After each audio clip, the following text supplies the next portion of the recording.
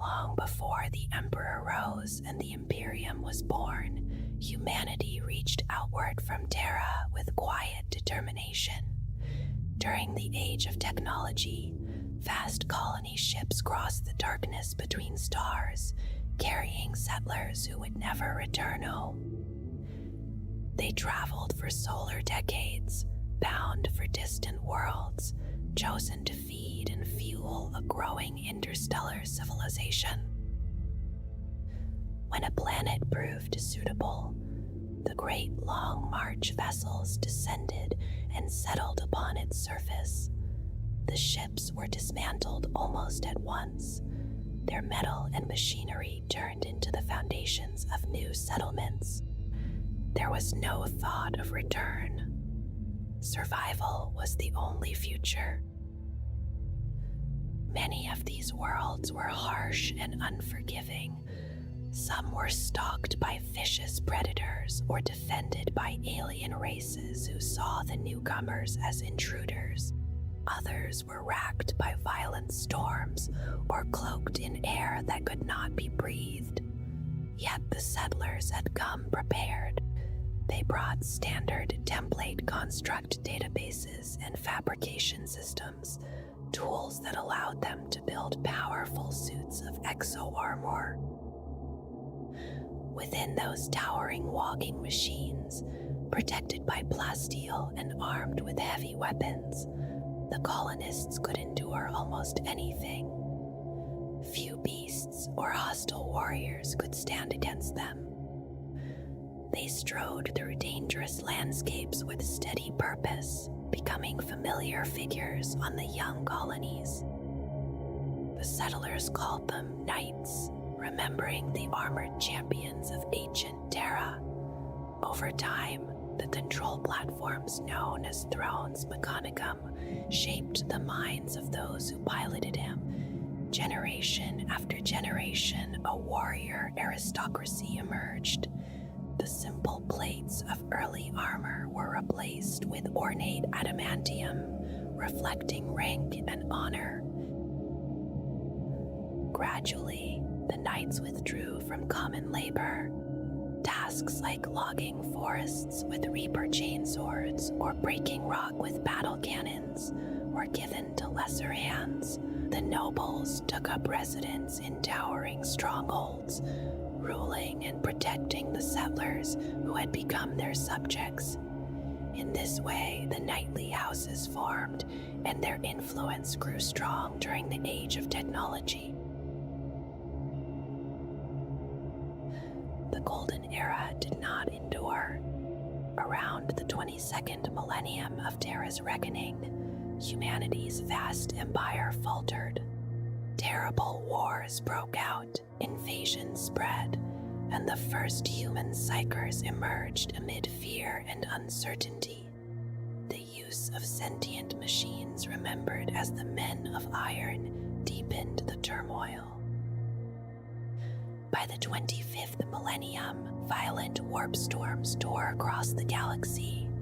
Worlds were cut off from one another, isolated in darkness. This time came to be called the Age of Strife, or Old Night, when travel between many colonies became impossible. Some night worlds fell to ruin in that long storm of destruction, yet others endured. The knightly houses, cautious and resistant to change, had avoided much of the excess that weakened other planets. They had shunned psychers and distrusted thinking machines, holding tightly to tradition. So when madness spread, many night worlds were sidelined, taking little part in the greater conflicts. Cut off and forgotten, the warrior aristocracy strengthened its rule. Influenced by the Thrones Mechanicum, they imposed neo-feudal systems upon their home worlds. In time, exploratory fleets from the Mechanicum of Mars ventured out using sublight drives, seeking lost standard template construct technologies. They discovered clusters of human worlds that had regressed into feudal cultures, ruled by aristocratic castes, bound by honor, fealty, and duty. On these planets, each noble owed allegiance to a house whose ruler could command their service. Strongholds rose across the landscapes, known as castles, fastnesses, or mansions depending on local custom. Rivalries simmered between houses, sometimes erupting into warfare, though often expressed through contests of skill and tradition. As centuries stretched into millennia, the night worlds grew ever more inward-looking. Ritual and etiquette shaped daily life. For many nobles, the only true freedom lay in donning their armor and riding to battle, where the old codes still felt alive. After 5,000 Terran years, the Imperium rose from the ashes of old night. Guided by the Emperor, humanity once again reached for the stars in the Great Crusade. World after world was brought back into compliance, and among them were the scattered night worlds. When rogue trader Militant Jeffers rediscovered the world of Crisis, he saw at once the value of its nightly houses. He described them as born warriors, a resource the Imperium could not ignore. The Administratum agreed, and efforts began to locate other surviving night worlds. Though thousands had once existed, only several hundred remained. Most shared familiar traits. Gothic strongholds dominated the landscape, often built upon the very sites where the first colony ships had landed. Within their ancient halls lingered fragments of those original vessels. Around these fortresses stretched vast farms and strip mines, continuing the old purpose of sustaining humanity. Between the settlements roamed great grazing herds, often reptilian beasts introduced long ago as livestock. Predators followed them, and it fell to the knights to guard both herd and field. Even on calmer worlds, vigilance never ceased. Alien raiders and pirates lurked in the void, and the knights stood ready, their towering forms patrolling the lands that had been entrusted to their care. Most knightly houses formed bonds with a forge world of the Adeptus Mechanicus. In exchange for fighting beside Titan legions, they received knowledge and technology that only the tech priests could provide. During the Great Crusade, Imperial factions competed fiercely for influence over the night worlds. In time, the Mechanicum of Mars secured the right to exploit them, drawn by the abundance of archaeotech and natural resources. They also recognized the military strength of the knights. Tech priests settled among the feudal empires, founding forge worlds and restoring lost expertise. Many knight suits had fallen into disrepair during Old Night. Local artificers had preserved what they could, but much knowledge had faded. The Mechanicum inducted these technicians into the cult Mechanicus, teaching them to maintain and restore the ancient armor. From then on, most knight suits bore the mark of Mars, a reminder of that debt. Across the millennia, forge worlds and night worlds grew mutually dependent. Great cargo ships arrived bearing new suits, weapons, and tools, and departed laden with ores and food. Yet the relationship was not always simple. Tensions sometimes simmered between the proud nobles and the sacristans trained to tend their armor. The Great Crusade ended in betrayal. The Horus Heresy plunged the Imperium into civil war. Space Marines fought their brothers, Titans clashed, and Knights faced Knights. On Molech, one of the most dreadful betrayals unfolded. As Horus advanced toward Terra, Loyalist forces gathered to halt him. Among them stood House Divine. Yet after devastation swept their world, the house faltered. Over months, whispers of Slaanesh spread through their ranks. Discipline eroded, secret rites replaced honor. When Horus launched his assault, House Divine turned upon their allies. Caught between advancing traitor titans and chaos knights striking from behind, the Loyalists were annihilated. Only a fraction survived. Though few knightly houses would ever fall to chaos, the stain of that betrayal lingered long in memory. For millennia, the knights have stood as both shield and sword. Their story mirrors that of humanity itself, from Terra's early struggles to dominion among the stars. As population surged and resources waned, humanity turned outward. Mars was terraformed and distant colonies were founded, though those furthest away learned self-reliance in isolation. With the mastery of standard template construct systems and warp travel guided by navigators, expansion flourished. Generational Long March ships carried pioneers who had found the first night houses. From the beginning, duty and obedience shaped their culture, forming what would later be called the Code Chivalric. When the age of strife fell upon the galaxy, many night worlds endured through discipline and strength. Later, the Emperor forged the Treaty of Mars, binding Terra and the Mechanicum. As the Great Crusade began, night worlds swore fealty, and Chrysis was rediscovered. Some pledged themselves to explorator fleets or Titan legions, others to Primarchs and commanders. Across the stars, their war engines humbled countless foes, and it seemed their place in the Imperium was secure.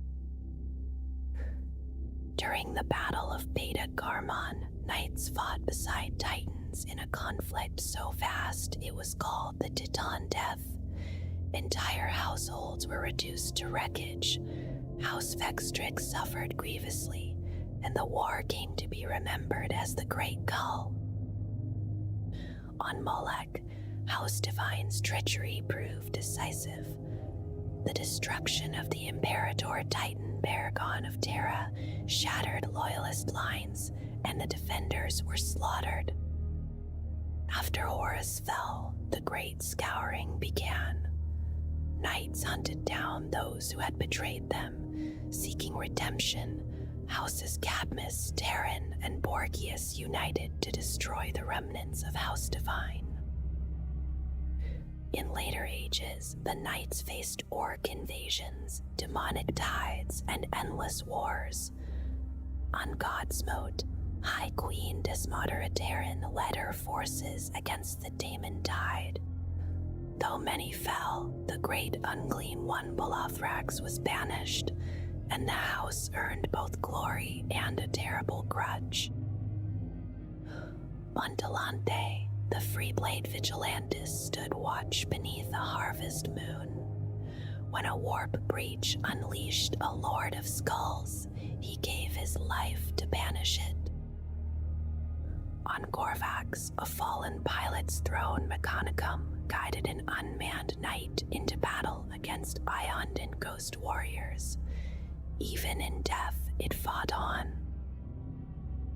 When contact was made with Grog after long isolation, ancient technology was found preserved. Peace was fragile, strained by the lore of Archaeotech.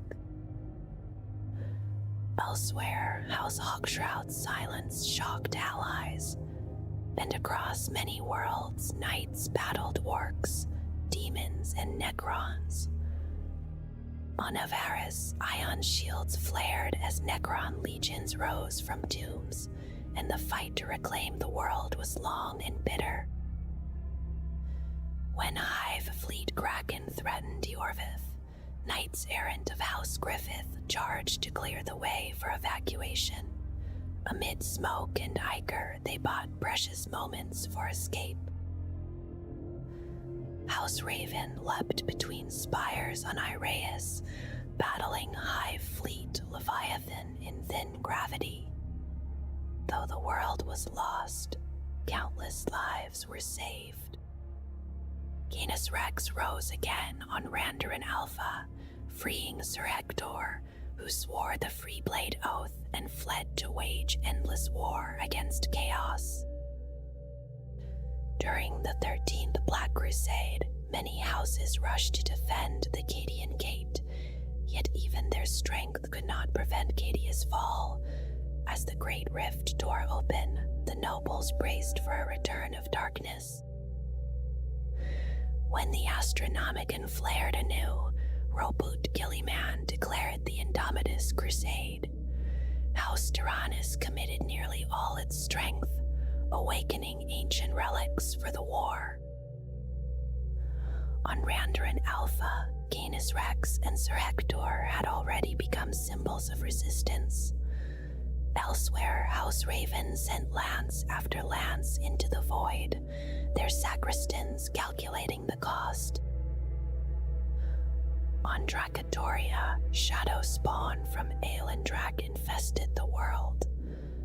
House Griffith descended through darkness, driving back mandrakes and shattering the source of the breach.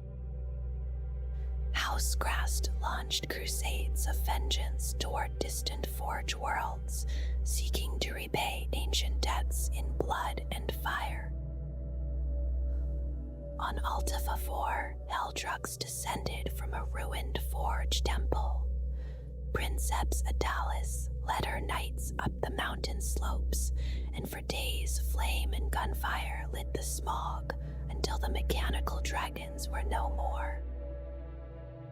When Hive Fleet Hydra struck Death's welcome, its somber nobles marched in black and bone, singing as they met the Tyranid tide. Though only a handful survived, the world endured. Across the Imperium, Necron tombs stirred. On Volturus, High King Tybalt recalled his forces to defend home against awakening legions. Forge worlds and night worlds alike found themselves besieged. On Derivar, Sir Drantar of House Tyrannus hunted the mad knight called Litany of Destruction.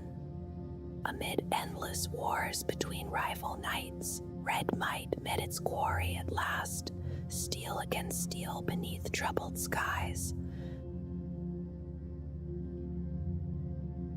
There are many hundreds of night worlds scattered across the vast dominion of mankind.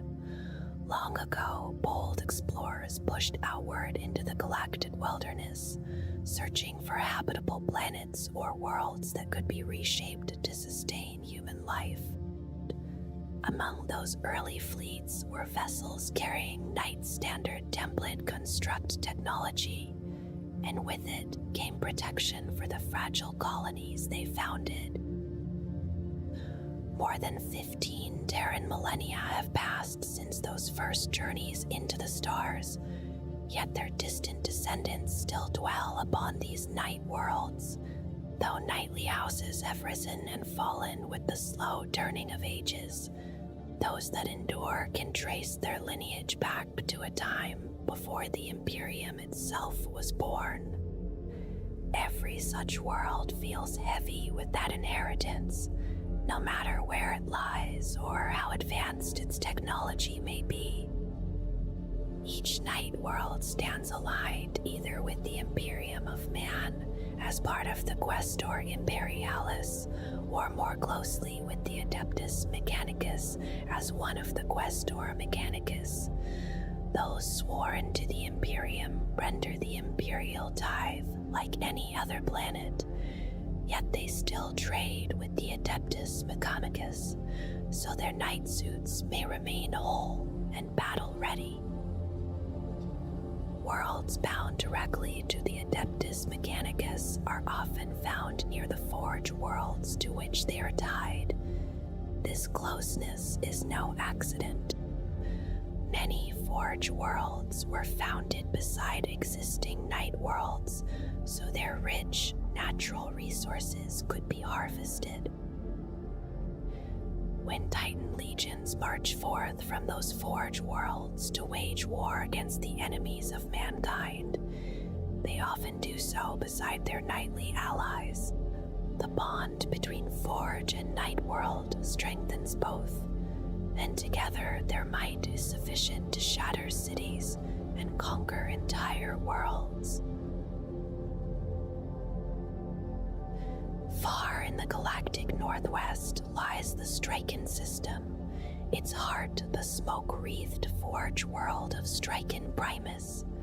Around it stand 3 nearby night worlds, Striken the Second, the Fourth, and the Fifth, each sheltering several knightly houses. These worlds were once Eldari maiden worlds, where exodite tribes herded giant reptiles and bipedal carnivores, until they were driven away after mankind's arrival. With the strength of 11 knightly houses, including Aragon and Dorath, Striken Primus has no Titan legion upon its soil. Instead, it forges vast quantities of munitions for the defense of the Cadian Gate, guarded always by the Order of Iron. Chosen from the most capable nobles of every house, those who join this order earn great honor, and their leader bears the title of Forge Warden, commanding as though ruling a house of their own. On the edges of the Segmentum Obscurus within the Sanctus Reach stands Alaric Prime, a harsh world of sulphurous seas and burning acidic tides. Islands stretch in long chains across its surface, while simple folk labor with tools of wood and iron beneath the rule of proud nobles. At the heart of its largest island rises Sacred Mountain, and beneath it is said to lie a vault of archaeotech and lost lore. The Freeblade, known as Garantius the Forgotten Knight, keeps watch there, ancient and steadfast, rising from his tomb whenever Alaric Brine is threatened. Beyond the far eastern reaches of the Ultima Segmentum lies Avarice, within the war-torn Vidar sector. Founded unknowingly upon a world once claimed by the Necron Satek dynasty, its knightly houses were caught unawares when reawakened Xenos machines emerged from tomb complexes beneath the surface in 975 of the 41st millennium. The ion shields of their knight suits blunted the terrible power of Gauss weaponry, and with 3 houses united, Imperial forces answered with swift and brutal resolve. Though war still endures in the depths below, the rulers of Avarice believe the Necron threat will soon be broken. Chrysis, close to the Sol system, is the home of House Grust, the first of its kind rediscovered at the dawn of the Great Crusade.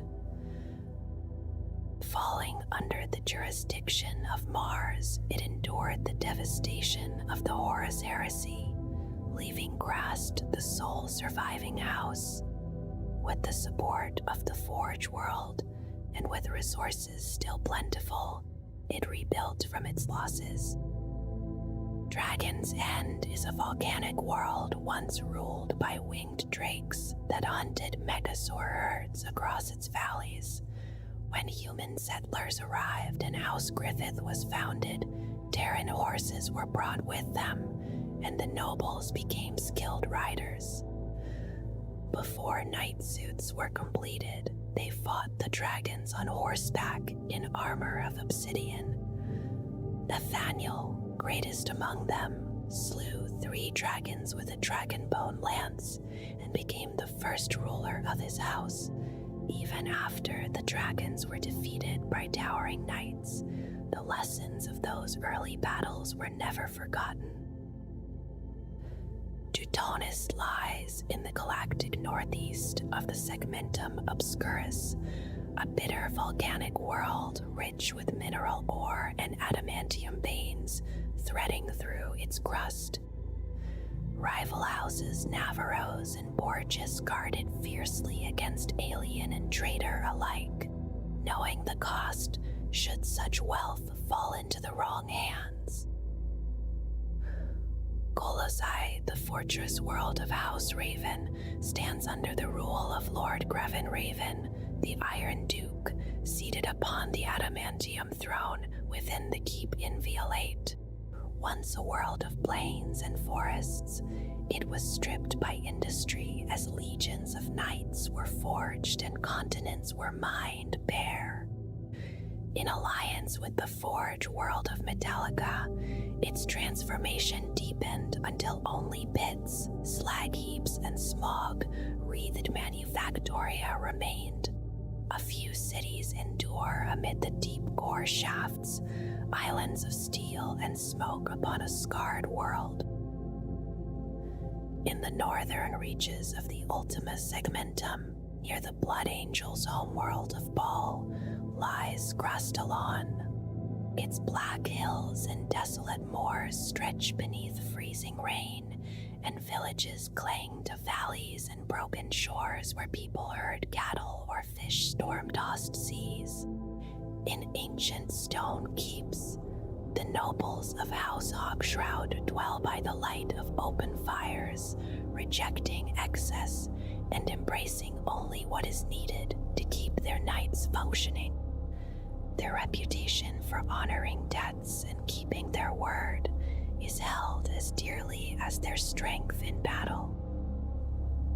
Molech was once a night world, home to House Divine. During the turmoil of the Horus Heresy, mistrust and betrayal spread across the Imperium, and this house, dispossessed and weakened, fell to the temptations of chaos. The Whisper of Slanesh took hold, turning their focus to indulgence and cruel sport within the jungles of Molech. Secret rites followed, and when Horus launched his great assault, culminating in the Battle of Molech, the Knights of House Divine turned upon their loyalist allies. With Titans pressing from the front and Chaos Knights from behind, the Imperial forces were trapped and shattered, and only a fraction survived. Far to the galactic south stands Raisa, a heavily forested world where thick growth covers nearly all but the highest plateaus. From the greatest of these rises Golem Keep, stronghold of House Cadmus, named for the elementals that once roamed the wilds before being hunted to extinction. Beneath the forest canopy now dwell unstable abhumans descended from ancient stock. Though the knights could destroy them easily, tradition restrains their hand, and each year they take part in the cull to keep numbers in check and to sharpen their hunting skills. Rapture was once the jewel of the Reductus sector until a tendril of High Fleet Leviathan left it a near lifeless husk. Now a dead world, it supports human life only within a final surviving habdome. House Eremos refuses to abandon it, holding fast to the memory of ancestors who settled there 15 standard millennia ago. From Orid Keep, they venture daily into the wastelands to hunt lingering Tyranid broods that survived the Imperium's purge. On the eastern fringe lies Volturus, tranquil yet watchful, home to House Terran, Vast green oceans surround tropical islands where predators stalk jungle shadows, offering constant challenge to the knights who train there. Though spared many disasters by distance, they travel widely to fight in distant wars, seeking worthy foes. In recent centuries, they have been drawn closer to home by the threats of High Fleet Leviathan and the expanding Tau Empire, and they stand ready, ever eager for battle. The descendants of the earliest human pioneers endure within the knightly houses of the Imperial Knights, known in High Gothic as the Questoris Familia. Long ago, those settlers arrived upon distant and often hostile worlds, and in order to survive, they dismantled their own sublight colony ships, turning precious machinery into shelter and tools. From those remnants grew vast strongholds, stern and martial in form, their hearts still holding fragments of the advanced technologies carried across the stars in ages past.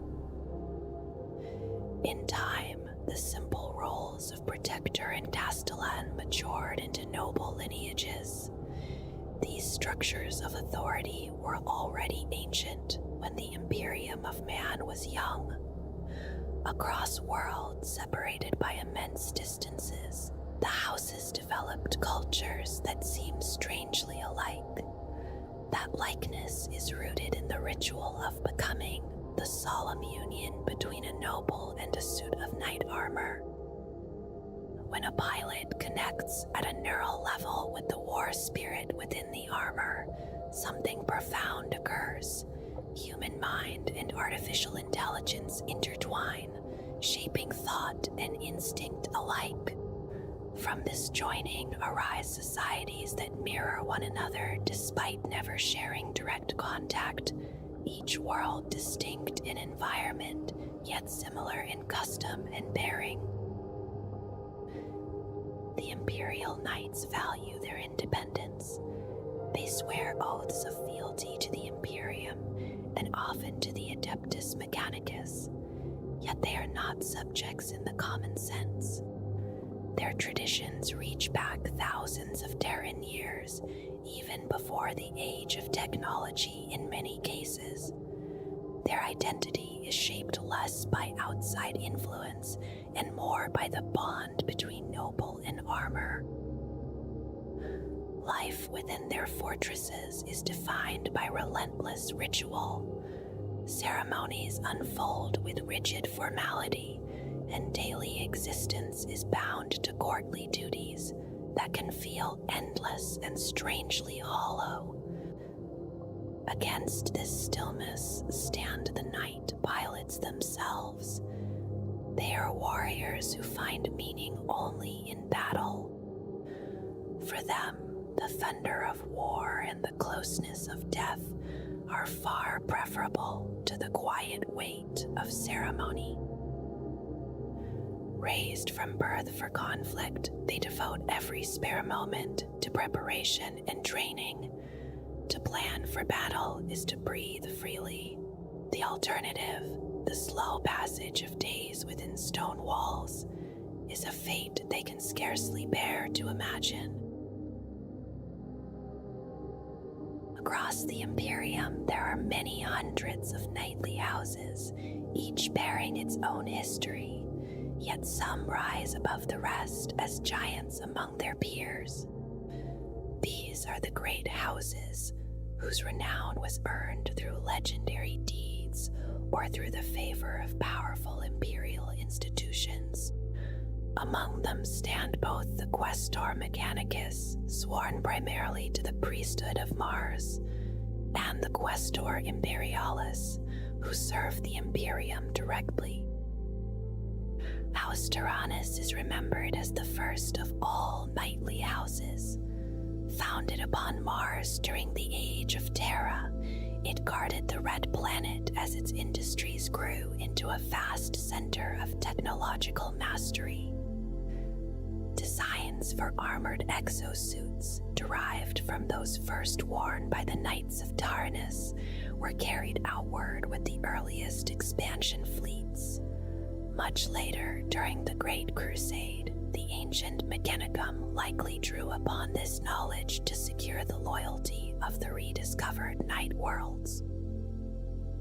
On the Night World of Crisis, House Grast rose to prominence when the world was rediscovered by rogue trader Militant Jeffers at the dawn of the Great Crusade. Its closeness to Mars allowed swift resupply and strengthened its alliance with the Mechanicum. The Knights of Grast marched eagerly in the Emperor's wars, yet tragedy followed when Horus's traitor forces descended upon Crisis. Returning to a shattered home, the house vowed that whenever chaos appears, they will be there to strike it down. House Raven is the largest of all, its knights numbering in the hundreds. Dozens of households stand ready to answer the summons of the Adeptus Mechanicus. The reason for their abundance remains uncertain. Ancient records speak of a piece of STC archaeotech once present on Colossae, their homeworld, though long since lost. During the Great Crusade, Lord Gregor Raven forged a pact with the Forge World of Metallica, ensuring his house would have sacristans to tend its many suits. That oath of fealty endures to this day. On the forested world of Raisa, House Cadmus gathers each Midsummer's Eve for the Cull, an annual hunt to reduce the numbers of mutants. Bio-reading cogitators record each kill, and the knight who claims the most becomes ruler for the next Terran year. Leadership has changed hands often, yet Baron Roland of Swinford Hall has held command for 32 standard years.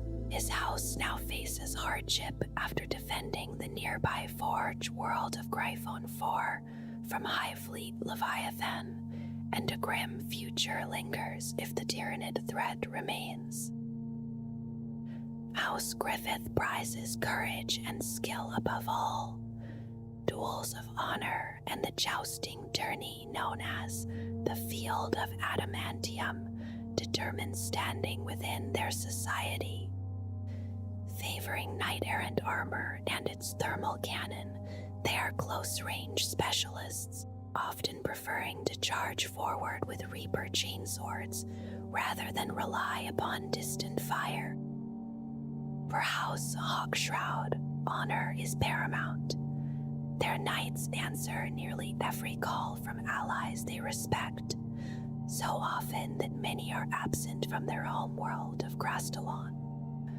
Viscount Tudon quietly fears the day Grastelon itself is threatened, wondering whether past bonds will be repaid in kind. From the peaceful world of Voltoris comes House Terran, rich in battle honors and steeped in ritual.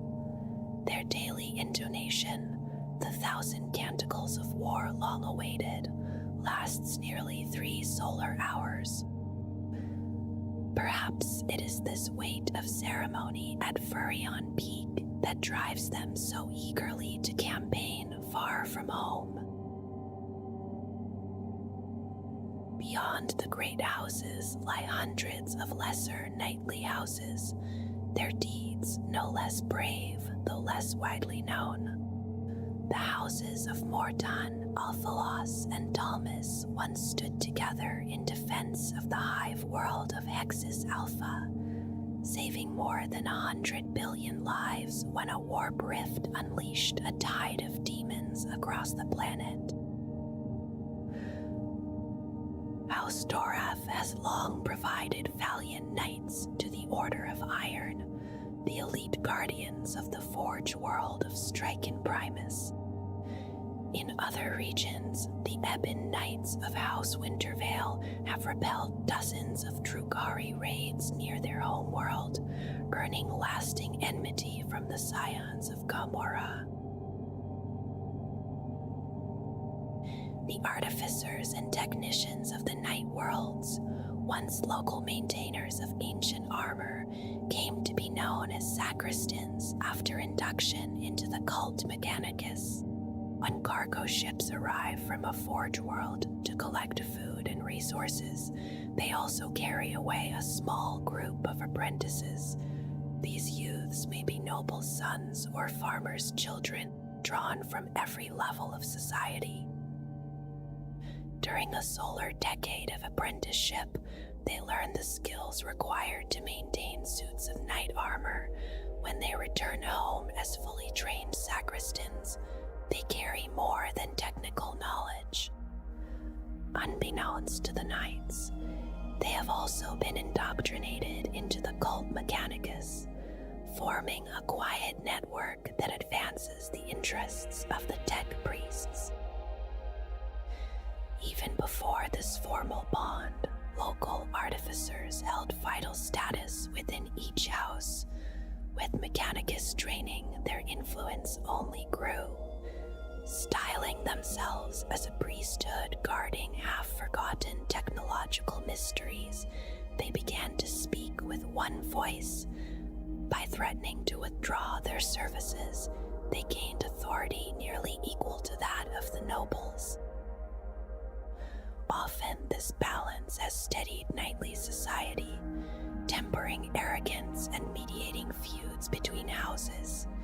Yet their political strength also serves the Adeptus Mechanicus, which seeks to guide the night worlds according to its own designs.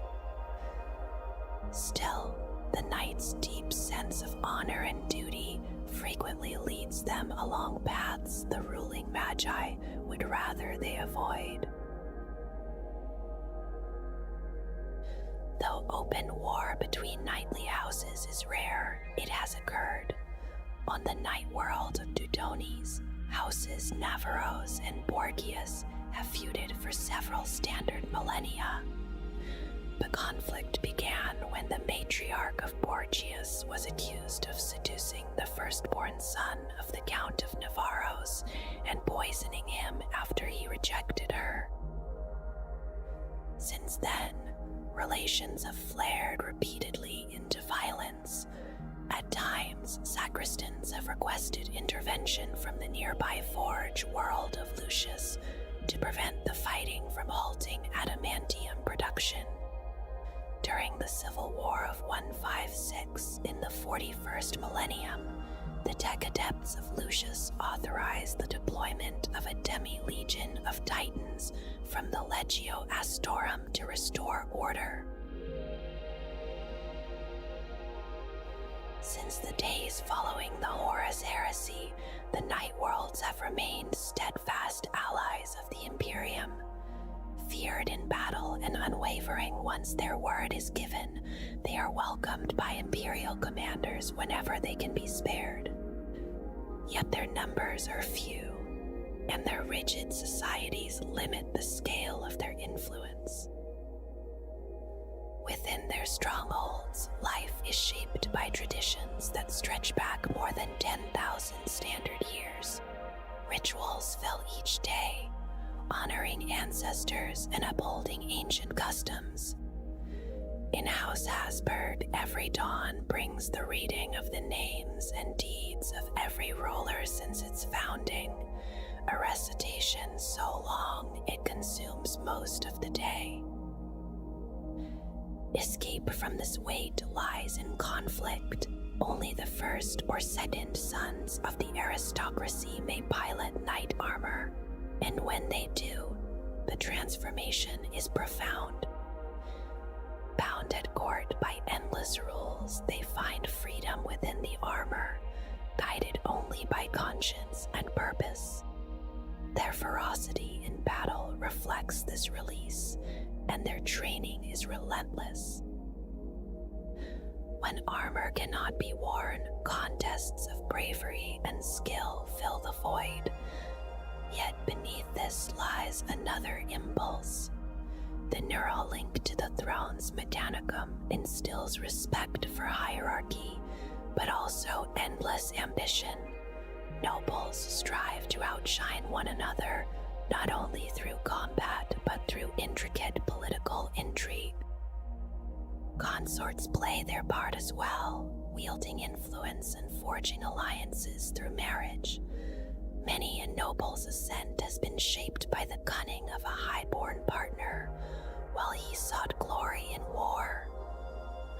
Plots and rivalries swirl within these courts, sometimes trivial, sometimes deadly. On the planet Patronus, a dispute over visiting rituals grew into a centuries-long conflict that devastated the world and ended both houses involved. For thousands of Terran years, the rulers of the night worlds have been shaped by the mental influence of the throne Mechanicum. Loyalty, honor, and ceremony run deep within them.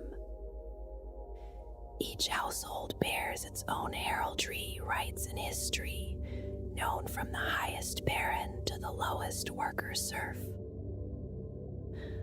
Among the great houses aligned with the Adeptus Mechanicus, their mottos echo these values. House Tyranids declares, "Honor thy forge, honor the Primos Ordinus." House Krast proclaims, "Crush the serpent." House Volker speaks of gilded glory in the name of the Omnissiah.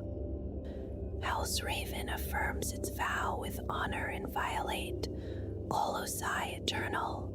House Adamant stands unyielding and unrelenting, while House Durbach binds faith and steel together in strength.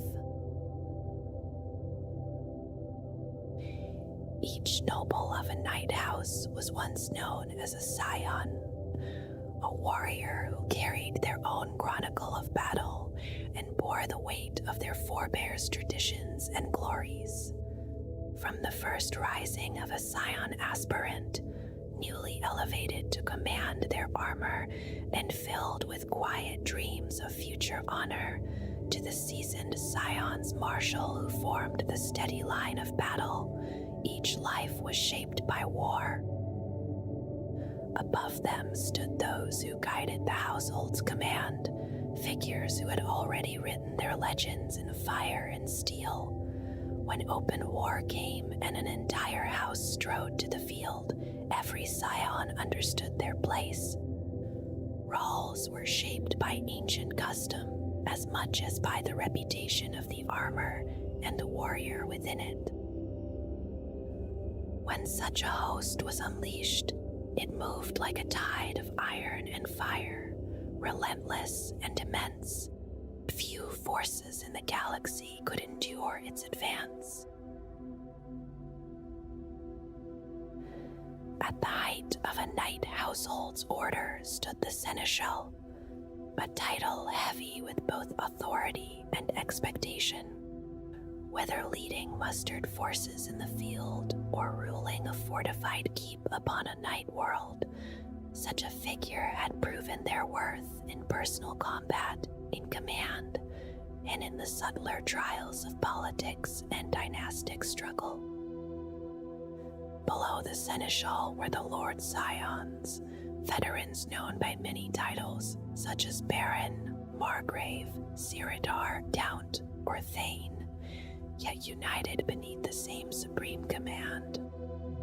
Their standing had been earned in blood and fire, and their heraldry declared their record openly to friend and foe alike.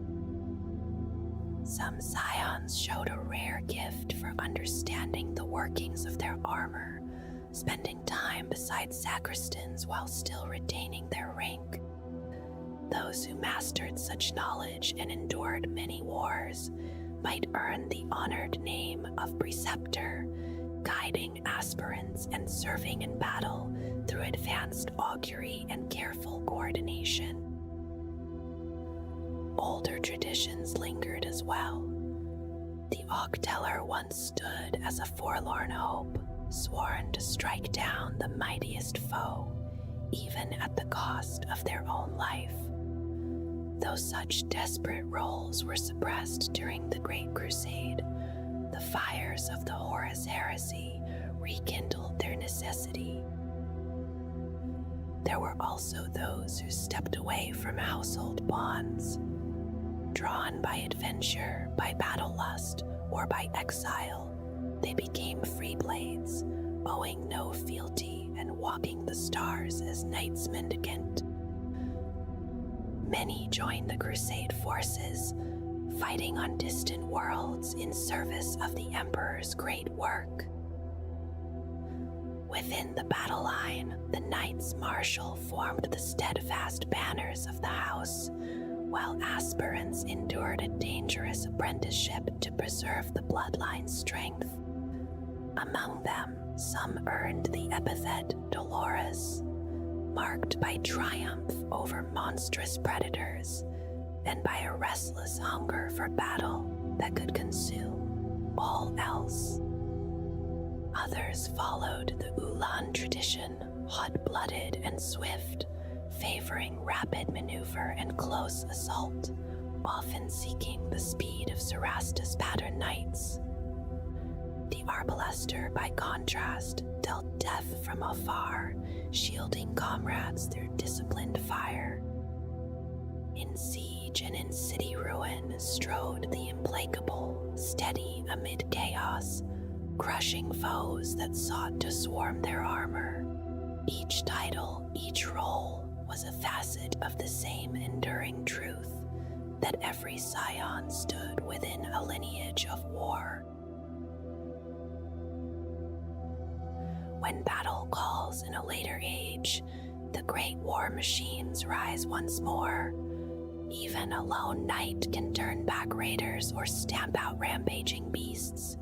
Yet when entire households march, the sight is both glorious and terrible. A high king commands obedience from all who owe fealty, and such duty is rarely denied. At times they answer the summons of the Imperium, perhaps at the request of a Lord Commander of the Astra Militarum or a Space Marine chapter master. At other times, wars are declared for honor alone, for the code chivalric binds the nobles tightly, even in matters others might deem slight. As knights stride from their strongholds, trumpets sound and citizens cheer, the display grows ever more splendid when barons assemble, and greater still when the High King leads the exalted court into war. Among the Questar Imperialis, the High King stands at the summit, with barons beneath, some elevated to the exalted court as the most loyal and experienced. The king's word guards their liege closely, sworn to give their life if required. In houses allied to the Adeptus Mechanicus, known as the Questor Mechanicus, the ruler bears the title Princeps. Barons serve beneath, and barons prime form the Princeps' own exalted court. Their bonds with Forge Worlds bring shared campaigns alongside Titan legions or journeys with explorator fleets in search of lost archaeotech. When war grows dire, the ruler may lead the entire household forth, and such musters have become more frequent in a galaxy darkened by the Great Rift. In battle, one knight may be named Knight Warlord, always holding the rank of Seneschal, and veterans who prove their worth may rise to that honored station. Within every household stand noble warriors who have proven themselves beneath the weight of war. They form the heart of each detachment, from the eager youngling newly blooded to the steady veteran marked by many engagements. The path begins with the ritual of becoming, a trial worthy of respect. A young pilot who endures it is named a Knight Apparent, and carries that title until they face their first full-scale battle. When that trial is survived, the word apparent falls away, and they are welcomed fully among their peers as an Imperial Knight. exalted court gathers the ruler and chosen nobles, the very summit of leadership and strength. When they march, trumpets echo and the earth trembles beneath their stride. Though titles differ between houses, the bribe they carry is the same, and their power can level cities or break armies. A baron may muster their sworn knights into a baronial court, sometimes called a baronial escort or cavalier spearhead. Advancing in close formation, their shields interlocked and their guns blazing, they roll across the battlefield like an adamantine avalanche. From House Volker came the tripartite lance, 3 knights of Warden, gallant and crusader classes fighting as one. Through the bond of their thrones mechanicum, they anticipate one another's movement and strike with unity that feels almost prescient. The gallant lance strikes with crushing momentum, its charge felt across great distances. Such force can breach the walls of traitorous hive cities, and within those walls their fury leaves little standing. Above them, a sky reaper lance casts a net of fire across the heavens. Armed with twin-linked Icarus autocannon, they command the sky, bringing down aircraft and winged beasts alike, leaving the ground strewn with wreckage and ruin. Though night worlds share feudal roots, each has shaped its own customs and titles. In House Griffith, the ruler bears the grand name of Grand Master of the Lance, a title fully justified by Grand Master Bryce, whose skill is spoken of across the galaxy. House Scandos names its nobles Jarls, and their detachments Jarl hosts, while House Raven's mighty stronghold is called the Deep Inviolate. This vast fortress shelters hundreds of knight suits and stands as one of the Imperium's greatest bastions. When mankind rediscovered the night worlds, oaths of loyalty were exchanged, binding houses either to the Imperium as Quaestor Imperialis or to the Adeptus Mechanicus as Quaestor Mechanicus. Those aligned with the Imperium pay the imperial tithe and yet maintain fierce independence, marching to war as allies rather than subjects. Others forged deeper bonds with the ancient Mechanicum, settling near Forge worlds and sharing in reciprocal protection and strength. Titan legions often stride to battle beside their knight allies, and together their might can shatter cities and conquer worlds. Though some question the motives of the tech priests, the Quaestor Mechanicus houses seem content in the exchange, sustained by the resources of their Forge world partners. Across all houses, whether Terran, Hawkshroud, Cadmus, Tyrannus, or Raven, traditions stretch back thousands of years, each bound by honor and by countless battles fought for humanity. There are knights who walk apart from any house, known as Freeblade Knights or simply Freeblades. The tradition reaches back to the Great Crusade in Horus Heresy, when legendary Freeblades stepped away from their households, whether by choice, exile, or survival. They were knights mendicant, owing no fealty, yet many fought in support of the Emperor's great work. In later ages, a noble may still claim the right to leave, becoming a solitary warrior driven by personal oath, by restlessness, or by the sorrow of being the last surviving member of their house. Some keep their former heraldry in remembrance, while others repaint their armor and take a new name. Figures such as the Knight of Dark Shadows, who fought in the Reign of Blood, and Retribution Incarnate, who traveled beside the Lord Commander Solar Maharius, are remembered for unwavering resolve. Free blades wander the stars alone or with a few retainers and sacristans, sometimes gathering in small bands, forged not by blood but by shared battle. Honor and duty remain their guiding lights, perhaps even more fiercely than before. They protect the helpless and punish the cruel with brutal efficiency, then move on without seeking praise. For them, comfort lies only in the endless road and in the fierce, familiar surge of battle. The war machines of the Imperial Knights were not first conceived as engines of endless war. They were created to aid human interstellar colonization, to clear land, to lift heavy burdens, to make distant worlds habitable. Even now, beneath their solemn armor, that purpose still lingers.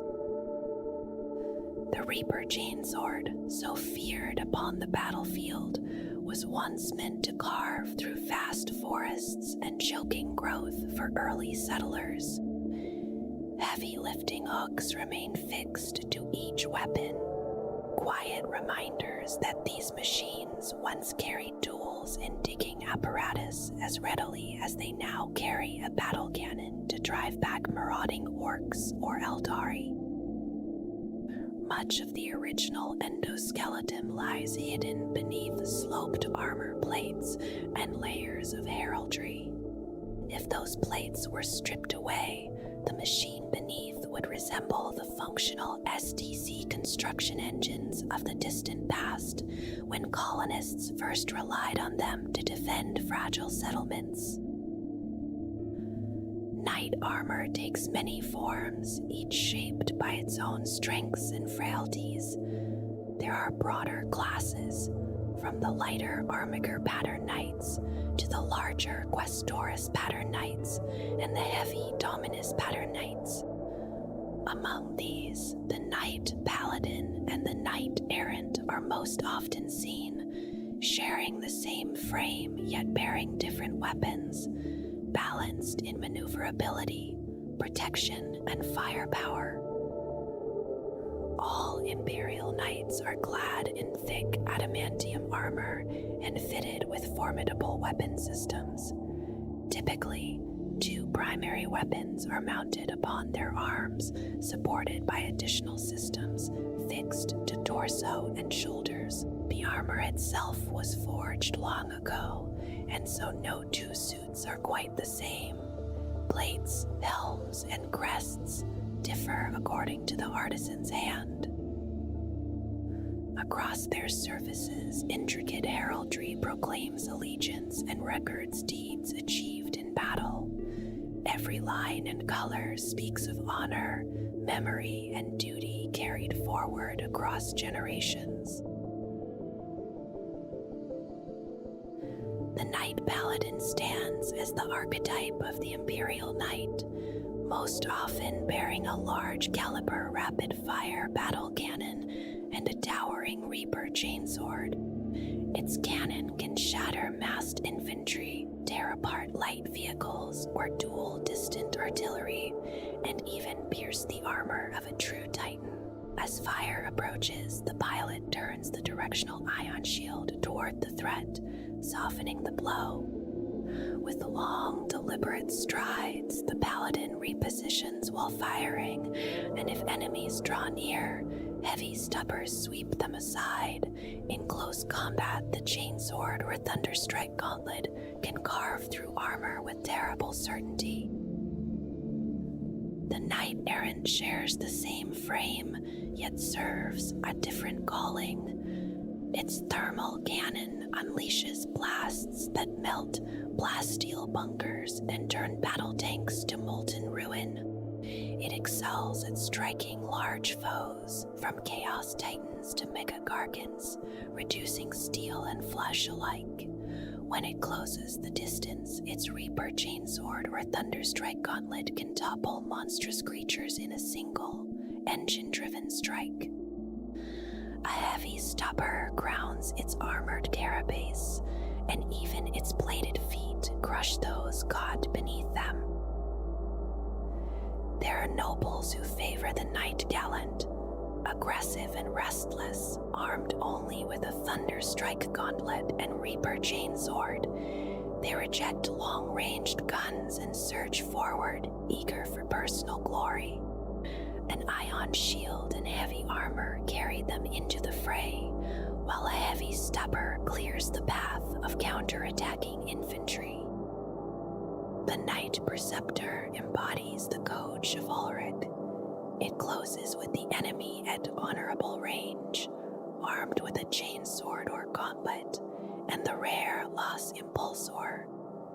That weapon, short-ranged yet devastating, can bring down a fortress or cripple a titan with a focused salvo, allowing the noble to meet the foe face to face. In contrast, the Knight Crusader advances as a walking arsenal. Guided by tactically aware commanders, it supports the lance from the rear, unleashing sustained fire from a thermal cannon or Avenger Gatling cannon, joined by heavy stubber and heavy flamer. In moments, entire formations can be reduced to ruin beneath its barrage. The Knight Castellan and the Knight Valiant both stride upon the Dominus-class chassis, immense and imposing.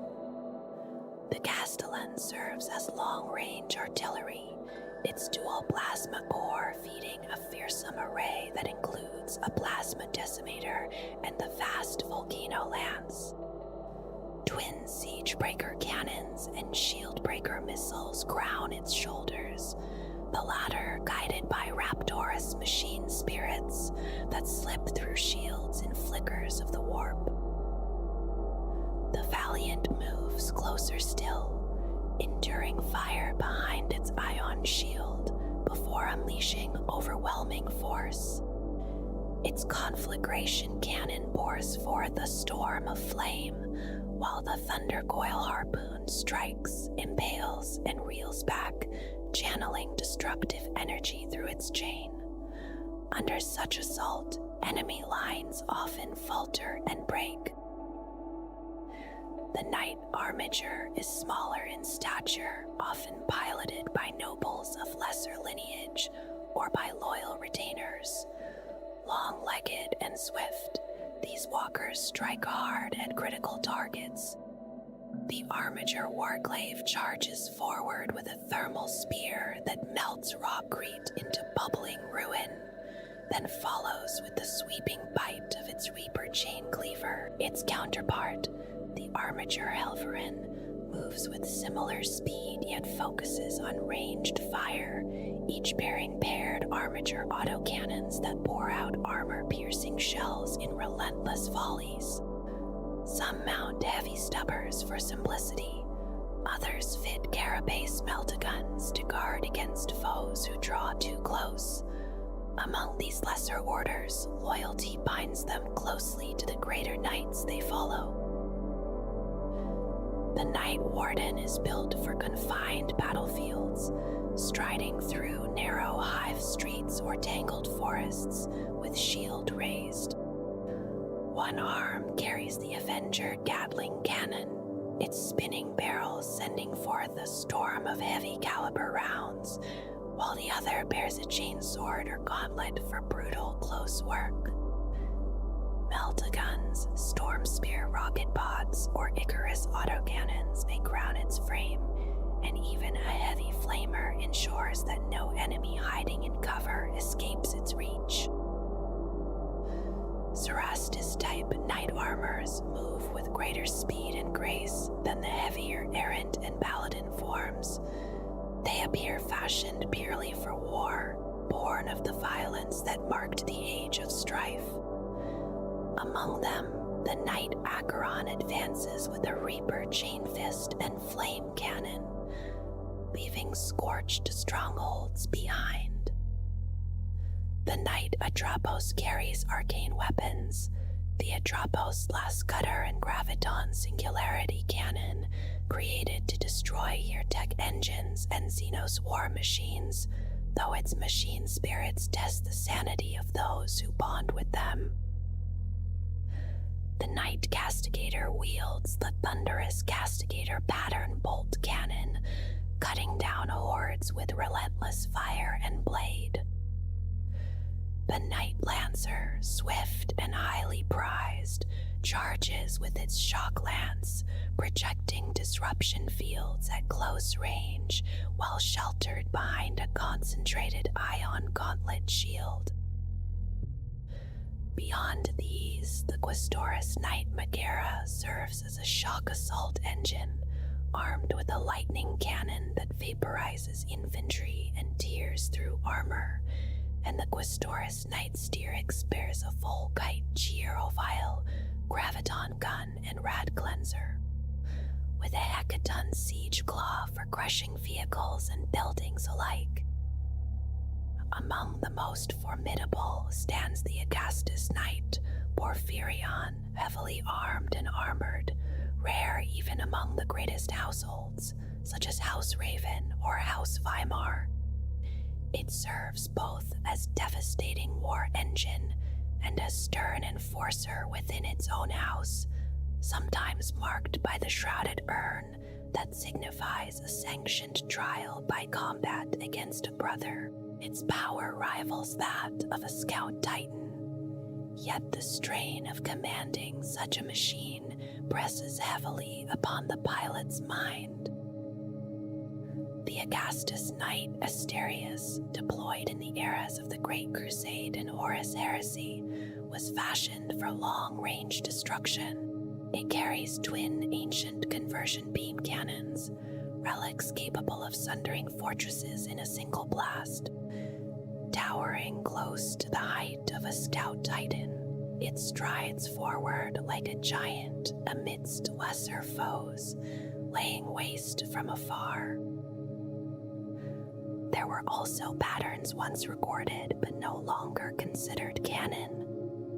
The Knight Baron, led by a superior warrior, bore thick, decorated armor and combined a battle cannon with the swift striking power lance, guiding his kinsmen through enemy lines with fierce momentum. The Knight Lancer, built for speed and agility, carried a battle cannon for distance, yet relied upon its intensified power lance for close, lightning-fast assaults, striking hard before slipping away. To command a knight is to become bound to it through neural interface sockets set within the cerebrum and cerebellum. The noble sits within the throne mechanicum, umbilical cords linking mind to machine. Through this union, the suit moves as though it were an extension of the body, and the pilot sees and feels through its towering frame. Such grace can rival even the war machines of the craft world Eldari. Manual controls rest within the cockpit. Dials, switches, a throttle, and fire control stick, meant chiefly for sacristans during maintenance. They allow only slow and clumsy movement, yet in the dreadful event of being thought dead, when the mental link fails, a noble may rely upon them to survive, guiding the knight as one might guide a simple walker. At the heart of every stronghold stands the sanctuary, ancient beyond memory, raised when the first colony ships settled the night worlds. Within it lies the Chamber of Echoes, where young nobles undergo the ritual of becoming. Fitted with sacred sockets, they keep vigil through a long night, seated upon their assigned throne. The process is perilous, and some are driven to madness or death by neurological feedback. If successful, the imprint upon the throne magnifies aspects of the noble's nature, shaping how the machine will respond in battle. When a noble dies, traces of their character linger, whispering to those who follow. At the same time, the mind link instills powerful bonds of fealty and respect for hierarchy, perhaps placed there long ago to prevent rebellion. Imprinted thrones are kept within the communion dome above the sanctuary. When the protocols of joining begin, the throne descends through hidden passages into the waiting night below, within the vast vault transcendent. There, noble, throne, and armor unite.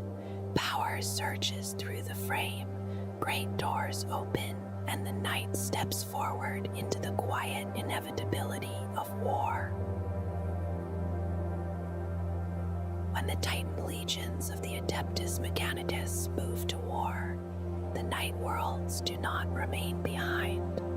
Their households answer the call, sending detachments of towering knights to march beside the god machines. It has long been the custom that when a Titan legion musters, each house offers one or more of its own, bound by duty and ancient obligation. The number asked of them is not always the same. Representatives of the Forge world where the legion is based will request a certain strength, and the houses are honor-bound to comply. Only the most desperate circumstance would excuse them. To fail in such a vow brings shame that lingers, remembered by rivals and by the house itself. So it is that the rallying point fills, banners stirring, engines humming softly beneath layers of heraldry. The full measure of Imperial Knights almost always stands ready, awaiting transport to distant war zones. Once they arrive, there is little delay. They are sent swiftly into battle. Some stride close to the larger battle titans, lending strength where it is most needed. Others range ahead or guard the flanks, swift and vigilant beside the slower war machines of the Legio. For many knights, this summons is greeted with a quiet fire. Different households compete in courage and spectacle, their banners bright against the smoke of war.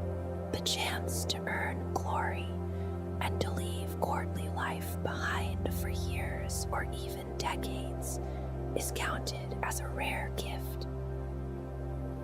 At times, the Adeptus Mechanicus decrees that a household detachment will remain with the Titan Legion without end. In those moments, the nobles alter their vows. Their legions and heraldry shift from house to legion, and the master of the Legio grants them a new honorific, a mark of their changed path. The knights do not fight only beside titans. They also march with Astra Militarum, with Space Marines, and with other Imperial forces whenever they feel it is right to do so. Sometimes this aid repays an old debt, as when the 8,032nd Lord of House Hawkshroud received help from the Mordian Iron Guard against Drakari raiders. Under Colonel Vargriff, the Mordian troops defended the stronghold of the Hawkshrouds and thwarted an attempt to seize Lord Hawkshroud's consort. From that day onward, the Hawkshrouds have held themselves bound to aid any descendant of the Vargriff line if called. There are other reasons to take up arms. If a house believes its honor has been slighted, it may send detachments into distant campaigns.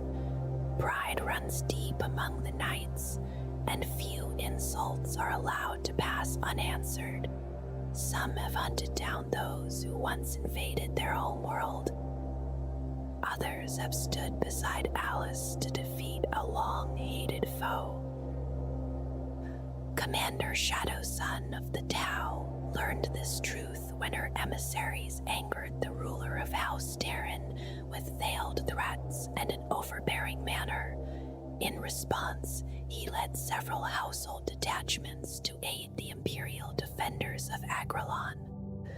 Though the world was eventually overrun, the Imperial Knights were a formidable presence, strong enough that Shadowsun deployed the newly designed X610 Riptide battlesuit to counter them. Yet the struggle left its mark. High King Tybalt's loathing for the Tau only deepened after the defeat on Agralam. He declared that the honor of his house would not be satisfied until the Xenos invaders were driven back across the Damocles Gulf, and the memory of that vow lingers like a distant echo of engines preparing once more for war.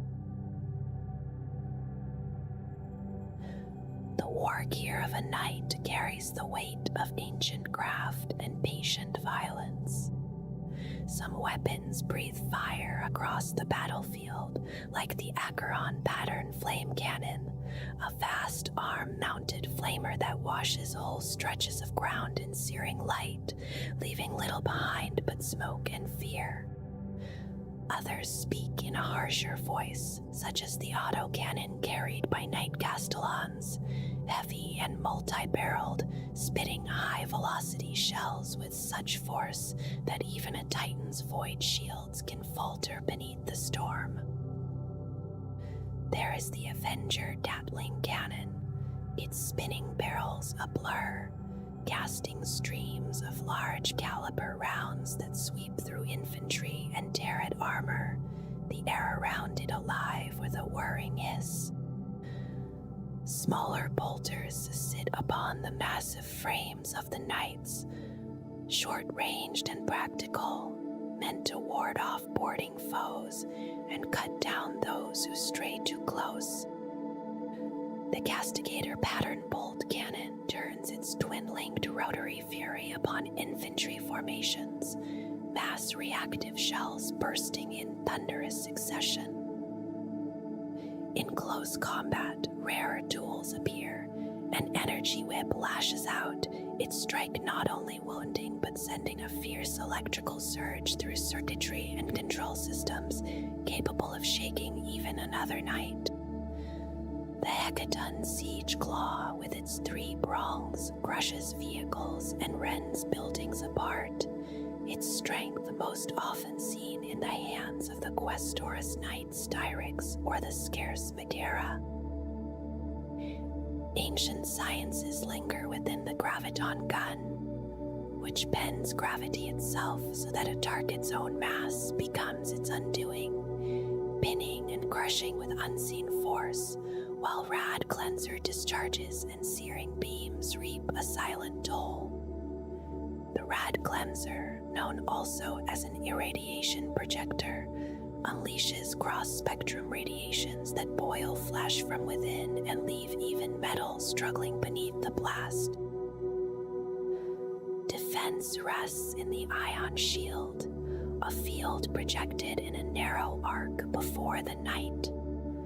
It must be guided with care, shifted swiftly to meet incoming fire, for it deflects and slows rather than absorbs, and once broken, it cannot be restored in the heat of battle. The front stands guarded, yet the flanks and back remain exposed, a quiet reminder that skill and vigilance matter as much as armor. Missiles arc from the Iron Storm pod mounted upon the carapace, spreading explosive force across distant ranks, while the cannons and lightning cannons send beams of focused energy through armor and infantry alike. Peltaguns hiss at close range, turning stone to molten slag, and the phased plasma fusel breaches positions once thought unassailable. The quake cannon carries the voice of distant artillery, heavy enough to demand thicker armor and slower pace, yet strong enough to shatter buildings and scar titans. The rapid-fire battle cannon answers with steady, self-loading rhythm, casting explosive shells into advancing hordes. And when the knight steps forward into the press of battle, the Reaper Chainfist turns, its twin chainswords roaring as they cut through armor and flesh in one relentless motion. Some weapons are remembered for their sound alone.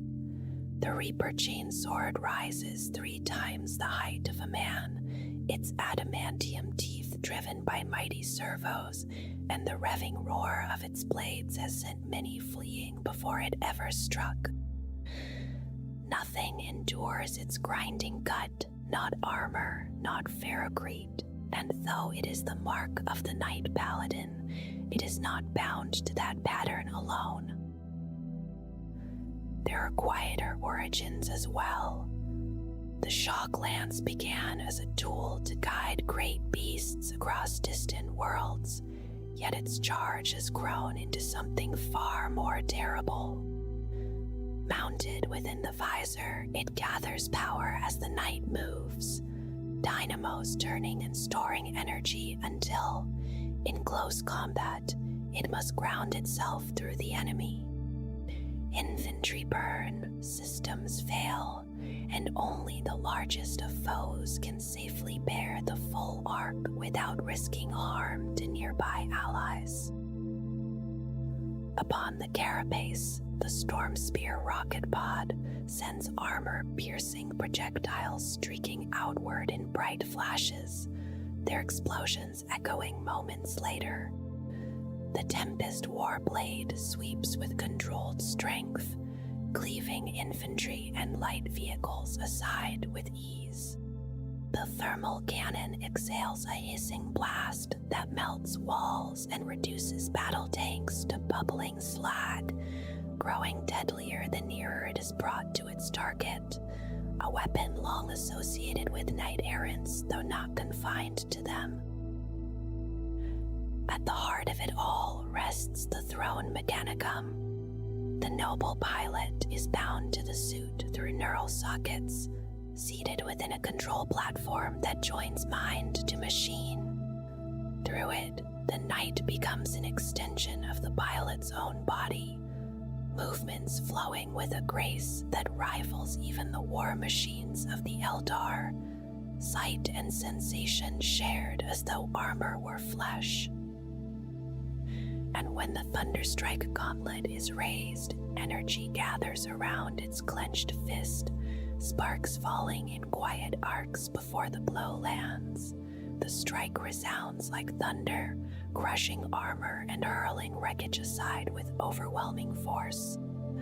Above, the twin Icarus autocannons pivot at a thought, dragging flyers and tearing them from the sky in steady bursts of fire. Even the ancient Volkite Chirovile finds its place, a directed energy weapon from a distant age, casting disciplined beams that sweep across infantry at range. Together, these instruments of war rest upon the frame of the knight, each one a memory of older knowledge and enduring purpose, waiting in stillness until the moment they are called to life once more. Heirlooms of the knightly houses are spoken of in hushed and reverent tones. These are singular relics, unmatched and irreplaceable, and many have stood beside their greatest champions for more than 15 Terran millennia. Only one of each exists in the entire galaxy, and when a force of knights marches to war, just one such treasure will accompany them. The banner of Marius Triumphant was gifted by Lord Solar Marius himself in honor of the houses that fought beside him during his Macarian crusade. It was carried into every battle in which the knights stood alongside the Imperial War Master, borne by a knight seneschal whose duty was both martial and ceremonial. There is a quiet belief that the banner has never known defeat, for whenever it has been raised in war, victory has followed. Its fabric moving in the wind is said to steady the hearts of the Emperor's warriors, who feel that to fight beneath its shadow is to stand on the edge of assured triumph. The helm of the nameless warrior carries a different weight. Many heroes have fixed this ancient faceplate to their knight suits, yet the name of the first suit and the brave pilot who wore it have faded entirely from history. Even so, the helm has become a symbol of relentless ferocity. Some whisper that an unseen essence lies bound within it, shaping the fury of those who wear it. Others believe it is simply the burden of its grim reputation that stirs its bearer to terrible resolve. No certainty remains, only the record of ruthless deeds committed beneath its gaze. There is also the mark of the Omnissiah, modest in appearance and shaped like the cog mechanicum. It seems unassuming at first glance, yet it holds formidable power. When the knight suit to which it is affixed suffers damage, hidden reconstruction protocols awaken without hesitation. Rents in armor are mended, and lost strength is quietly restored, as though the machine itself refuses to yield. The Paragon Gauntlet is believed to be the original masterwork from which the Thunderstrike Gauntlet was first perfected. It is said that a long-lost SDC system on Mars, forged during the Age of Technology, produced that flawless design. That same SDC was essential to the founding of the Night Worlds, granting humanity's early exploration fleets the knowledge to create their towering armored suits. If this tale is true, it explains the extraordinary craft and precision evident in the gauntlet's making. Ravager, the storied Reaper chainsword, has ended countless lives across its long history of service. Its teeth were shaped from the fangs of the Balethrogs, a species of bio-horror long extinct. To gather enough of those terrible canines, many of the creatures had to be hunted and slain by courageous knights. When Ravager is unleashed in battle, its violent bite speaks to that sacrifice, and the one who wields it is reminded of those who gave their lives so that this blade could be forged. And then there is Sanctuary, a potent ion shield born of unusual craftsmanship. A Yoka-era weaponsmith, traveling with his Inquisitor master to the night world of Silver Dawn, found a burned-out generator and chose to tinker with it. Through patient work, he restored and enhanced the device until it projected a stronger and more stable field. The shield could now guard a knight from every direction, though its strength was spread more thinly. Even so, within that shimmering barrier, a towering war engine might stand encircled, protected on all sides by the quiet ingenuity of a wandering techno-savant. Every Imperial Knight is treated as something precious, a war machine held in reverence by the noble who guides it and carefully tended by the sacristans who keep it whole. Its armor is painted in the proud colors of its house, layered with symbols that speak quietly of its home world, its oaths, and the honors it has earned in battle.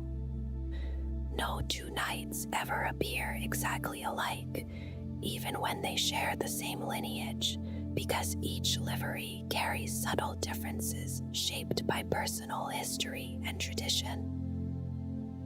Across the towering plates of armor and along streaming pennants, color and iconography proclaim allegiance. The houses have long maintained an elaborate language of heraldry, and through it they declare who they are.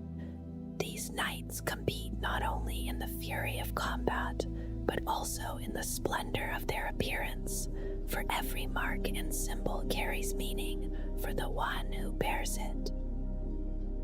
Banners drift from carapaces and weapons, though most often they hang from the great pinions that drive the knight's powerful legs. Once the houses bent the knee to the Emperor of Mankind or to the Adeptus Mechanicus in his stead, their standards became more uniform, shaped by new loyalties.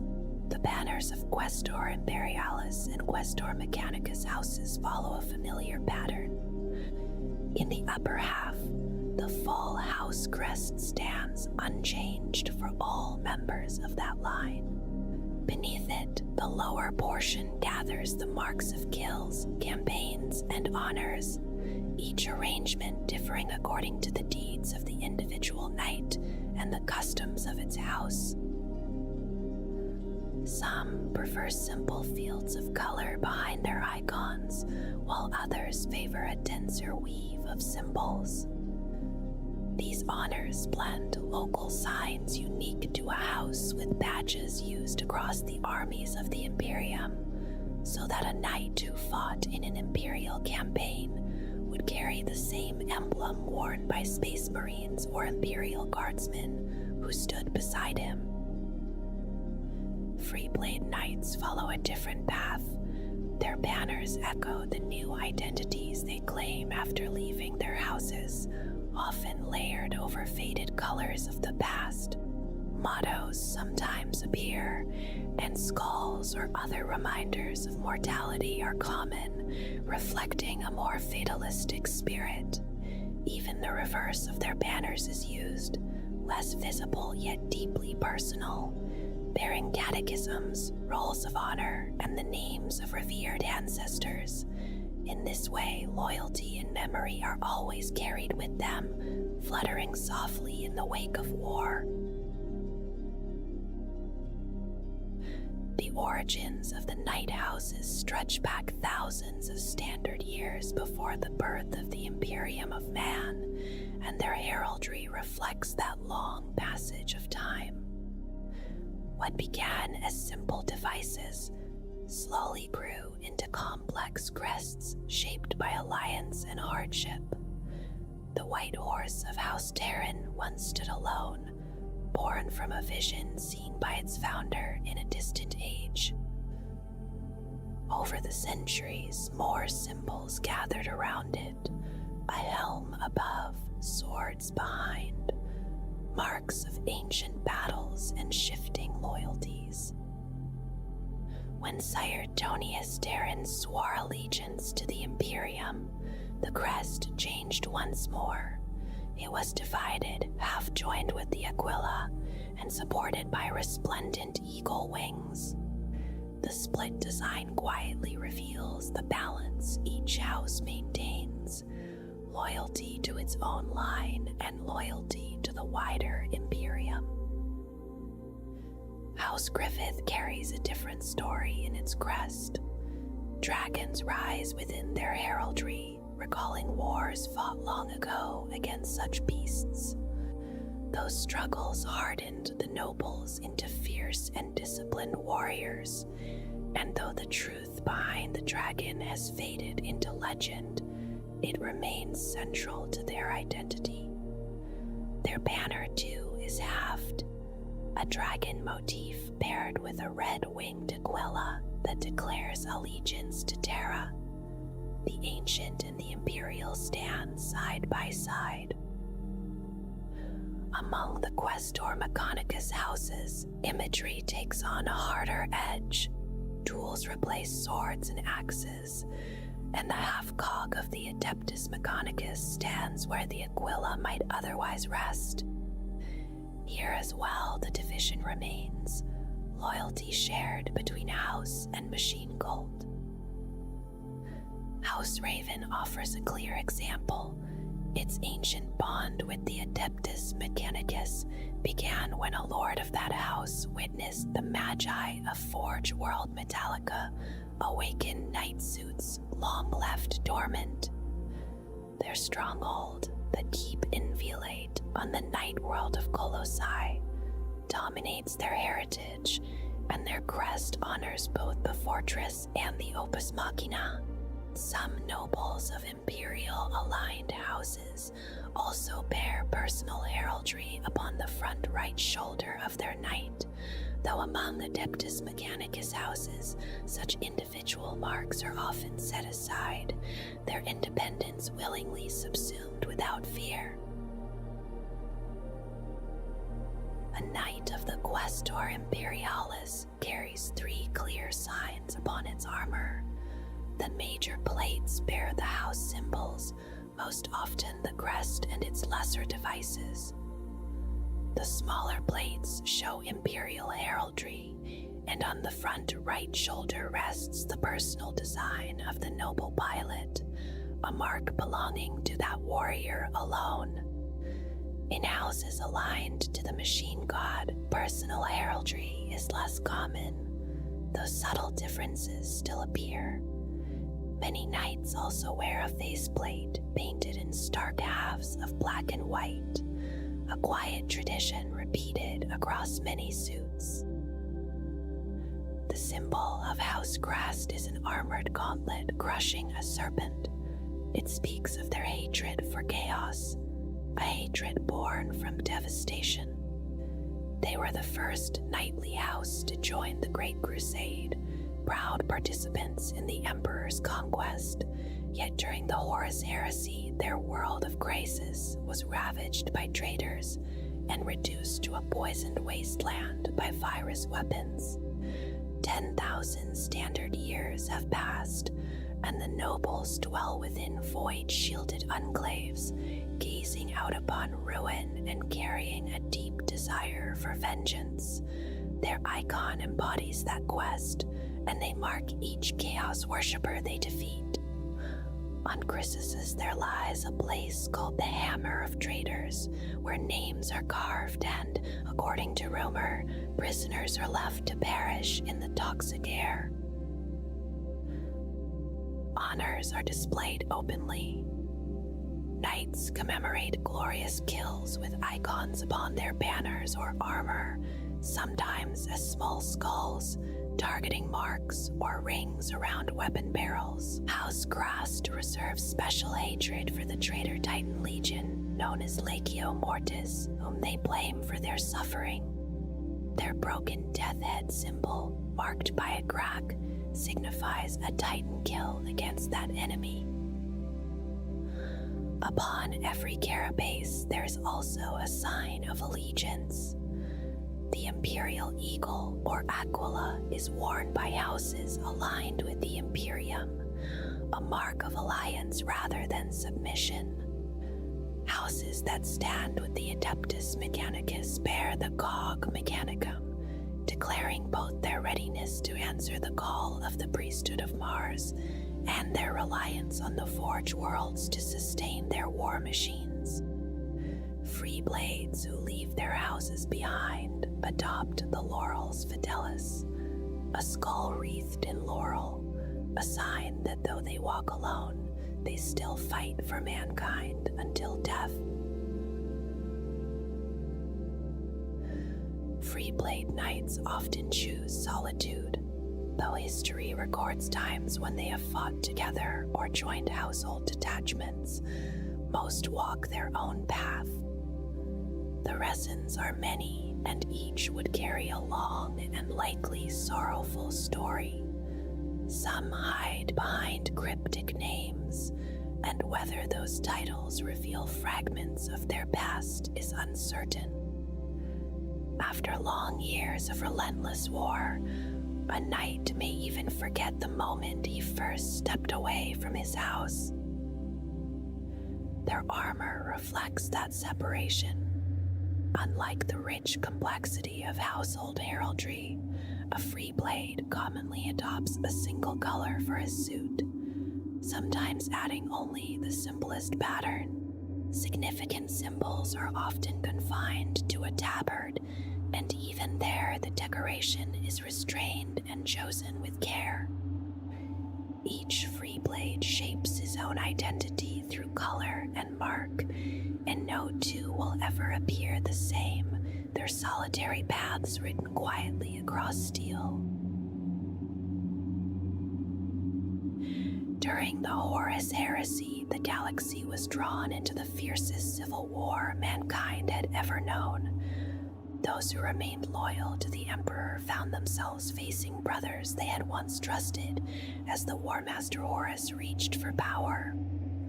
Bonds that had endured for generations were torn apart, and mistrust settled over the stars.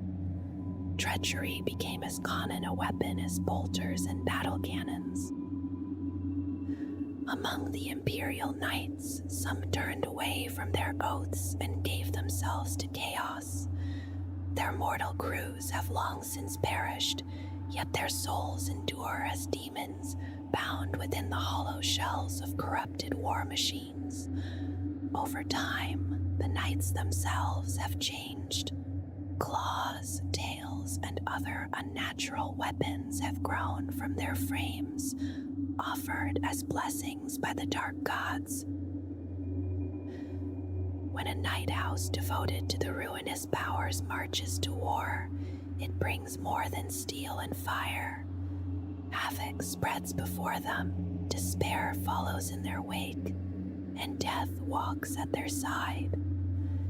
After the heresy ended, these renegade night houses, known in High Gothic as the Questor Traitorous, are believed to have fled into the Eye of Terror with the other forces of chaos. There they endured, twisted and reshaped by the mutating power of the warp, and they remain active to this day. At times, when a demonic legion advances, these Chaos Knights stride ahead of it, dark heralds of what is to come. Yet the old conservatism of the knightly houses still lingers in many bloodlines, and so those who truly fall are few. On the battlefields of the late 41st millennium, a renegade knight remains a rare and unsettling sight. Imperial records speak only in fragments when it comes to the knights, and even less is written of those who embraced the Chaos Gods. Most surviving knowledge concerns the renegade nobles who pledged themselves to Slaanesh. Of those who serve other dark powers or who follow chaos undivided as a single force, almost nothing is recorded. The first great betrayal is remembered at the Battle of Molech, when House Divine turned from loyalty. In the long ages since, other knight households have fallen in the same way. Their mortal crews died long ago, but their souls did not pass on. They linger as demons suspended within their war machines, while the knights themselves have grown warped, sprouting claws and other cruel appendages. When a Slaaneshi army advances, these Daemon Knights move before it. They are the vanguard, sent ahead of the greater hosts than even the Chaos Titans. Their role is to seek out the enemy, to test defenses, and to draw defenders from their strongholds. Speed and agility define them. They move lightly for their size, circling, outflanking, and hunting down those who attempt to flee. Their methods differ from those of other knightly houses. Shock lances and power lances hold little appeal for them. Like the Chaos Titans of Slaanesh and the Eldari Titans they seek to emulate, they favor ambush and ranged attack over a reckless charge. They do not rely upon ion shields. Instead, a shimmering barrier surrounds them. A shifting aura formed by the warp interface that binds the demonic spirit within its middle shell. This aura is known as the glamour of Slaanesh.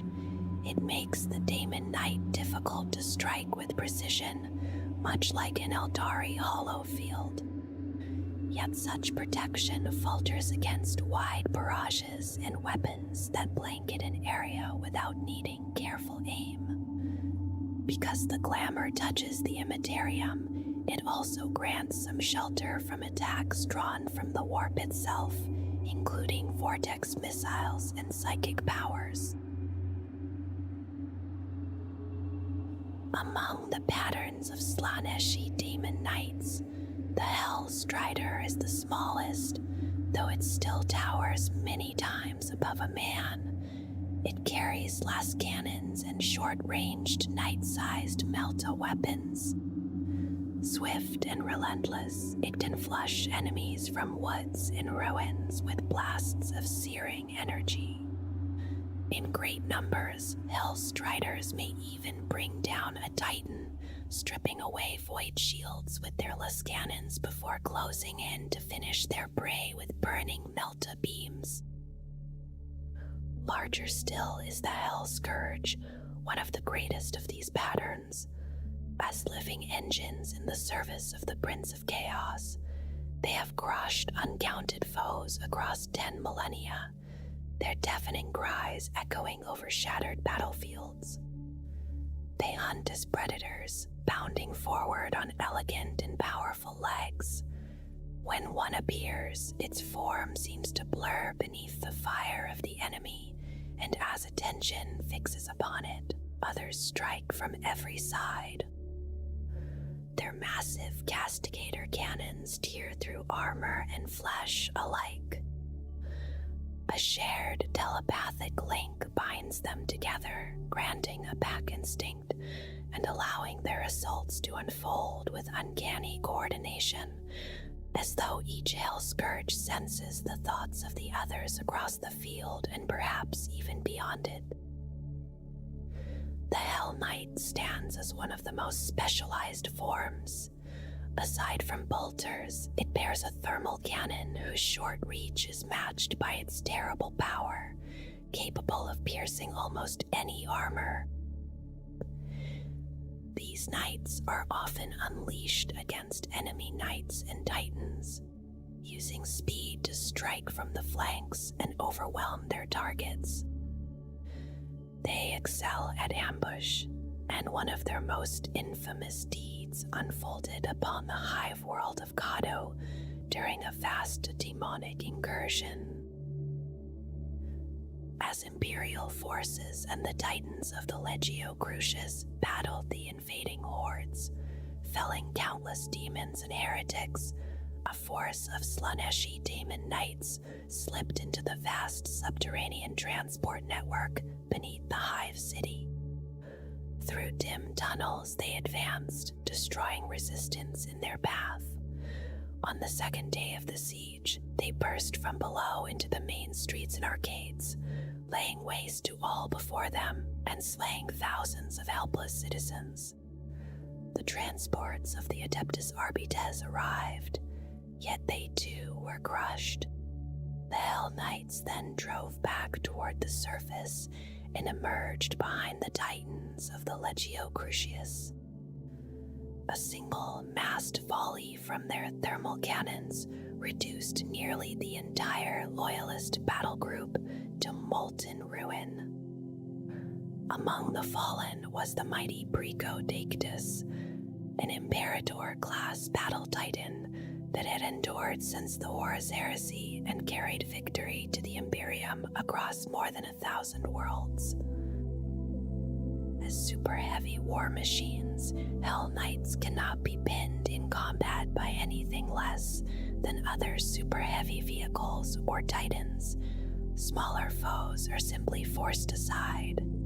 They move through enemy lines to set ambushes, strike supply columns, and destroy artillery and support detachments, leaving only silence and smoldering wreckage in their wake. And so the story of the Imperial Knights unfolds, not as a single tale, but as a long vigil stretched across the ages. From the first long march settlers who broke apart their ships beneath alien skies, to the solemn nobles who stand watch against orcs, demons, Tyranids, and the ancient Necrons, the pattern remains the same. Worlds rise, storms gather, empires fracture, and still the knights endure. Their armor changes, their banners burn and are raised again, yet the code that binds them does not fade. They have known isolation in Old Night, betrayal in civil war, and the shattering of the galaxy itself. They have fought beside titans and space marines, guarded lonely strongholds, and marched into battles from which few would return. Some have fallen to treachery, others to overwhelming force, but most have held fast. In the end, their legacy is not measured only in victories won or enemies slain. It lies in the quiet resolve to stand when darkness gathers, to answer when the call for aid is heard, and to walk forward in iron and faith, even as the stars themselves tremble.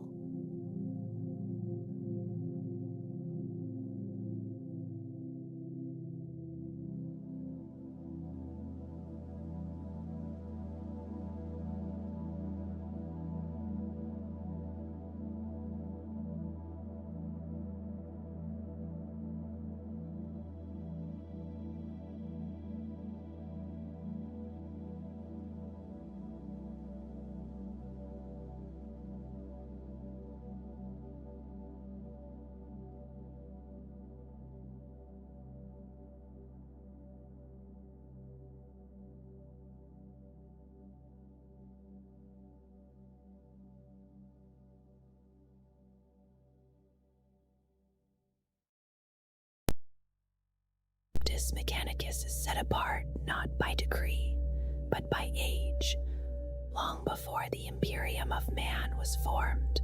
Before its laws, its armies, or its creeds, the cult Mechanicus already existed, bound to Mars and to the slow accumulation of knowledge.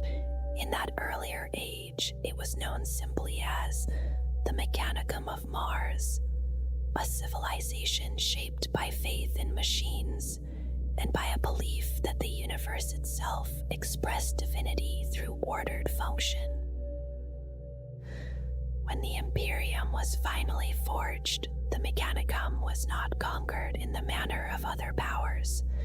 Instead, it was joined through agreement, the Treaty of Mars, remembered among the tech priests as the Treaty of Olympus Mons, bound Mars to Terra at the dawn of the Great Crusade.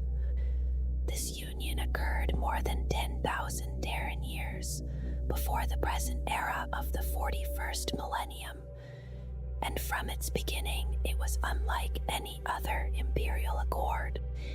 The Adeptus Mechanicus was allowed to remain largely sovereign, its customs preserved, its authority respected. This autonomy was not a courtesy, but a necessity.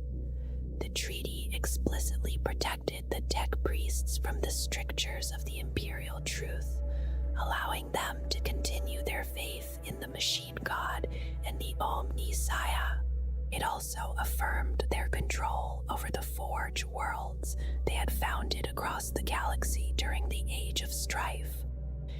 In exchange, the Mechanicus committed its immense industrial capacity to the Imperium, constructing fleets, weapons, and systems without which the Great Crusade could never have been launched. Across the Imperium, most citizens came to worship the Emperor as the God Emperor through the Imperial cult. The Adeptus Mechanicus did not. It remained inseparable from the cult Mechanicus, a belief system that venerates machines as sacred expressions of divine order. This faith might have been condemned as heresy were it not for the Mechanicus' absolute importance to humanity's survival and its repeated demonstrations of loyalty to the Emperor himself. Over time, the Imperium forgot how its technology truly worked. Knowledge became fragmented, guarded, and ritualized. Machines were no longer understood as creations, but as entities requiring appeasement and reverence. Within this environment, the Adeptus Mechanicus became indispensable.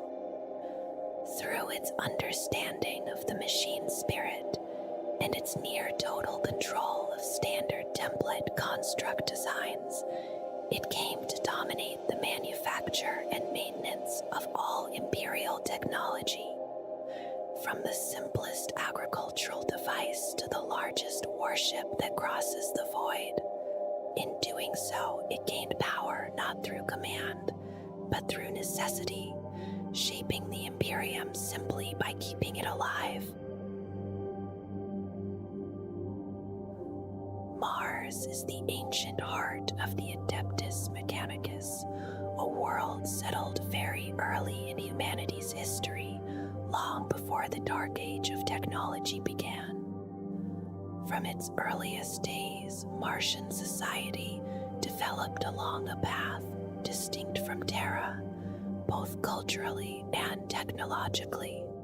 The Red Planet was reshaped through immense effort, its surface terraformed beneath an artificial atmosphere of oxygen and nitrogen, allowing life and industry to flourish. Despite its proximity to Terra, Mars remained politically independent, its people bound more tightly to machines than to distant human authority. As humanity reached for the stars, Terra and Mars became co-equal mother worlds, sending settlers across the galaxy. During the Dark Age of technology, they coexisted beneath a decentralized interstellar order, each benefiting from the other's strengths.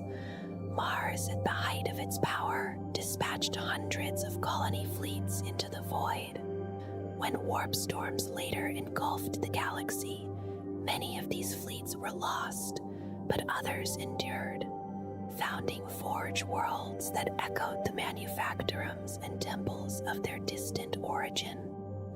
Through them, the worship of the machine god spread, and alliances formed with night worlds, whose towering war engines were added to the Mechanicum's growing arsenal.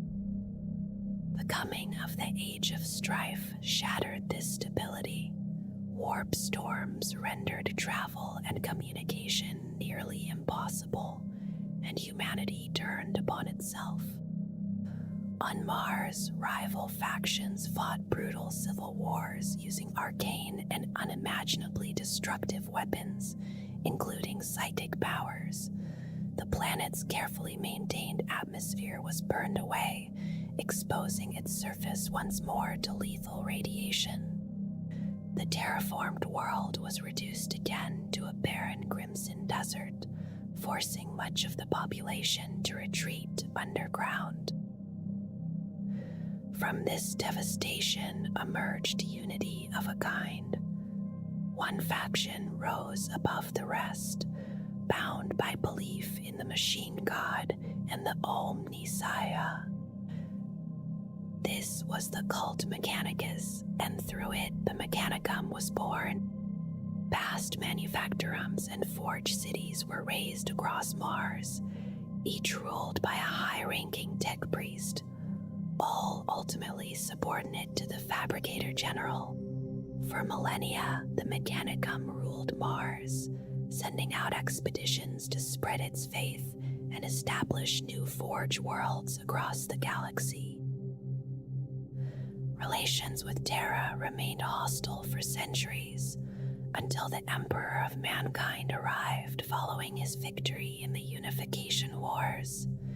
Landing atop Olympus Mons, he was hailed by many tech priests as the living embodiment of the Omnisaya. Through negotiation rather than conquest, peace was achieved. The Mechanicum agreed to supply the Great Crusade and to accept strict limits on forbidden technologies, including artificial intelligence. In return, its faith and sovereignty were preserved. Yet not all were convinced.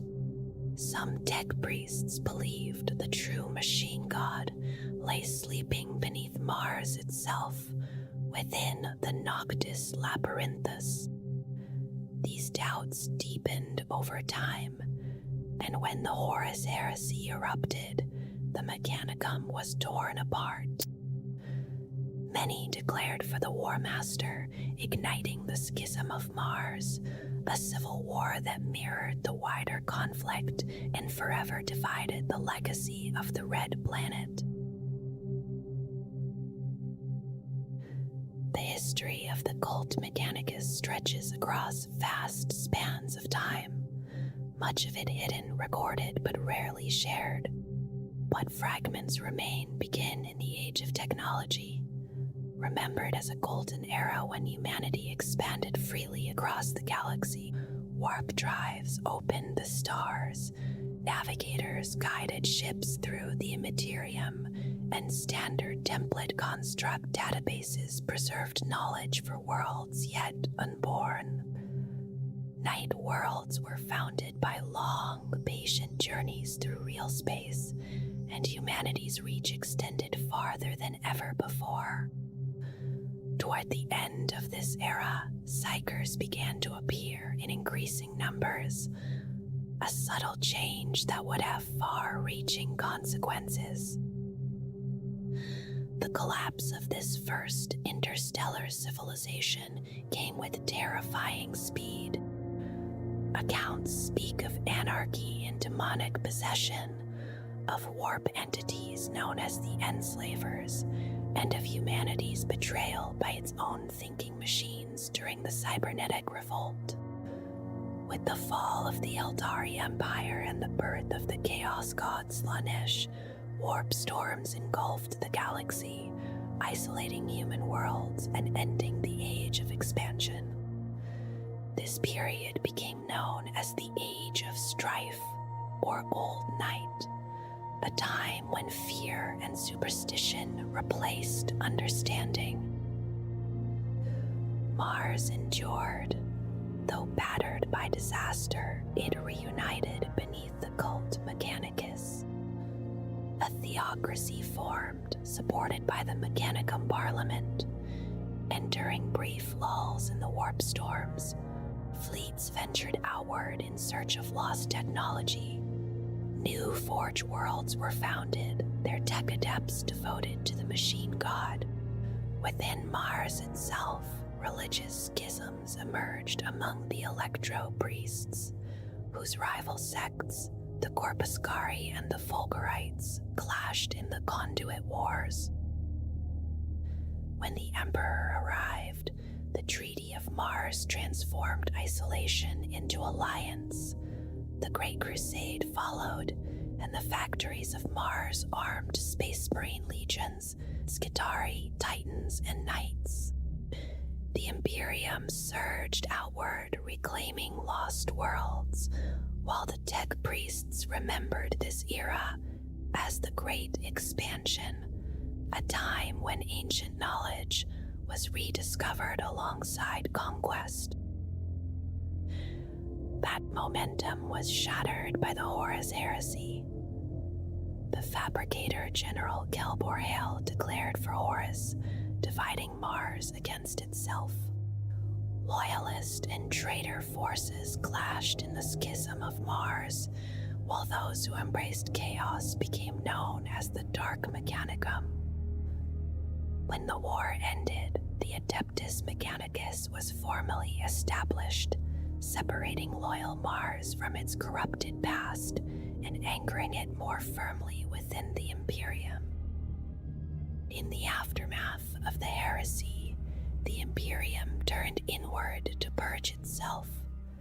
The Great Scouring drove traitor forces into the Eye of Terror, while political reforms reshaped imperial rule. The Adeptus Mechanicus secured a permanent place among the High Lords of Terra, and the Golden Throne itself became dependent upon its care. Paranoia followed survival. The cult Mechanicus buried its knowledge ever deeper, guarding secrets with obsessive diligence. When the Inquisition took its tithes of information, unseen conflicts erupted, fought through deletion programs and countermeasures rather than open battle. These shadow wars flared into destruction on several worlds before retreating once more into secrecy. Elsewhere, disasters unfolded. Experiments like those on Peridium ended in annihilation, while ideological divides, such as the Moirae Schism, tore the Adeptus Mechanicus apart for millennia. Titan legions clashed, allied space marines were lost, and entire doctrines were purged through relentless warfare. Even amid such conflict, the quest continued. Fleet wars raged among drifting wreckage. Salvage crews fought century-long battles over ancient machines, and records themselves were altered or erased to preserve the Mechanicus' autonomy. Knowledge was never abandoned, only hidden. As centuries passed, new horrors emerged from forgotten corners of the galaxy. The Apostles of the Blind King ravaged the outer sectors, wielding relics from the dark age of technology to ignite living suns. Entire constellations were erased before their master was finally slain, and the heretical forces collapsed without his guidance. Explorator fleets vanished in pursuit of legendary artifacts, while rogue cults forced galaxy-wide purges to eradicate forbidden artificial mines. Orc empires rose and fell beneath nightly charges. Necrons struck at vulnerable forge worlds, and demonic incursions demanded swift extermination. Even attempts to impose reason upon the warp itself ended in catastrophe. Then came the Tyranids. Research stations were overrun, worlds devoured, and the truth of this new threat was recorded in desperate data codices fired into the void. Knowledge was gathered even in defeat, preserved within archives that would shape future survival, as the Imperium fought simply to endure. As the 41st millennium drew toward its end, the pressure upon the Forge worlds became relentless. Orc invasions, chaos incursions, and Xenos threats battered the Mechanicus from all sides. Ancient standard template constructs were recovered at immense cost, even as entire worlds were lost. The fall of Cadia marked a turning point. The Great Rift tore the galaxy apart, isolating worlds and shattering communication. Hope returned only with the awakening of Robut Killyman. Under his authority, Belisarius' Call unlocked long-hidden vaults, revealing vast armies and ushering in a new founding of Space Marines. Necrons stirred in response, striking Mechanicus holdings from within as well as without. The Indomitus Crusade carried Imperial forces across the fractured galaxy, bringing victories that offered fragile hope, even as the Imperium strained to hold itself together. In the aftermath of the Great Rift, Mars demanded more than ever before. Forge Worlds increased production to unprecedented levels, stripping entire star systems to feed their furnaces. Vast armadas were launched, and the rust fields became a sprawling battleground as greenskin tribes contested every gain. Necron attacks intensified, drawn by deposits of blackstone beneath Mechanicus strongholds. Belisarius Kull sent agents and armies across the stars, fighting countless battles while fearing accusations of heresy from Imperial allies.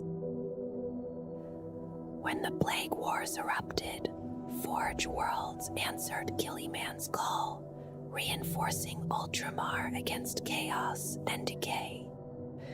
Through endless labor, sacrifice, and devotion to the machine god, the Adeptus Mechanicus continued its ancient quest, sustaining an imperium that could not endure without its forges, its knowledge, and its unyielding faith. The cult Mechanicus holds that knowledge itself is divine and that anything which carries or embodies knowledge is therefore holy. At the center of this belief stands the omniscient machine god, known also as the Deus Mechanicus, and in its embodied form as the God Emperor, the All-Mini-Saya.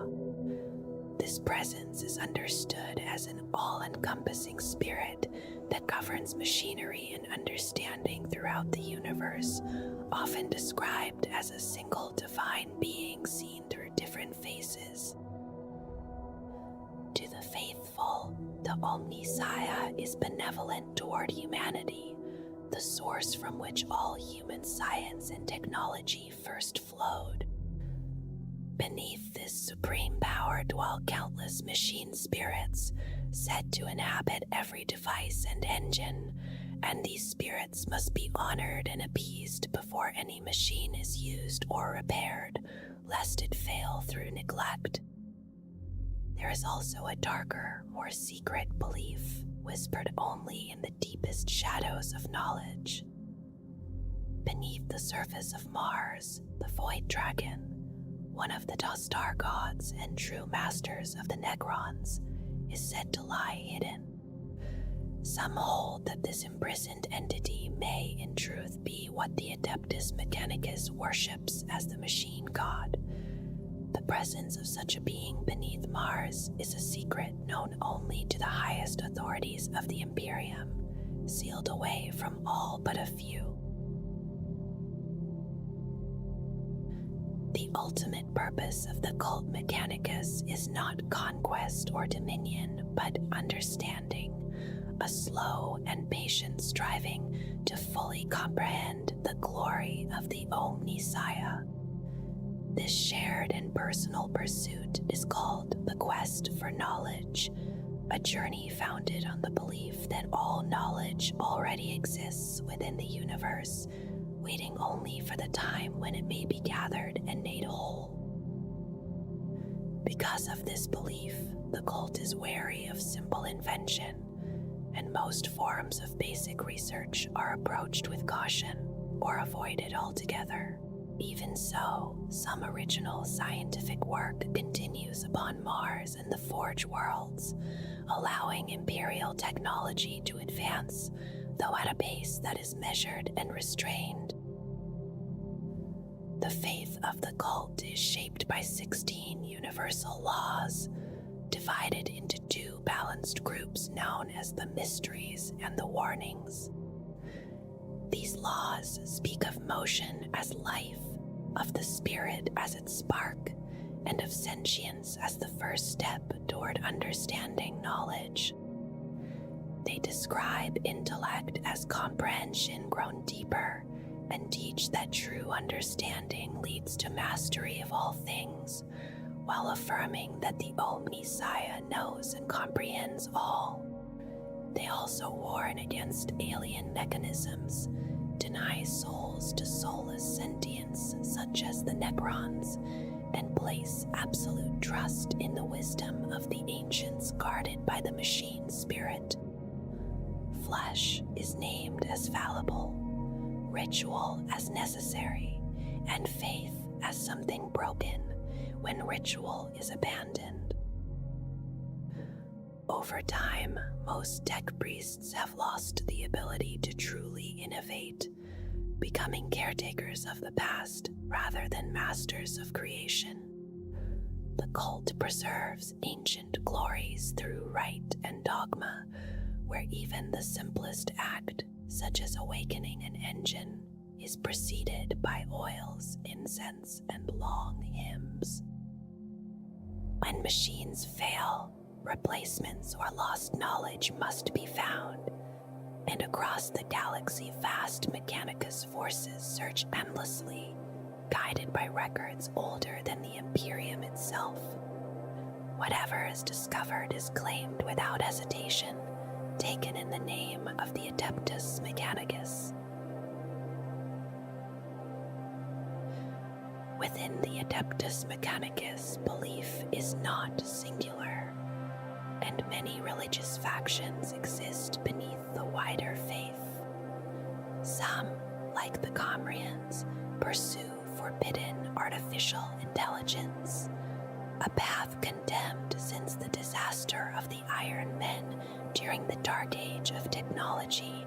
Others, such as the Omnisciads, seek to summon the machine god into a physical form apart from the Emperor, while the Organicists embrace genetic enhancement as equal to cybernetic transformation.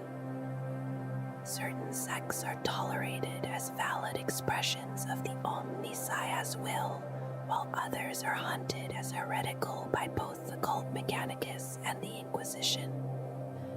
From the greatest of these divisions emerged the Dark Mechanicum, born when part of the ancient Mechanicum turned to chaos during the Horus Heresy.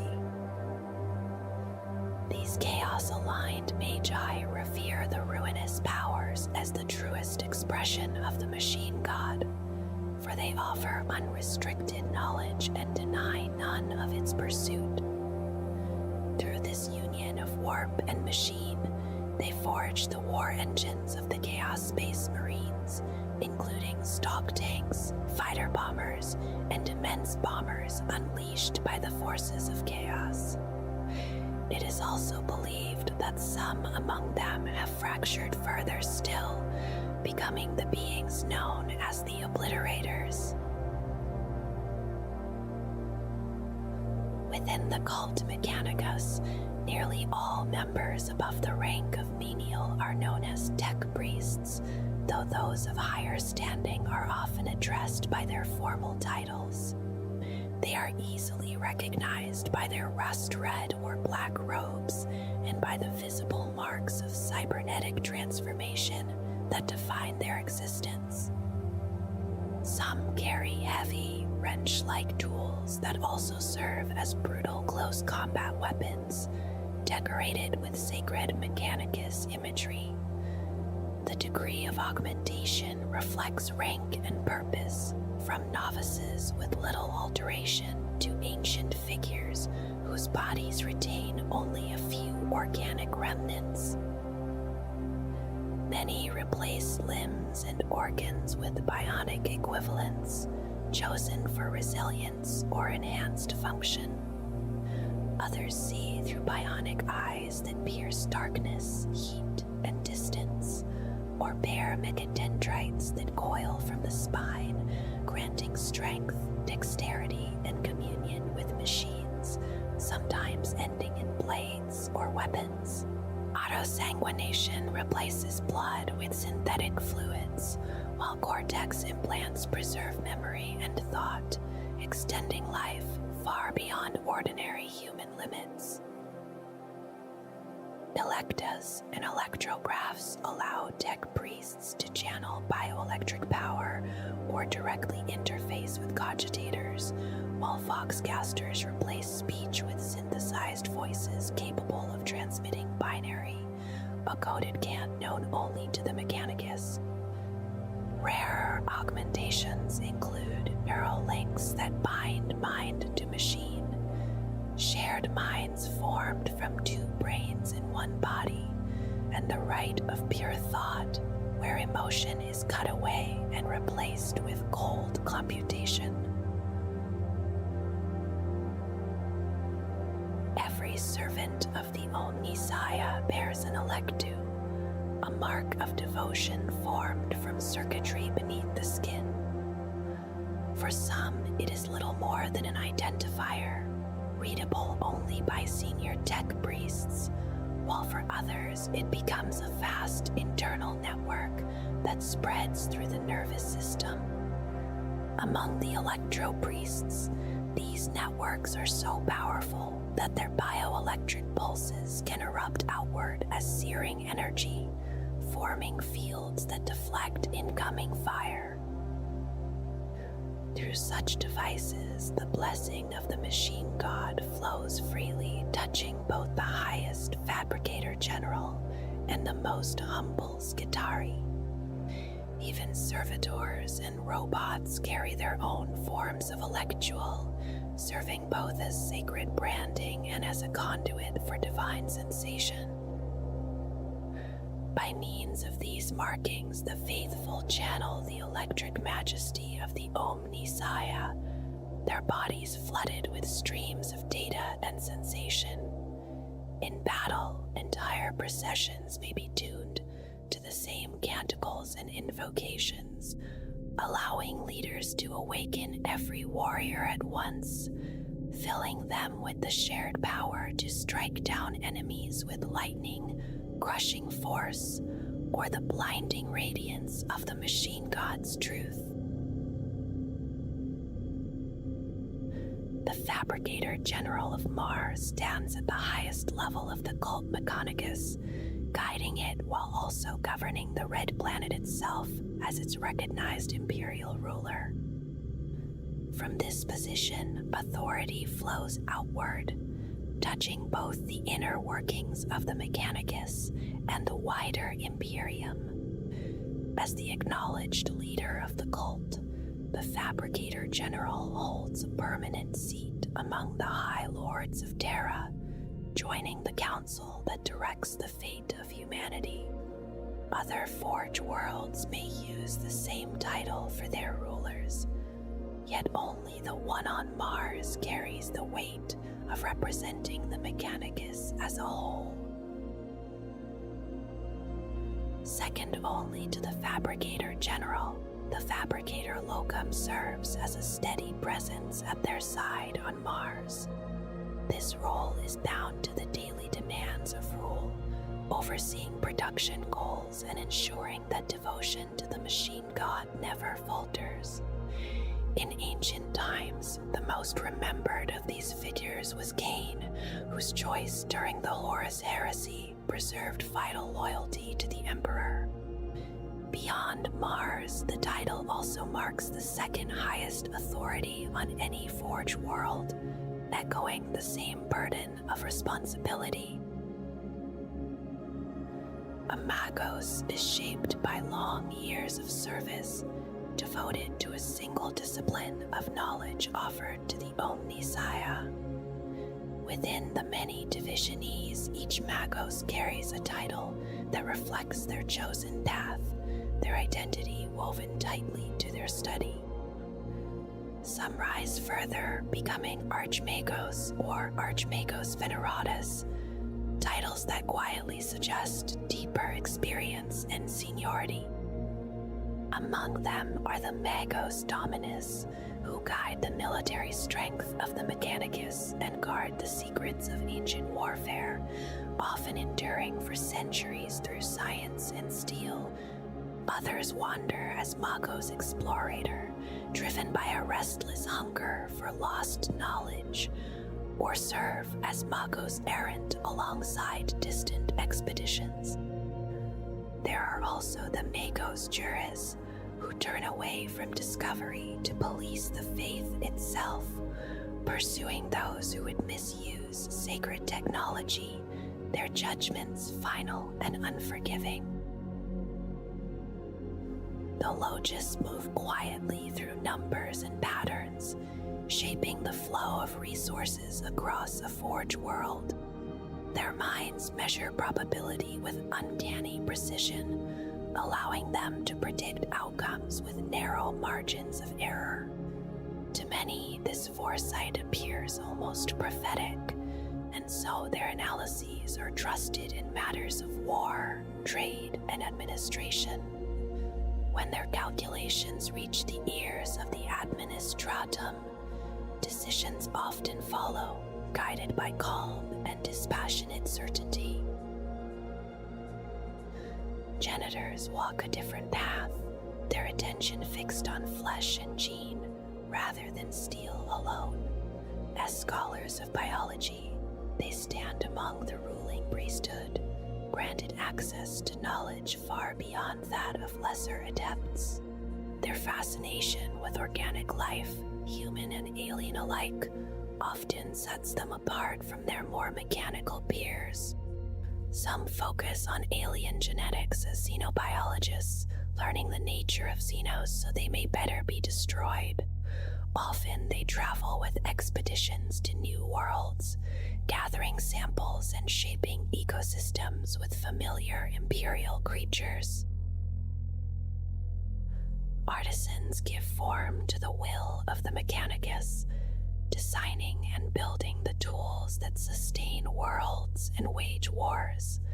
Surrounded by ranks of servitors, they command vast labor forces that move with tireless efficiency.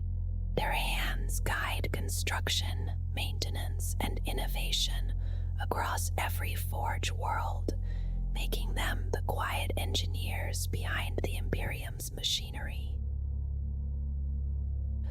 Electro-priests devote themselves to the mystery of energy, to the sacred flow of the motive force that stirs machine spirits into life. Their bodies are marked with countless electas, each a sign of faith and function. In battle, they fight beside other tech priests, some altered so deeply that power crackles within their own forms. These living conduits unleash devastating force, often burning themselves out in the act of worship.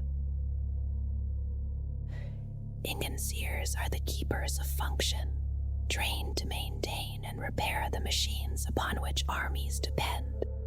Frequently assigned to the Astra Militarum, they ensure that armored vehicles endure the strain of war. Though vital, they receive little esteem among higher tech priests, as their work preserves rather than discovers. Seen as essential components in a greater whole, they labor with mechadendrites extending from their backs, tools always close at hand. Transmechanics specialize in the unseen threads of communication, tending the systems that carry orders and data across the stars. Their skills often draw them away from the Mechanicus for long stretches of service. Many spend their entire lives aboard Imperial vessels or stationed on distant bastion worlds, ensuring that signals never fall silent. Lex Mechanics serve as the memory of the Mechanicus, compiling and organizing endless streams of information. Known also as Calculus Logi, they process data with speed and precision that rivals machines themselves. Their work feeds central cogitators with reports and records drawn from across the Imperium. Like transmechanics, they are often assigned beyond their own order, lending their talents to the wider Adeptus Terra.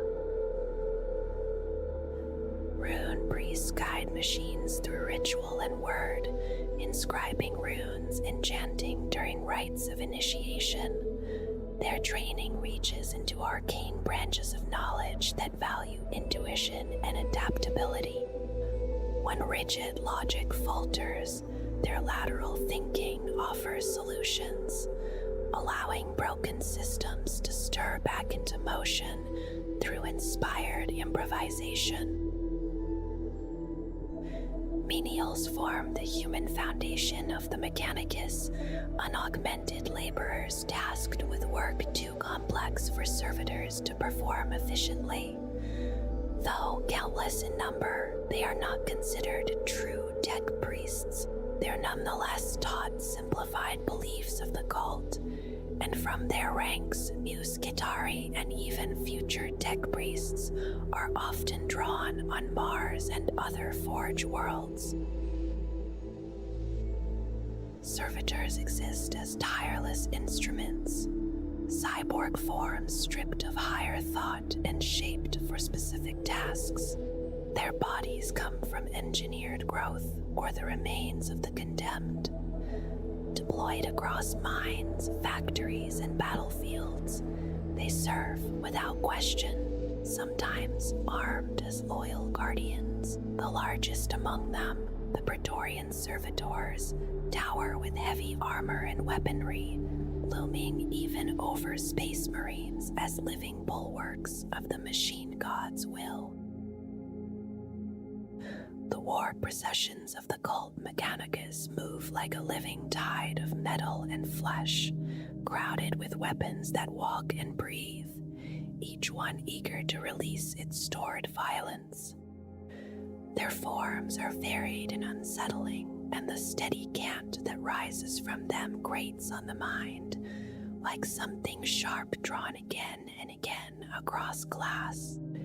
To watch tech priests march to war is to glimpse a vision that feels unhinged, almost prophetic, yet beneath the drifting incense and distorted anatomies, there is an order that repeats itself from one Forge world to another. At the heart of each congregation stands a tech priest dominus, and around him gather Cataphron battle servitors, heavy bodies of flesh and machine built for protection and firepower. They are powerful yet easily replaced, created in vast numbers and stored in towering biohangars until the Binaric command stirs them awake. Their loss carries little weight, spent as casually as ammunition, without pause or regret. Not all such warriors are so readily discarded. The ancient automata of the Legio Cybernetica are revered, sanctioned only when their presence is deemed worthy, and when they march, they do so in great formations, organized into disciplined cohorts. Wherever these relics of humanity's distant past advance, the faithful gather close, among them the electro-priests, figures wreathed in lightning who follow the sacred machines like pilgrims trailing holy relics. They speak of the motive force, the living power of the machine god, and in war their voices rise together in hymns of praise, weapons humming with contained energy. These war psalms are more than ritual, their sounds carrying hidden strings of Binaric command, woven long ago by inspired forebears. Each note stirs the circuits buried beneath skin and plating, strengthening servitor, automaton, and priest alike as battle unfolds. The tech priests speak of faith and inspiration, yet each syllable is a coded impulse, capable of driving even the simplest servitor into lethal action. Those who witness a cult Mechanicus procession at full fervor, alive with sound and crackling power, are rarely unchanged, and are fortunate indeed if they survive the encounter. The Skitarii serve as the cybernetic infantry of the Adeptus Mechanicus, marching to war beside titans and god machines with weapons both strange and precise. They are shaped into soldiers through augmentation, bodies bound to machines, minds linked directly to the tools of their trade for greater speed and accuracy. Some begin life as human menials, others are born in vats or cloned into service, altered from their first moments into instruments of war. From youth, they train with their assigned weapons, preparing for the day they are sent into battle. Loyalty is ensured through surgery of the mind, stripping away emotion and identity until obedience remains. In combat, they do not merely defeat their enemies, but tear them apart with relentless efficiency, all the while recording every fragment of data for later study. As they fight, information flows both ways. The Skitarii relay their observations upward, while tech priests feed programs and commands directly into them.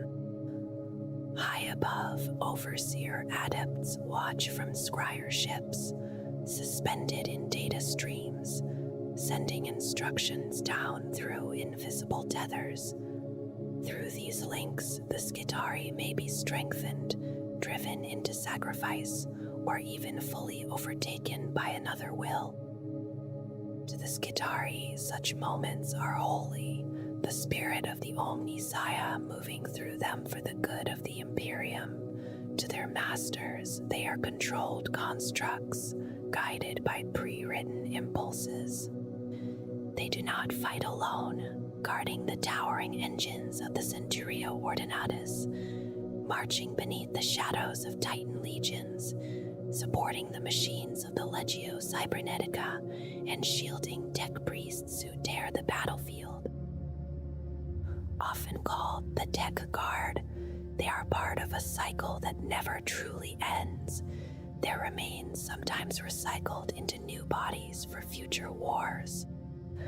Among them, forces like the Crimson Guard have earned a fearsome reputation, standing equal to any army within their domain.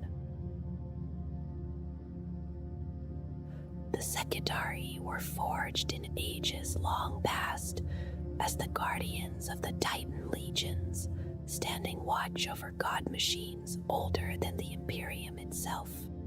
While a battle titan shatters fortresses and grinds armored columns into ruin, the Sukutari move in its wake, eliminating survivors and hunting down those who flee the machine god's judgment.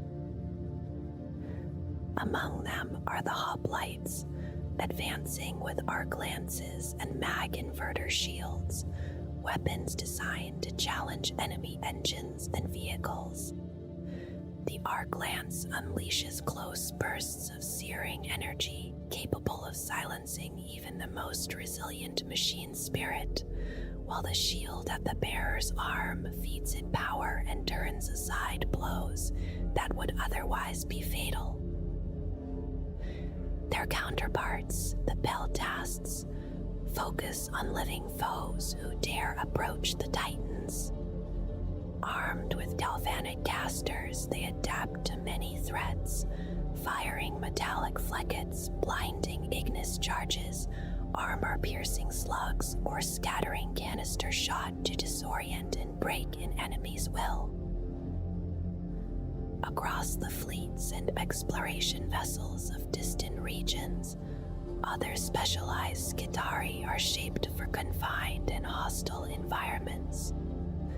Known as Glaciari within certain Mechanicus territories, these warriors are built for void combat, heavily armored, resistant to vacuum, and fitted with weapons suited to the narrow corridors of starships. From devastation came further evolution. After the War of Brass left entire Forge worlds nearly defenseless, a long and careful rearmament began.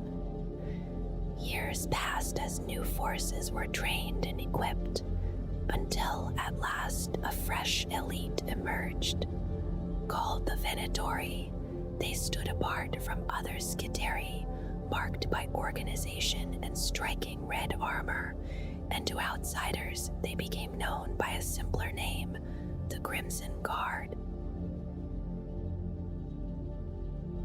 Tech Marines are chosen from within the Space Marine chapters for a natural understanding of machines and sacred technology. Known to the Mechanicus as Freighters Astrotechnicus, they leave their chapter for many standard years, traveling to Mars where they are trained in the ancient disciplines of maintenance, repair, and devotion to the machine spirit. When they return, they take up a familiar role, serving their chapter much as an engineer serves the Astra Militarum, caring for weapons, armor, vehicles, and the great vessels that carry their brothers through the void. Though they are not formally counted among the Adeptus Mechanicus, they are regarded as honorary members by both orders, a quiet acknowledgement of shared purpose and trust. Their power armor is altered to accept cybernetic augmentations, and its backpack is fitted with servo arms or long, precise mechadendrites that move with practiced intent. The armor bears the rust red of the Mechanicus, yet one shoulder still carries the chapter badge, a sign of loyalty carefully preserved to avoid disturbing the machine spirit within. When fully equipped, a Tech Marine may wear a complete servo harness, a massive frame bristling with servo arms, plasma cutters and flamers, tools and weapons combined into one deliberate presence. Servitors often follow close at hand, gun servitors and combat servitors, alongside those dedicated purely to technical tasks, forming a silent retinue. In their grasp rests a power axe marked with the cog mechanicum, serving equally as a symbol of office and as a weapon of unquestioned authority. Among the Iron Hands, this role takes a different shape. Their Iron Fathers stand as Tech Marine, chaplain, and officer at once, reflecting a chapter belief that flesh is weak and that the purity of steel and augmentation brings one closer to spiritual truth. Within the Space Wolves, the same calling is known as the Iron Priest. These grim artisans tend the complex systems of the Fang on Fenris, overseeing constant engineering labor, their skills respected and quietly feared by warriors who see such mechanical knowledge as a form of dark, unsettling sorcery. Among the established ranks of the Tech Priests, there exist quieter paths, followed by minor orders of Tech Adepts whose lives are shaped by more specialized duties. These figures are understood to belong to what are called the Minoris ranks, set within the wider hierarchy of the cult of the machine. They do not stand apart from the priesthood, yet they move within it differently, serving focused roles that support and sustain the greater whole. Within the lathes of the Calixus sector, there is an order devoted entirely to death, known formally as the Acuity Set, and more casually as the Mech-Assassins. These Acquitter Mech-Assassins answer only to the Magister's Samadhi of their own order, moving at their master's will and beyond ordinary scrutiny. Trained in stealth, they pass unseen among layfolk, concealed beneath heavy red robes, present yet unnoticed. Those chosen are drawn from across the Loths and even farther afield, gathered into hidden fortresses scattered through the sector where their instruction is carried out in secrecy. Each candidate has already proven both loyal and capable, able to turn the skills of the Adeptus Mechanicus toward lethal ends. the mentally recorded data tracks of their founder, Magos Samadhi, they believe these preserved cogitations lead them to their destined targets and help them swiftly silence those who stand against the laws. Among the functionaries of the Adeptus Mechanicus, the reclamators are both the most skilled and the least trusted. Their work is to reclaim raw materials from damaged and abandoned systems, to scavenge parts, and to perform the endless minor repairs that keep a starship aloft or prevent a hive's vast structures from collapsing under their own weight. Through this work, their understanding of machinery often grows deeper than intended, and their worship of the machine god becomes fragmented and steeped in superstition.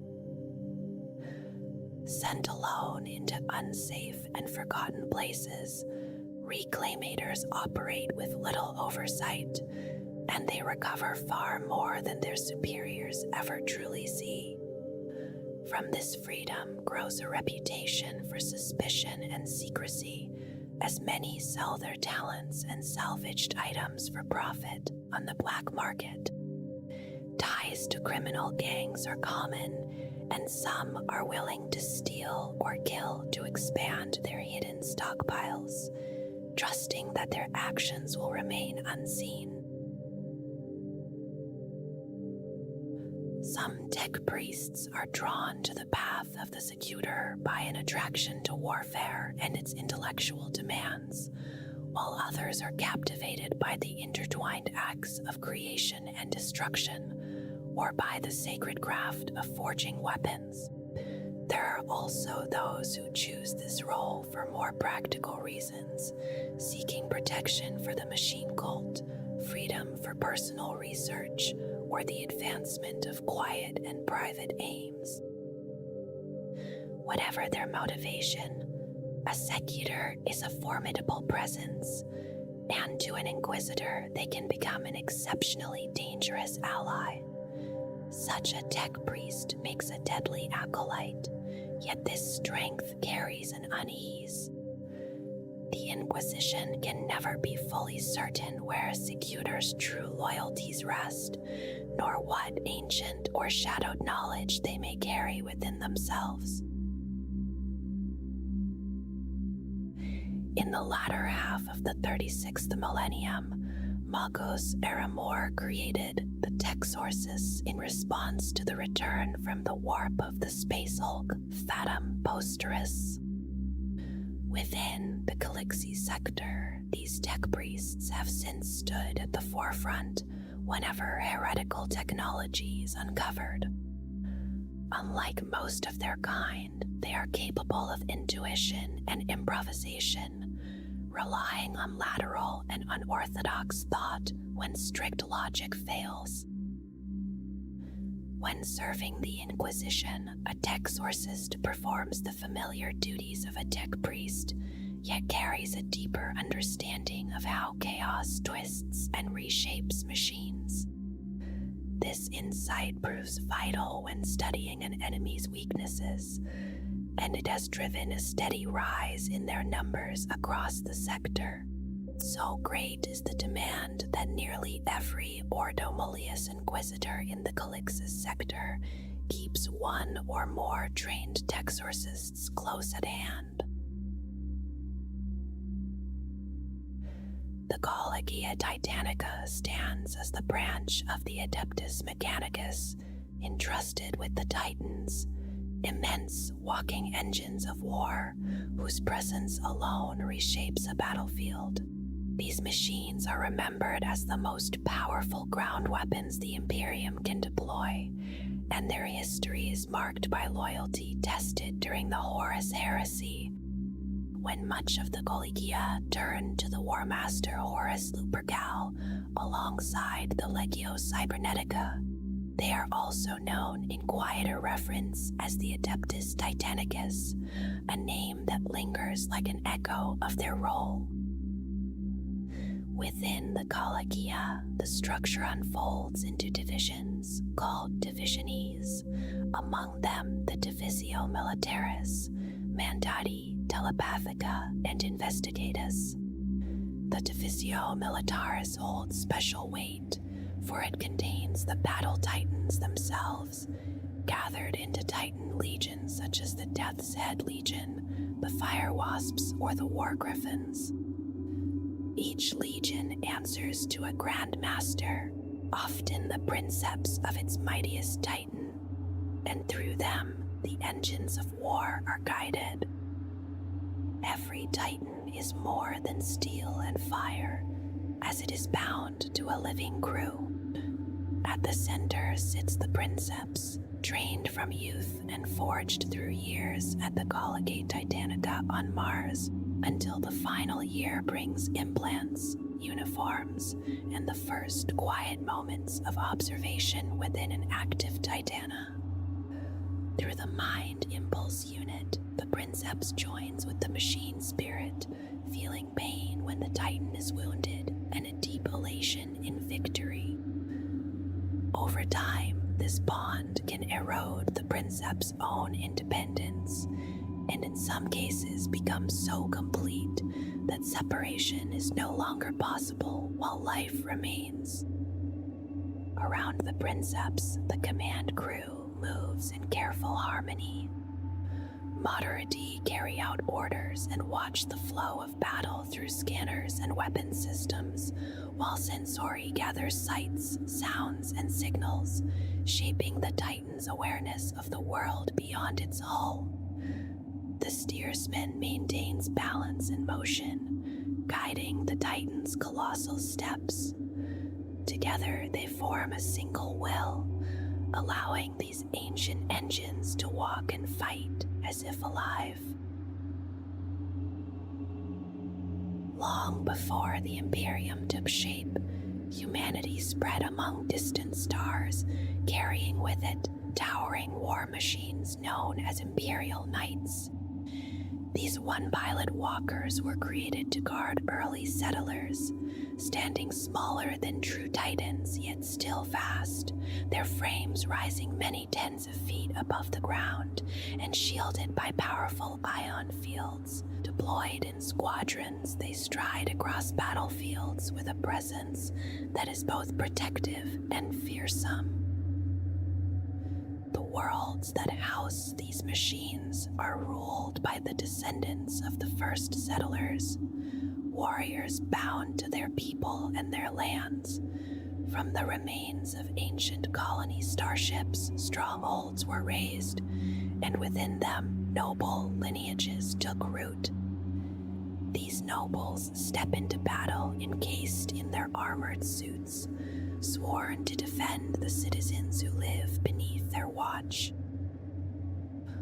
Formerly known as the Quaestorus Familia, the Night Houses trace their origins to Terra itself.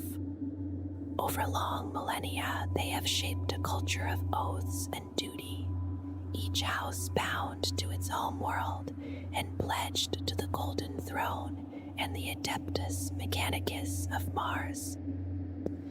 In their quiet halls and on distant fields of war, the echo of those ancient vows still endures.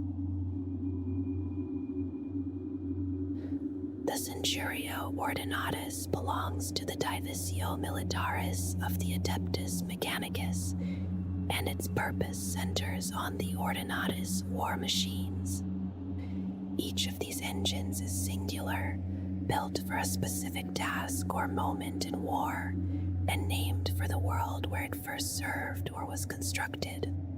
No two are truly alike, and each carries its own history into battle. Because of this uniqueness, the tech priests who operate them are altered to match the demands of their machine. Their augmetics are shaped for function rather than form, allowing them to guide weapons that exist for one purpose alone. In this way, the Ordinatus stands as a focused expression of the machine god's will, precise and overwhelming. The Legio Cybernetica is among the oldest branches of the Adeptus Mechanicus, devoted to the deployment of autonomous machines for war and support. Its origins reach back to a time before the Imperium, when Mars stood at the heart of an independent empire ruled by the cult Mechanicus. Those who belong to the Legio see themselves as an elite, carrying a long tradition of service to the Emperor of Mankind.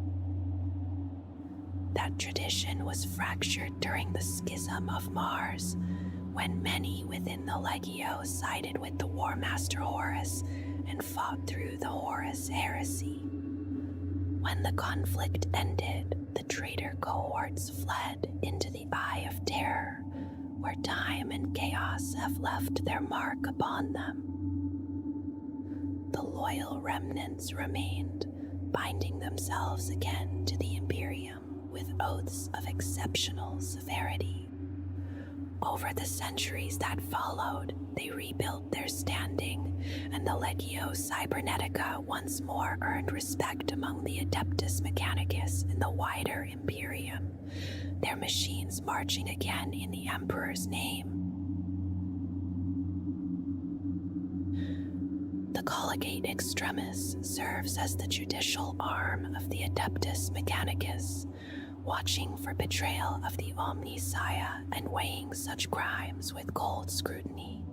Its role mirrors that of the Adeptus Arbites, yet its focus turns inward, guarding the purity of the machine cult itself. At its center stands the mysterious council known as the Lord's Dragon, an ancient gathering that guides the Collegate's will. Though their true structure is uncertain, it is believed that leaders of the Colgate reside on Mars, with each forge world answering to a Lord Dragon of its own. Their judgments are enforced by Skitari provosts on the forge worlds, while Magos Juris carry authority across the galaxy. In this way, the Collegiate Extremis acts as an internal inquisition, quiet yet relentless, ensuring that even within the Mechanicus, no heresy goes unseen. Within the Calixis sector, power within the Lath system gathers around the Auxilia Myrmidon, an elite force often seen as a shadowed extension of the Skitari. These tech priests, known as siege engineers or war savants, devote themselves to the study of destruction with the same devotion others give to creation or recovery of ancient knowledge. Legends place their arrival during the Angevin Crusade, and since that time they have remained as guardians of the cult Mechanicus's holdings. They are sent into the most dangerous reaches of space alongside explorators tasked with retrieving hazardous relics and xenospecimens, or hunting down renegades accused of the gravest techno-heresies. Their ranks follow a strict order, beginning with the Secutor and rising through Centaurius, Tribune, Magnus, and onward to commanders who control entire legions. Each title reflects a deeper commitment to war in the name of the machine god.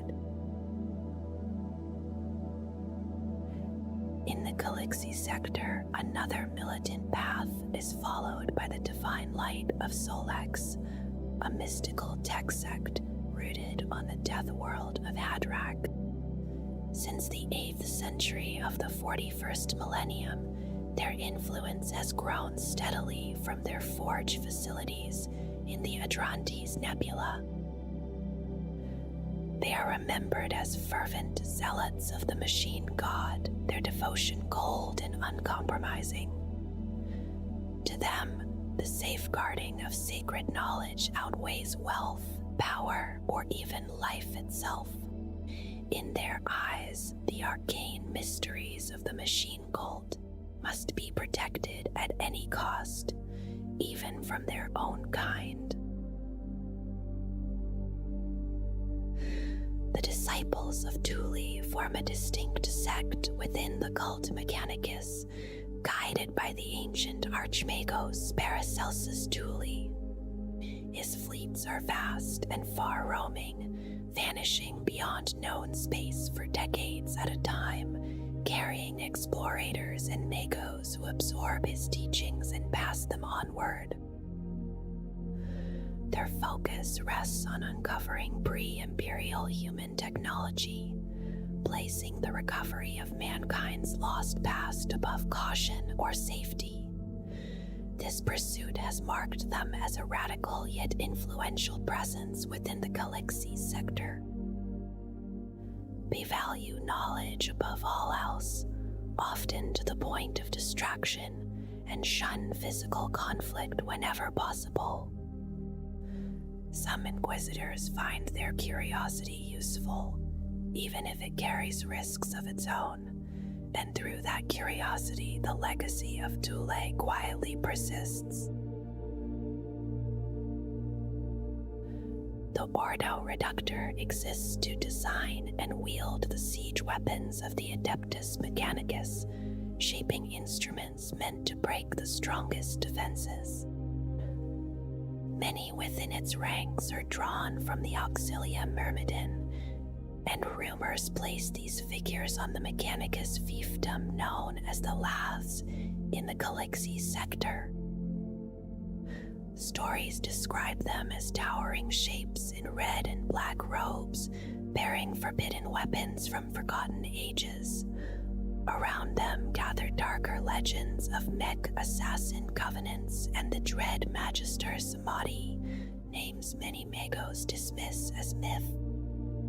Yet there are whispers that even here, unseen hands guide events, and that the ancient Lord's dragon may watch over the Ordo Reductor, ensuring that the Mechanicus itself never strays too far from its own law. Beyond research and the quiet tending of machines, the Adeptus Mechanicus moves constantly through the daily life of the Imperium, ensuring that its vast structure continues to function without pause. Their presence is felt in the steady hum of power, in the careful preservation of life, and in the guarded flow of knowledge that keeps entire worlds alive. Power is drawn from immense generatoriums, fusion-driven structures whose construction and operation are entrusted entirely to the Mechanicus.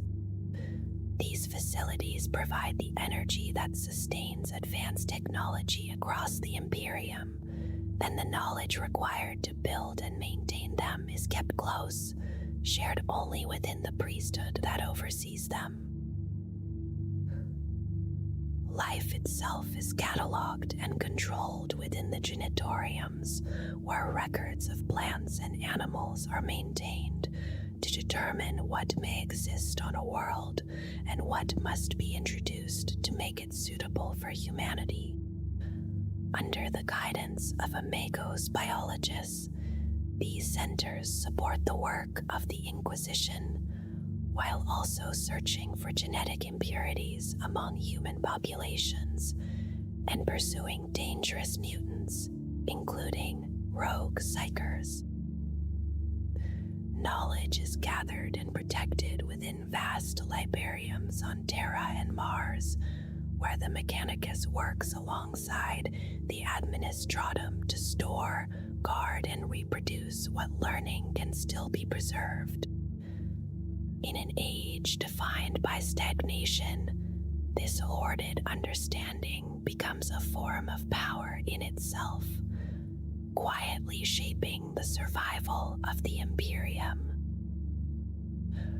Production follows the same careful guardianship as manufactoriums across the Forge worlds are administered and defended by tech priests who ensure a constant supply of goods and machines, offering a yearly tithe of 5% of their gene seed, so it may be monitored, preserved, and used when the High Lords of Terra decree the founding of new chapters, extending the reach of the Adeptus Astartes through the careful hands of the Mechanicus.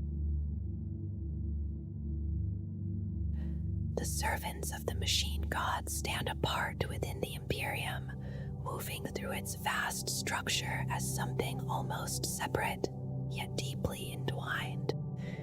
They do not see themselves as bound by many of the laws that guide ordinary humanity, and they openly turn away from much of what the ecclesiarchy teaches. Even so, their presence stretches across the galaxy, constant and unavoidable, because the Imperium cannot endure without them. Without their care, starships would fall silent in the void, armies would never march, raw materials would remain useless, and even the simplest structures would never rise beyond stone and dust. To many, the Adeptus Mechanicus feels unsettling. Its members show little concern for how others perceive them, practicing a faith that feels alien to the Imperial Creed. Their speech barely resembles High Gothic or any local tongue, and their altered forms appear strange even within the Imperium's immense diversity. At the heart of their belief lies devotion to the machine itself, an act of reverence that many who fear the God Emperor find deeply disturbing, if not outright wrong. Their purpose, however, is clear to them. The tech priests follow the quest for knowledge, seeking fragments of wisdom lost since the distant age of strife. They know that humanity has forgotten far more than it remembers, and so they labor endlessly to preserve what remains.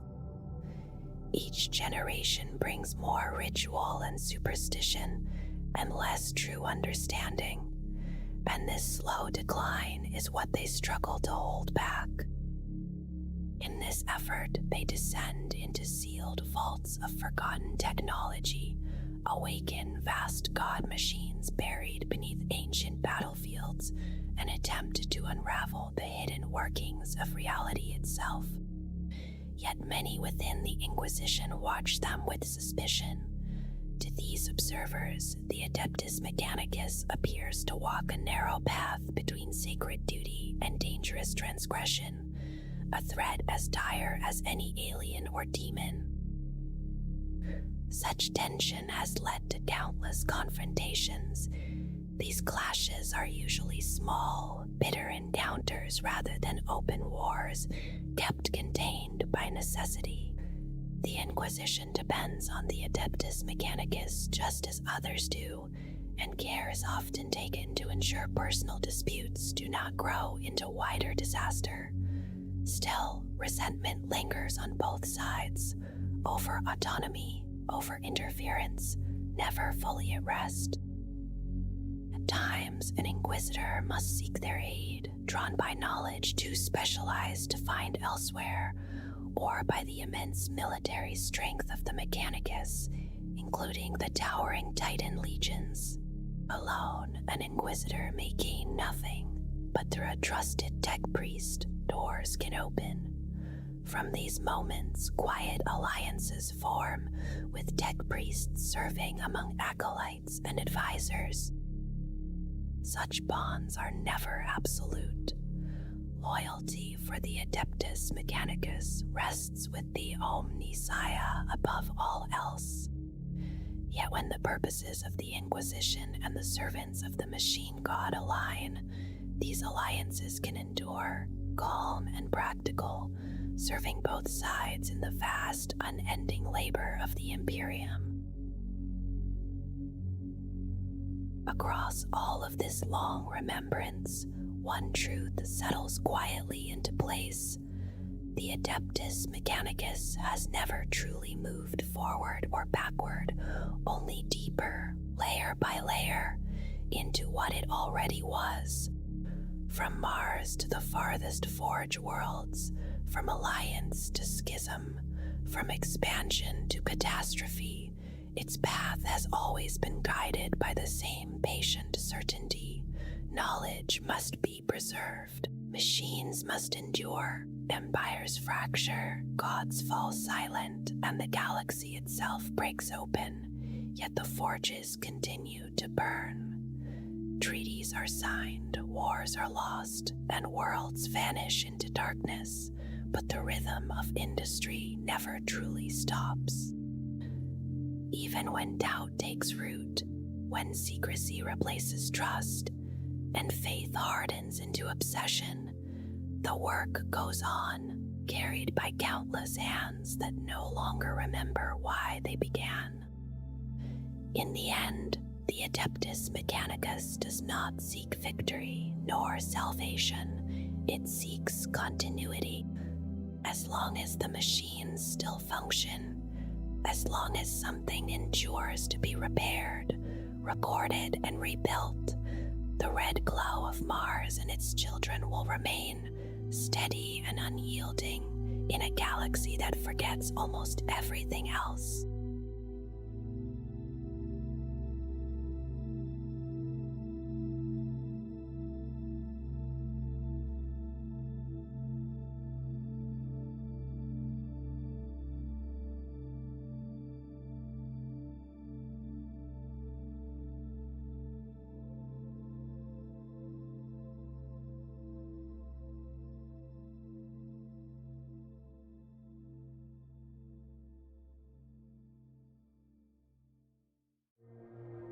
The first Titans were shaped in an age of isolation and unrest, when Mars was still torn apart by the Age of Strife. They were born from the needs of the early cult Mechanicus and its Mechanicum rulers, who required immense war engines to survive the brutal campaigns fought across the irradiated surface of the Red Planet, where feral mutants and unhinged thinking machines roamed freely. Step by step, the tech priests reclaimed Mars, and when the planet was finally secured, these towering engines of war no longer remained behind. They walked alongside the first Mechanicum fleets that ventured blindly through the warp, carrying the will of Mars outward to establish the earliest Forge worlds, each one giving rise to its own Titan Legion. Most Titans stand as vast silhouettes against the battlefield, their height ranging from several dozen meters to truly staggering proportions. A rare few, the Emperor Titans, rise to unimaginable heights, dwarfing all else around them. Though there are many classes, every Titan ultimately serves within the Collegia Titanica, bound together by ancient purpose and ritual. Their forms fall into broad grades, from swift scout titans that move ahead of the main force, to the battle titans that form the steady core of a legion, and finally the immense Emperor Titans, whose presence alone defines both attack and defense. Each Titan is treated not as a machine, but as a singular being worthy of reverence. Upon their creation, they are given high Gothic names, titles drawn from honored ideals of the Imperial cult, names such as Aquila Ignis or Dies Irae spoken with solemn respect. When one of these god engines is lost, the grief is not hidden. The Forge world that created it mourns openly, as though a living champion has fallen. At the heart of every Imperial Titan lies a machine spirit that is truly sentient, aware in a fractured and unpredictable way. Unlike the simpler spirits found in other war machines, these mind cores can think and feel. In recorded accounts, newly bonded princeps have been greeted within the mental landscape of their Titan, while others tell of tragic reactivations where a wounded spirit, scarred by its own destruction, turned in blind fury upon all around it. In form, Most Titans echo the shape of the human body, though exaggerated and distorted, with thick legs, hunched heads, and immense torsos bristling with weapons. Their primary arms are weapons themselves fused directly into the frame, while additional armaments are mounted across the chassis. Even so, no two designs are truly alike. Patterns differ from Forge World to Forge World, sharing only the most basic structures, a fact made clear in the varied shapes of the Warhound class Titans, where some appear broad and angular, and others more rounded, almost bestial. Each a different expression of the same ancient and terrible idea. The rapier class moved lightly across the long memory of the Great Crusade and the Horus Heresy, a stout titan built for speed and quiet reach rather than weight. It was smaller than any other known Imperial or Chaos Titan, even more lightly armed and faster than the Warhound that followed it. As the wars dragged on toward their bitter end, the rapier slowly faded from the orders of battle, becoming an ever rarer presence among both loyal and traitor legions, until its absence felt as notable as its swiftness once had. Warhound-class Titans serve as the eyes and flanks of a Titan legion, the most common of the scout engines known to the Collegia Titanica. Their form is distinct, shaped like a towering warhound with reverse-jointed legs and weapons carried at the shoulders, giving them a predatory stance that sets them apart from other Titans. Though lightly armed and armored by Titan standards, they remain terrifying to conventional armored forces, cutting through them with practiced ease. They are most often deployed in pairs, a tradition born from dark history rather than tactical preference. During the Siege of Terra, packs of traitor warhounds were unleashed upon civilians, and the memory of that terror led the Adeptus Terra to forbid such massed deployments forever after. Built on many forge worlds and fitted with varied weapons, these Titans stand a little over 17 meters tall, and on the battlefield their twin-barreled turbo lasers have proven more than capable of tearing apart even the heaviest armored foes. The dire wolf was conceived as a heavier kind of scout, larger than a warhound yet smaller than a true battle titan, and it walked the battlefields of the Great Crusade and the Horus Heresy for both sides.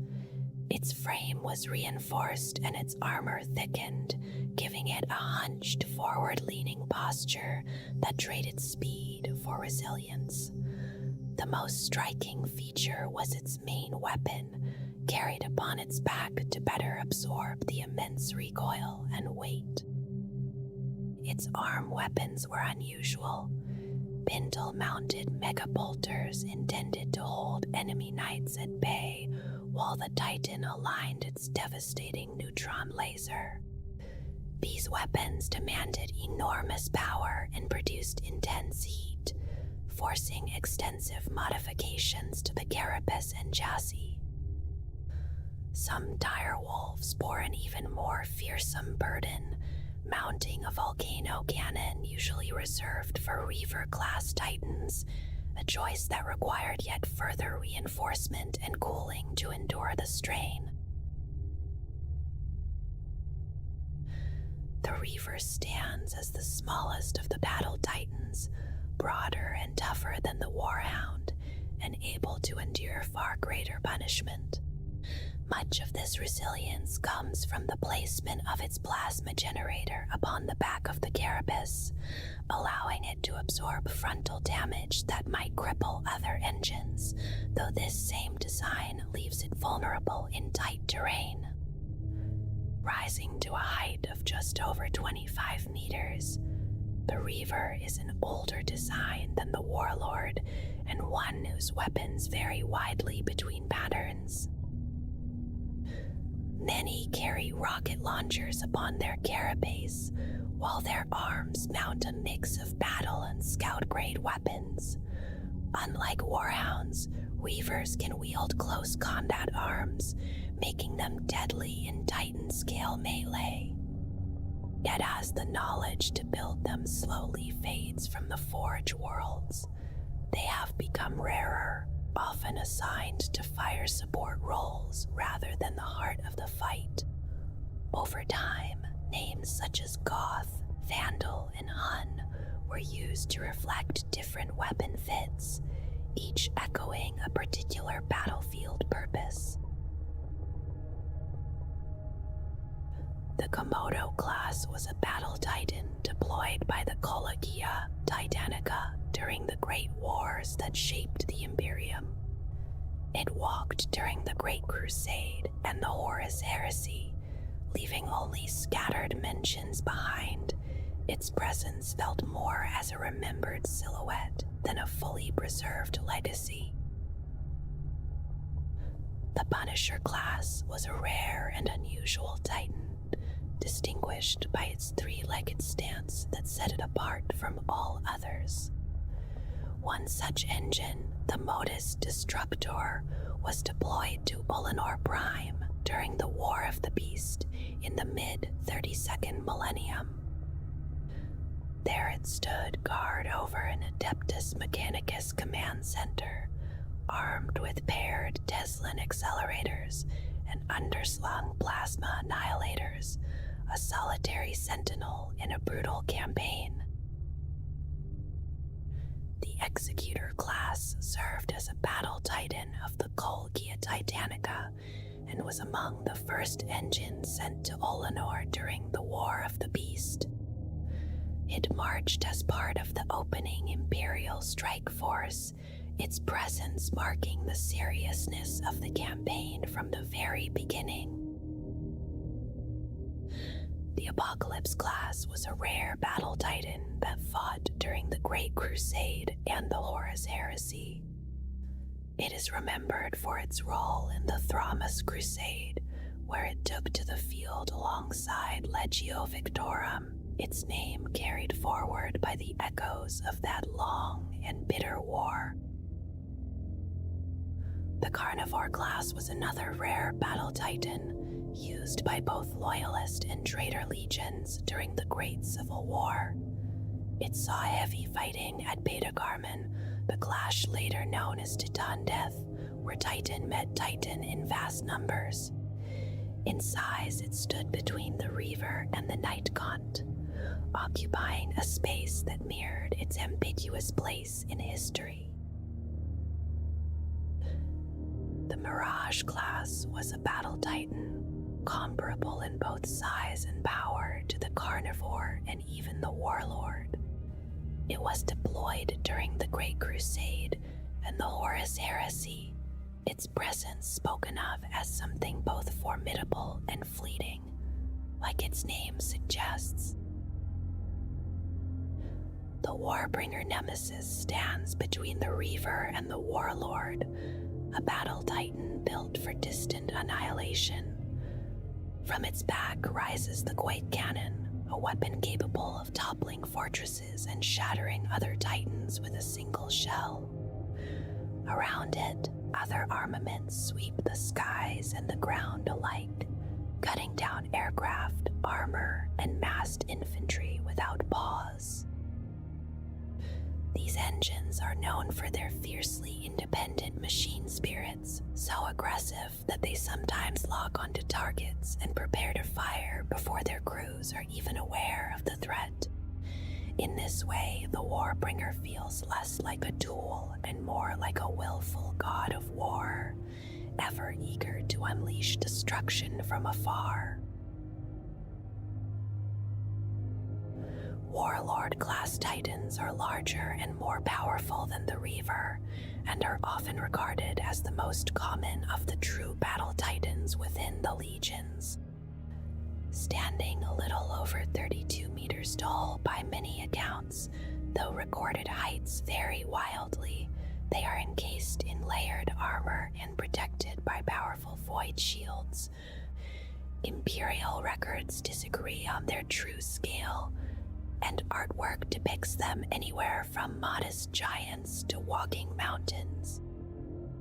Their weapon mounts allow for immense flexibility, usually bearing battle titan grade arms capable of reducing entire armies to ash. Some variants are adapted for psychic warfare, while others are grouped with reavers into mixed battle formations, led by the most senior princeps. Among them, the Mars Alpha pattern is especially ancient and feared, forged on Mars itself and revered as the Omnissiah made manifest. Armed with volcano cannons, laser blasters, and formidable support weapons, it embodies the destructive peak of Imperial warcraft. Though rules exist for their use in war games and campaigns, no official full-scale model has ever been produced, leaving such titans to the imagination and craftsmanship of those who would dare to recreate them. The War Master class is named a heavy battle titan by the Adeptus Mechanicus, standing even taller than the Warlord at just over 40 meters. Armed with suzerain plasma destructors, a revelator missile launcher, and powerful laser weapons, it turns whatever it strikes into ruin. 7 void shields protect it, while numerous servitor glades labor constantly to keep it fighting. The Mechanicum unleashed this god engine only during the Horus Heresy, having hidden its existence as a closely guarded secret. Among its forms, the War Master Iconoclast is the most feared, redesigned for brutal close-quarters combat. Its machine spirit is feral and aggressive, driving it straight into fortified strongholds where it tears through shields, walls, and defenders alike. With siege drills, chain swords, flamers, and melt-a-fire, it exists for one purpose alone: total obliteration, and it does not rest until that purpose is fulfilled. Emperor Titans are super heavy battle engines divided into the Imperato and Warmonger classes, each unmatched in sheer firepower. Towering to heights that can reach 150 meters, their legs are vast enough to house entire companies of troops. These titans do not carry close combat weapons, focusing instead on overwhelming range destruction.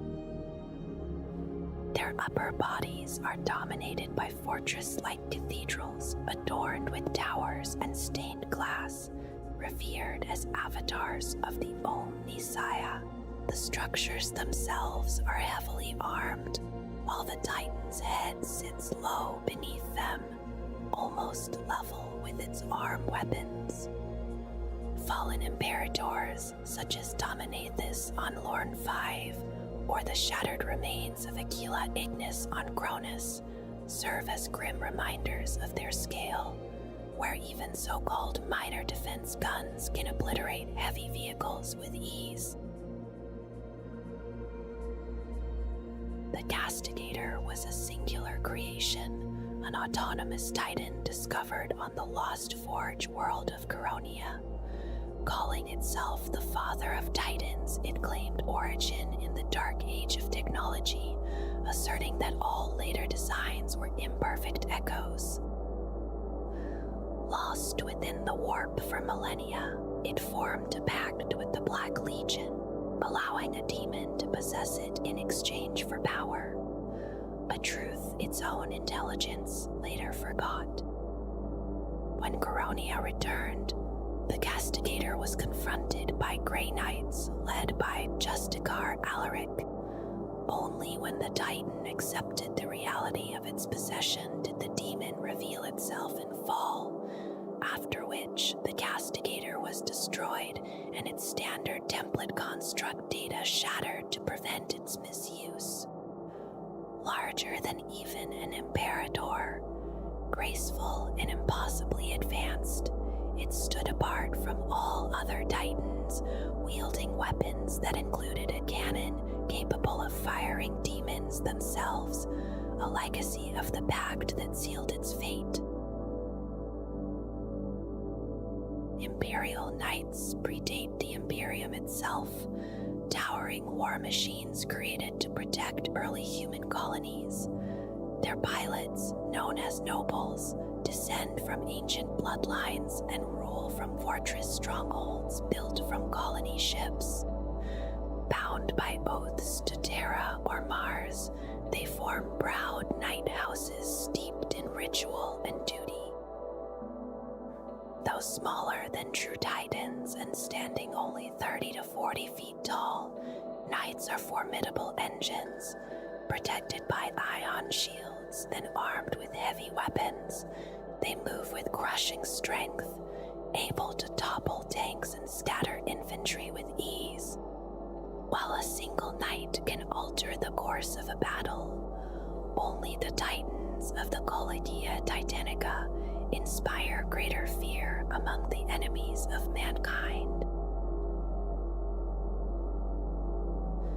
The weapons carried by Titans are chosen with care, shaped by the demands of strategy and the realities of the battlefield.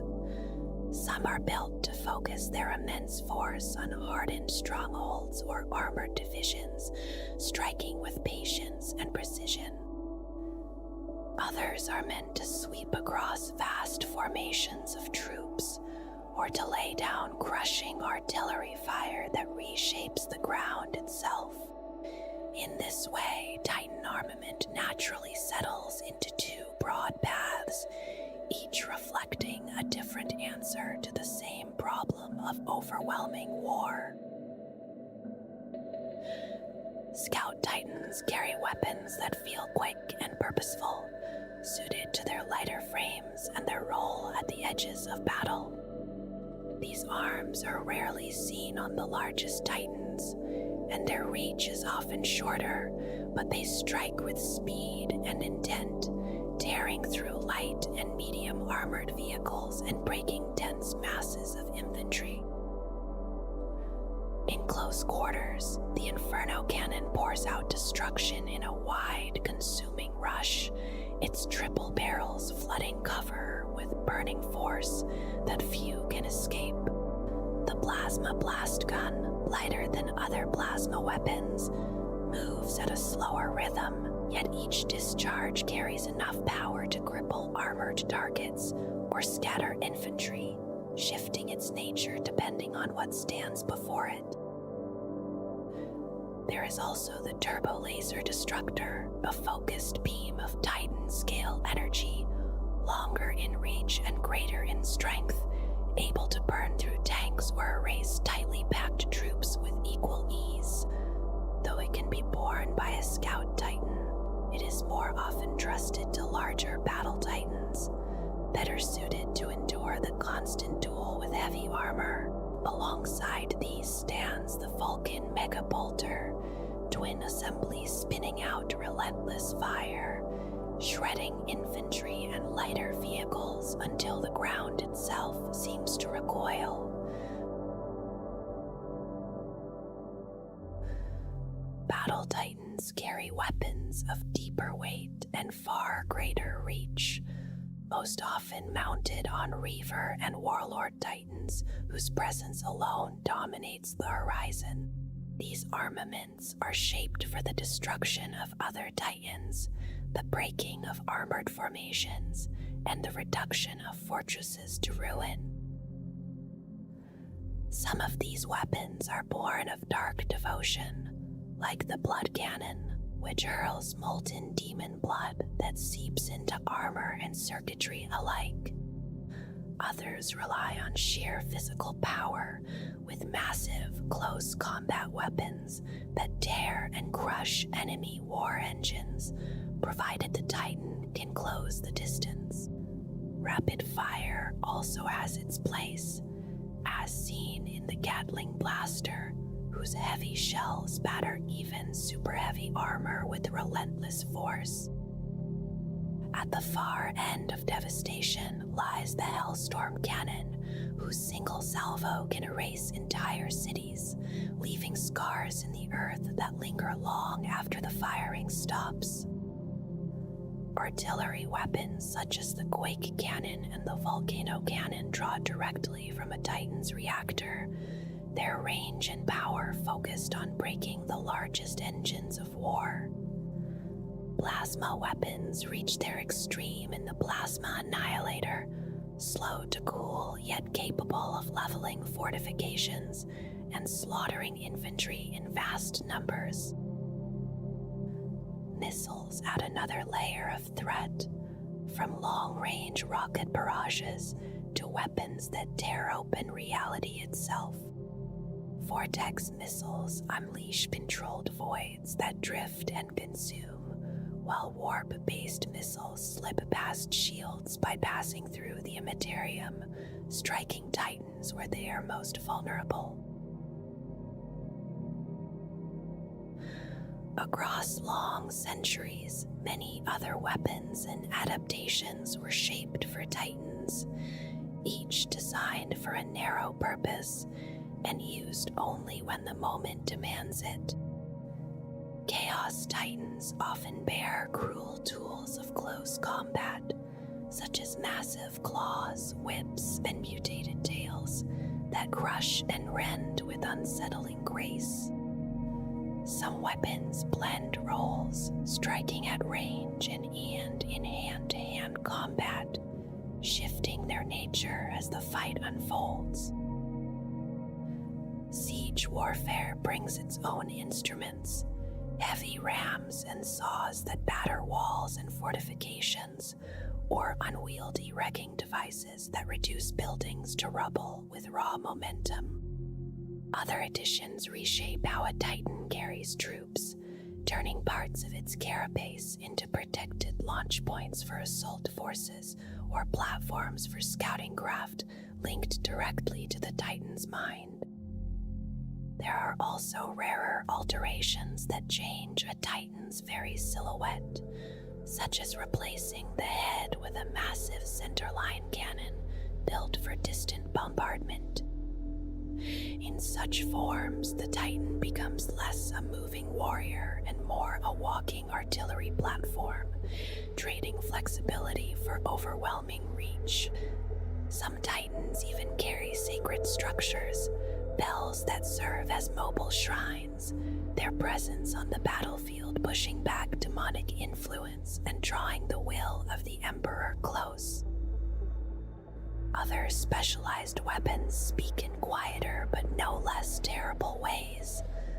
The Hellstrike cannon spreads corrosive fire across wide areas, its shells bursting above their targets so that cover offers no comfort.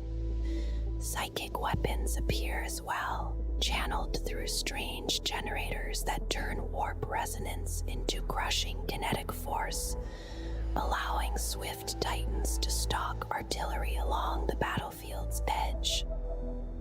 Some adaptations are practical rather than violent, such as reinforced claws fitted to a Titan's feet, granting stability in ruins and sieges at the cost of speed. Even the heads of Titans vary, housing not only the crew but different weapons and devices, each chosen by its order for a specific doctrine of war. Missiles in this category often serve a single, decisive purpose.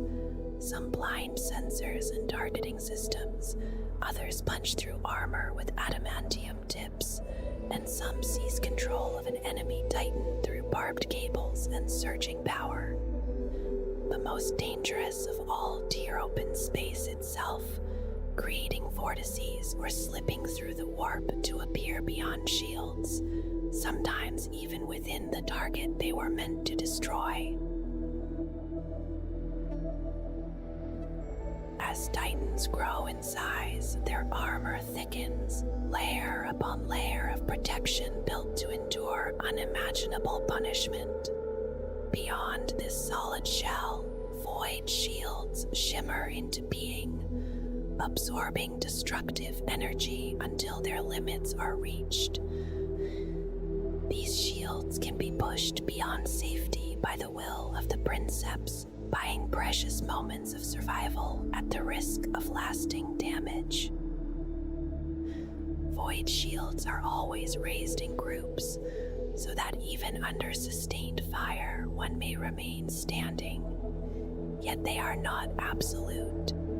Blades and crushing blows pass through them, as do certain weapons that slip through the immaterium to strike from within.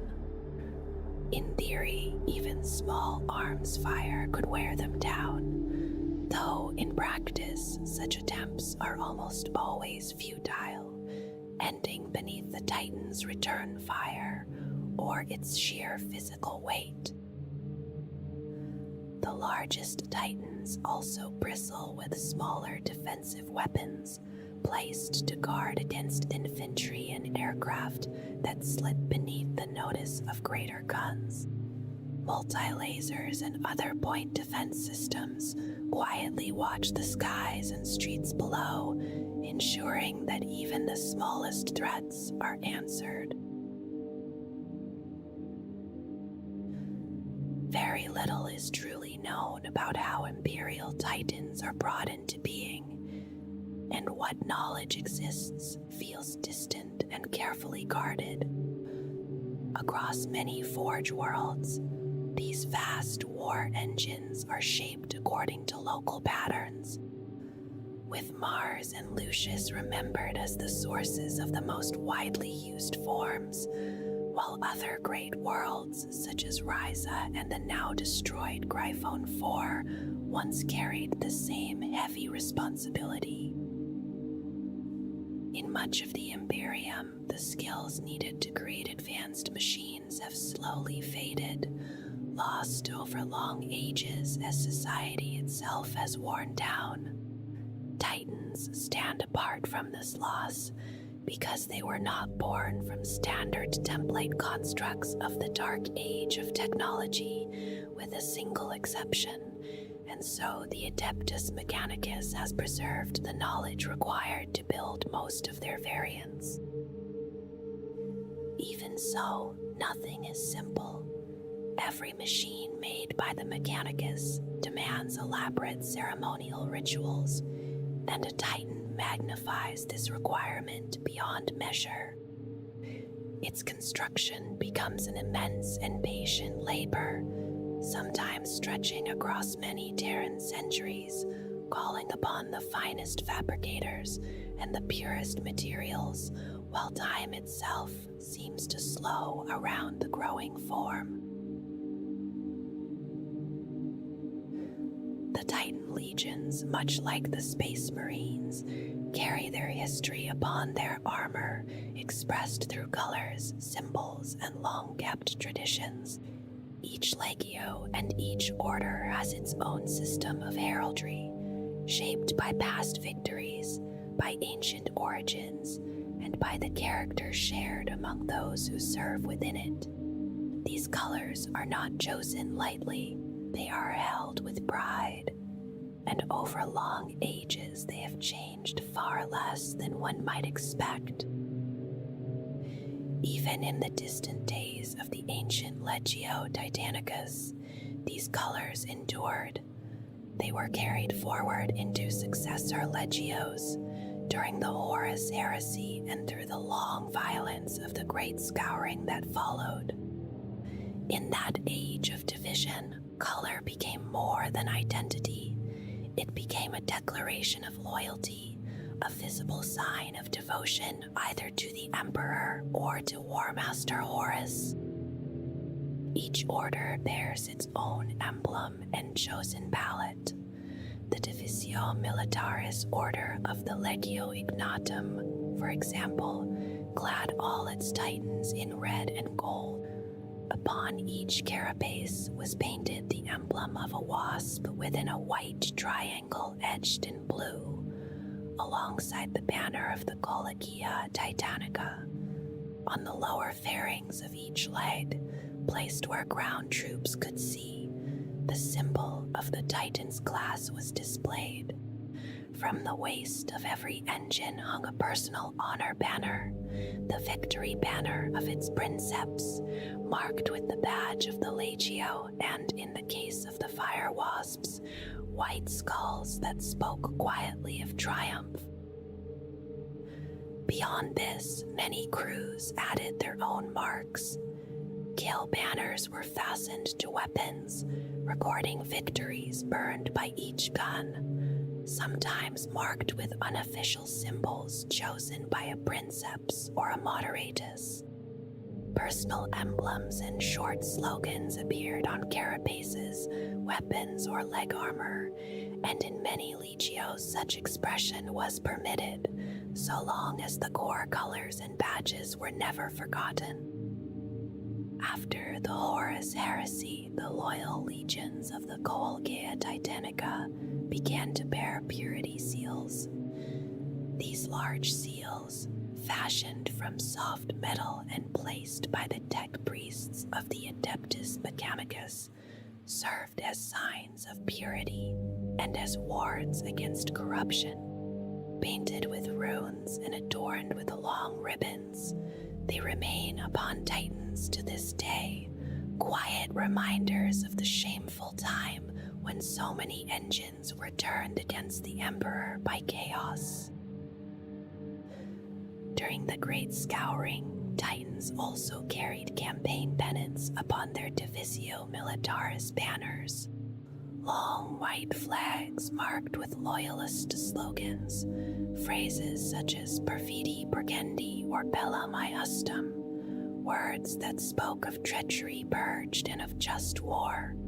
Such banners are rarely seen now, for few wars have demanded such devotion. The traitor Titan legions followed a different path. Many kept their old colors after the conflict: black, white, and yellow for the Fire Masters, black and orange for the Legio Furians, black, white, and red for the Legio Mortis. Imperial banners were cast aside, replaced instead by flags bearing the Eye of Horus, a stark sign of rebellion and sworn loyalty to the War Master. A Titan is commanded by a single individual, known as the Princeps, a rare soul capable of remaining sane while linking their mind to the machine spirit of the war engine. This bond is formed through the mind impulse unit, a neural interface that allows thought to become movement, intention to become action. Through this link, the Princeps does not simply operate the Titan, but enters an immersive inner space often called the Manifold, where the boundaries between human perception and machine awareness begin to fade.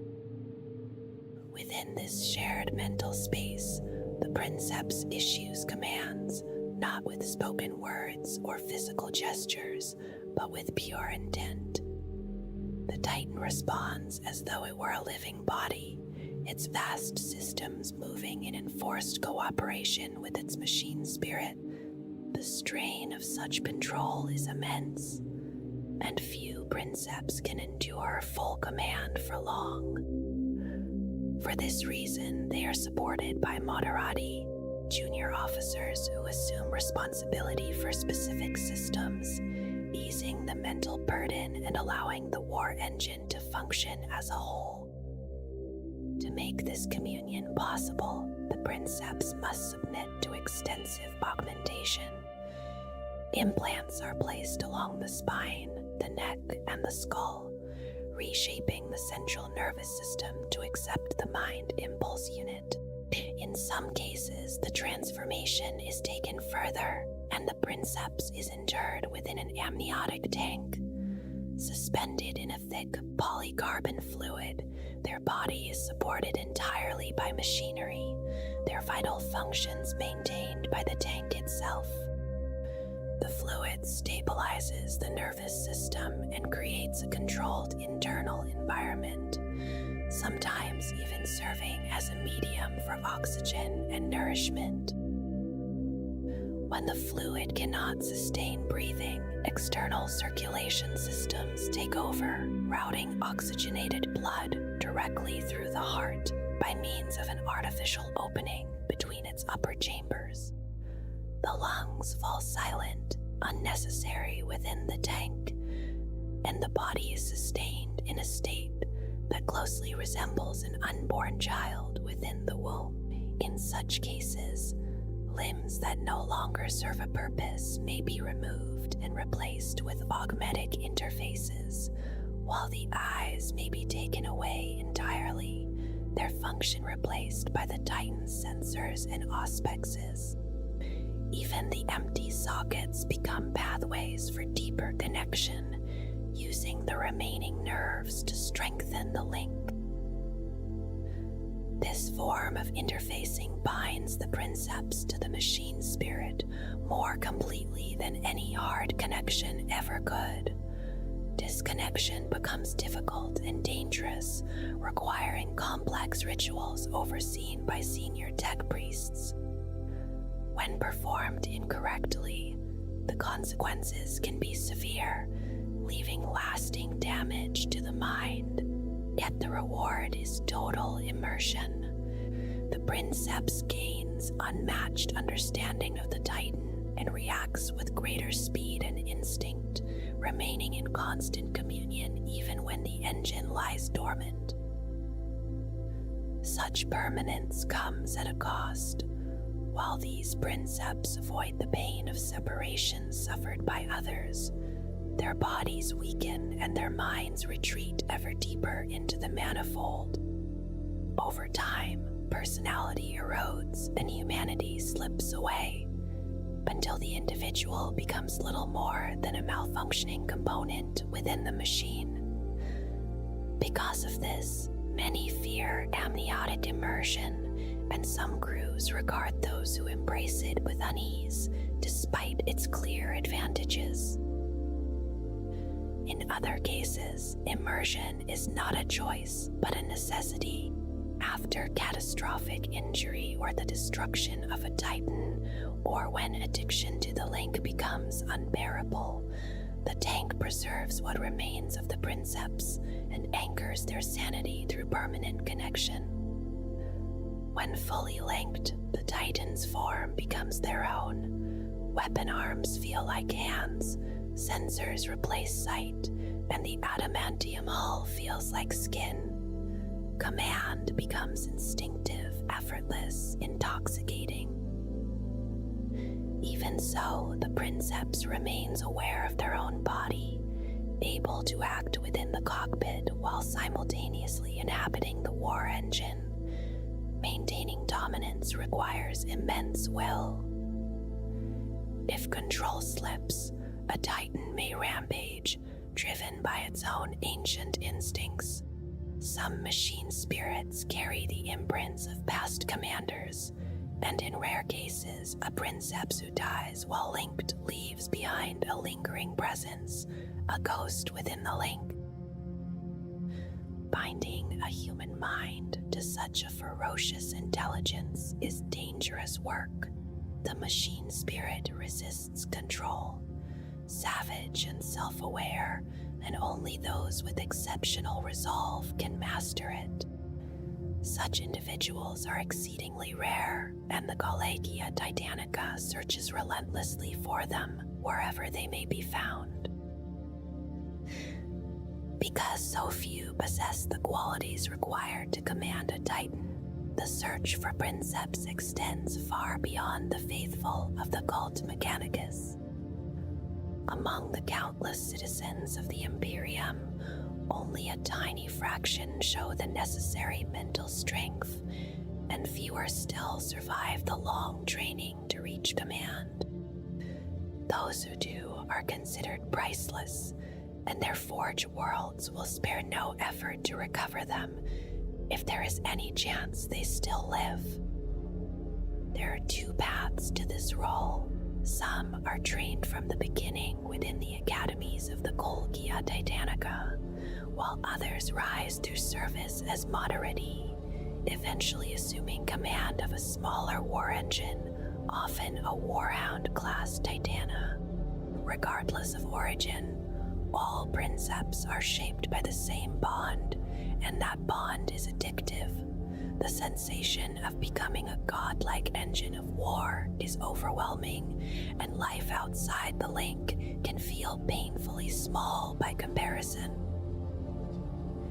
When separated from their titan, many suffer intense craving, and this withdrawal only hastens mental collapse. If they do not fall in battle, some eventually lose themselves to the machine spirit when their will finally breaks. Even while linked, the task of control is exhausting. The flood of sensation and data makes precise command difficult, and few can manage every system at once. Moderati therefore remain essential, sharing the burden and ensuring the Titan functions smoothly. Over time, Princeps and Titan leave marks upon one another. The machine spirit learns from its commander, storing experience and memory for future bonds. The Princeps, in turn, begins to reflect the nature of the war engine they command. Titans of the same class tend to shape their commanders in similar ways. Those who led swift scout titans are often aggressive and solitary, while others show calmer traits, better suited to coordinated warfare. Within the Titan's head, the Princeps sits upon the command throne, surrounded by Moderati, steersmen, and other officers who manage movement, weapons, and sensor arrays. The size of the crew grows with the size of the machine, each role supporting the whole. All who might one day command begin their careers on Mars, learning not only how to pilot a Titan, but how to perform the rituals and doctrines that define service to the cult Mechanicus. Beyond the command crew, tech priests maintain the engine and perform the sacred rites it requires, while servitors handle routine tasks and monitor systems without rest. The largest Titans may even carry armed Mechanicus forces prepared to defend the god machine from boarding or sabotage should the enemy draw too close. During the Horus Heresy, many Titan legions turned away from the Imperium, pledging themselves to the War Master Horus and the Dark Mechanicum. Since that distant age, the influence of the ruinous powers has reshaped them in unsettling ways.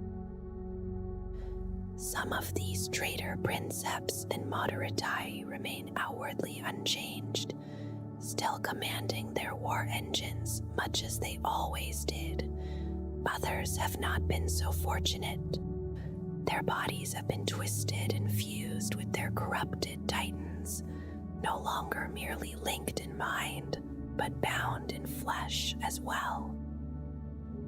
In these cases, the distinction between pilot and machine has all but vanished, leaving behind something both human and monstrous, sustained by corruption and war.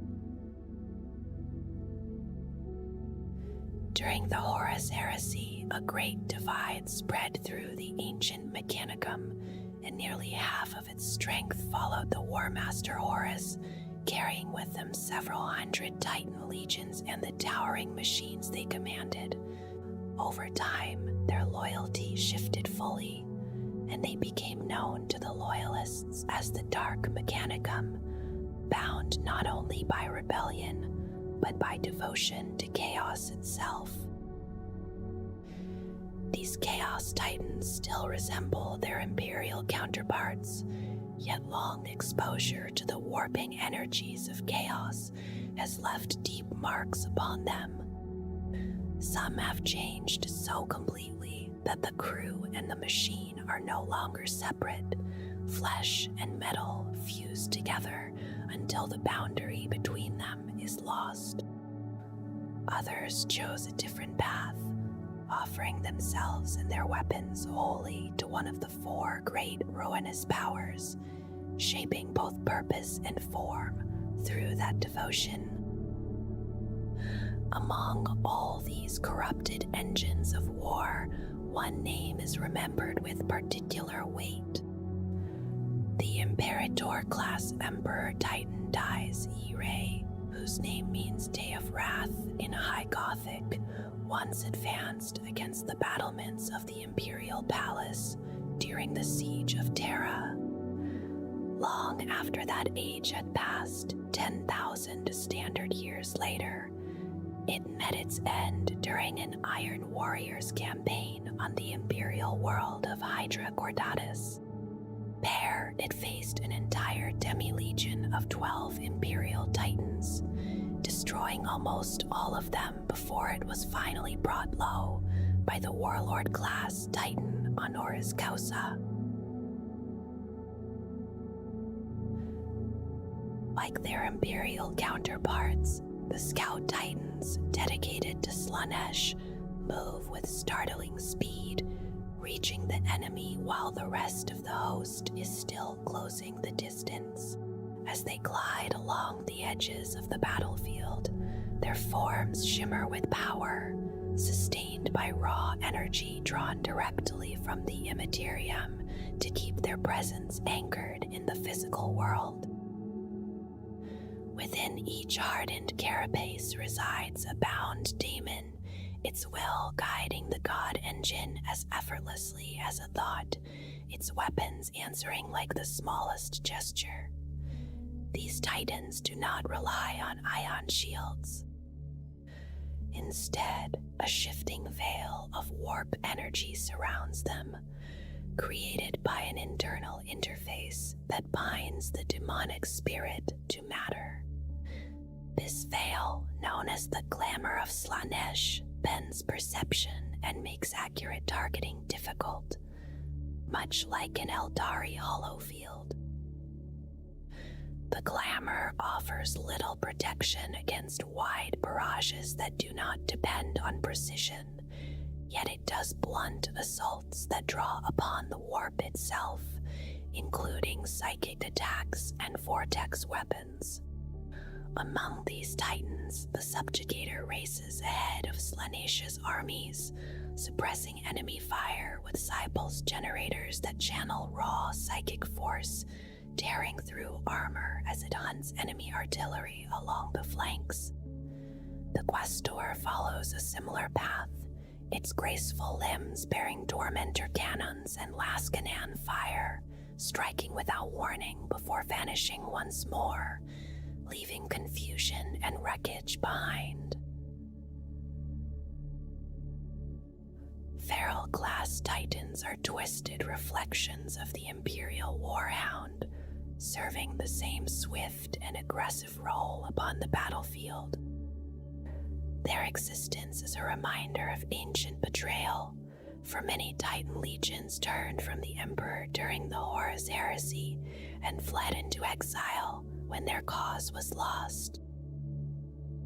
Over uncounted millennia, these war machines have fought in the long war against the Imperium, their once loyal machine spirits thoroughly corrupted by the warp and the favor of the ruinous powers.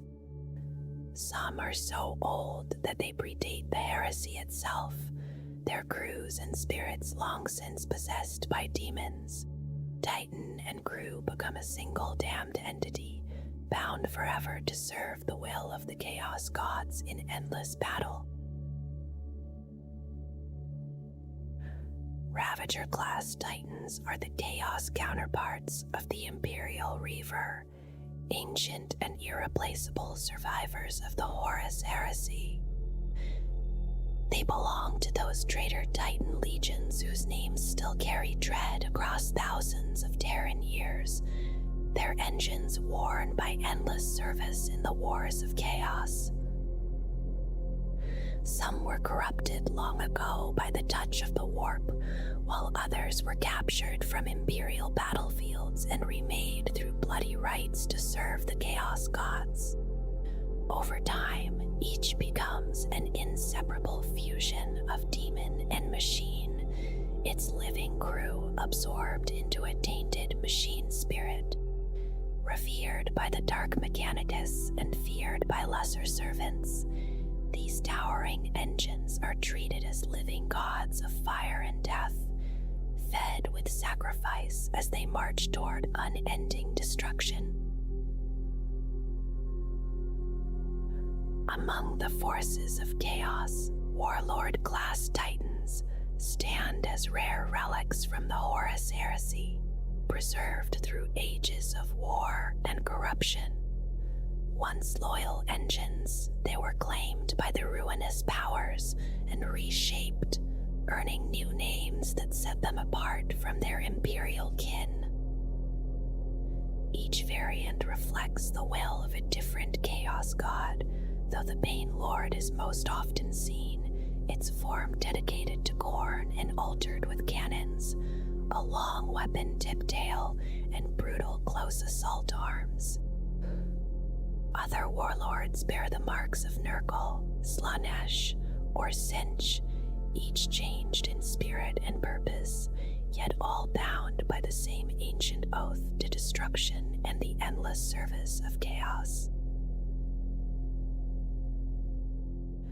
Emperor-class titans are the greatest war engines ever forged by the Imperium, and those that fell to chaos during the Horus Heresy are now rare beyond measure. When they walk, it is only because the forces of chaos have accepted any cost for victory, for many are possessed by greater demons and transformed into towering embodiments of warp-corrupted steel. Abominatus, the despoiler of worlds, stands as a fusion of Imperator Titan and a greater daemon of Khorne, shaking the ground with every step and unleashing fire from countless weapons and brutal claws. Ogminatus Rex once laid waste to defenders on the Forge world of Orestes, its fall requiring an unprecedented union of minds and prolonged destruction even after it was disabled.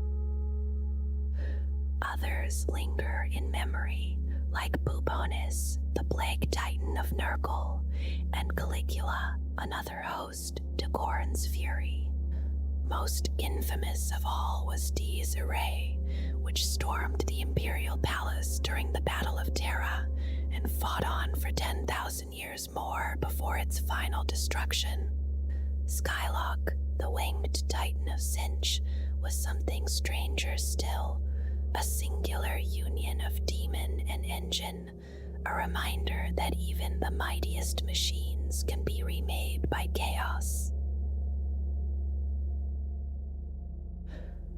A Garganet is what the orcs build when war begins to feel inevitable. It is their answer to a titan, but also something more personal. Shaped by belief as much as by iron, these vast machines stand as idols to Gork and Mork, carrying devotion in their bulk and destruction in their guns. It begins quietly, with a big meek receiving what feels like a divine vision, whispered by Gork or perhaps Mork, and that vision demands to be made real. Plates of thick armor are bolted together, engines cough smoke into the air, and oversized guns are added without restraint. Other big mechs notice, drawn by rivalry and inspiration, and soon more Gargants rise, scattered across the system. Their appearance is a familiar sign, a warning that a Wog is gathering strength. Within an orc warband, these creations exist on every scale. Some are little more than killicans, cramped walkers piloted by a single Gretchen, while others grow into vast mega-gargants, towering armored forms that dominate the battlefield. them lies a whole family of brutal, stomping war machines, each built with the same restless intent. Stompus sits somewhere between vehicles and titans, heavy shapes of metal built into rough orc forms that loom over the ground. They are armored fighting machines rather than true war engines, carrying weapons meant for distant targets as well as close, crushing violence. On the battlefield, they move like massive tanks, advancing with steady purpose. Some grow larger and more dangerous, becoming Super Stompus. These carry greater power and are counted among war engines, mounting weapons usually reserved for Gargants themselves. In strength and firepower, they stand close to a Warhound-class Scout Titan, not in elegance or precision, but in sheer destructive presence. Gargants and Great Gargants are the true titans of the orcs, fast and unmistakable in form. Compared to Imperial Titans, they are broader and squat, their weight pressed low and solid, yet they carry the same purpose. They are engines of destruction and sacred idols at once, shaped in honor of Gork and Mork. Once again, it starts with a vision, received by a big mech and translated into metal and fire. Armor is piled thick, engines roar and belch smoke, and guns grow larger than seems reasonable. Other big mechs nearby cannot ignore this, and soon competition takes hold, each trying to outdo the others. Gargants rise across orc-settled regions, marking the approach of another Wog. In an orc army, these machines exist alongside many others, from the smallest killicans crewed by lone Gretchens to the immense mega-gargants that stride like armored behemoths across the field. The mega-gargant is rare, even among orcs, and its size places it alongside the greatest titans known. It rivals Imperator and Warmonger-class Emperor Titans in sheer scale, though its power does not quite match them. Still, its presence is overwhelming. Unlike other Gargants that shuffle forward on short mechanical legs, this one moves on tracks, turning itself into a roaming fortress. It carries a wide array of weapons, including the massive Mega Dropper, and rolls steadily across the battlefield, less a walker and more a moving stronghold of orc war. Some big mechs find battle wagons too small for their ambitions. When that happens, they turn their skills toward building a Stompa or even a Gargant of their own design. These creations carry the newest meek weapons, devices like the Lifta Droppa, and reflect the status and resources of their maker. The size of such a machine depends on influence, available materials, and who the meek chooses to work with. At times, two mechs will join forces, driven by shared obsession or direct orders from a larger and tougher war boss or warlord. Together, they bring another towering monstrosity into being. No two Gargants are ever the same. Their construction is chaotic and varied, shaped by the wild imagination of the mech boys who build them. Weapons are loud, unreliable, and awkward, yet when they function, they cause terrible damage. Close combat arms are common because charging forward and smashing into the enemy feels properly orky.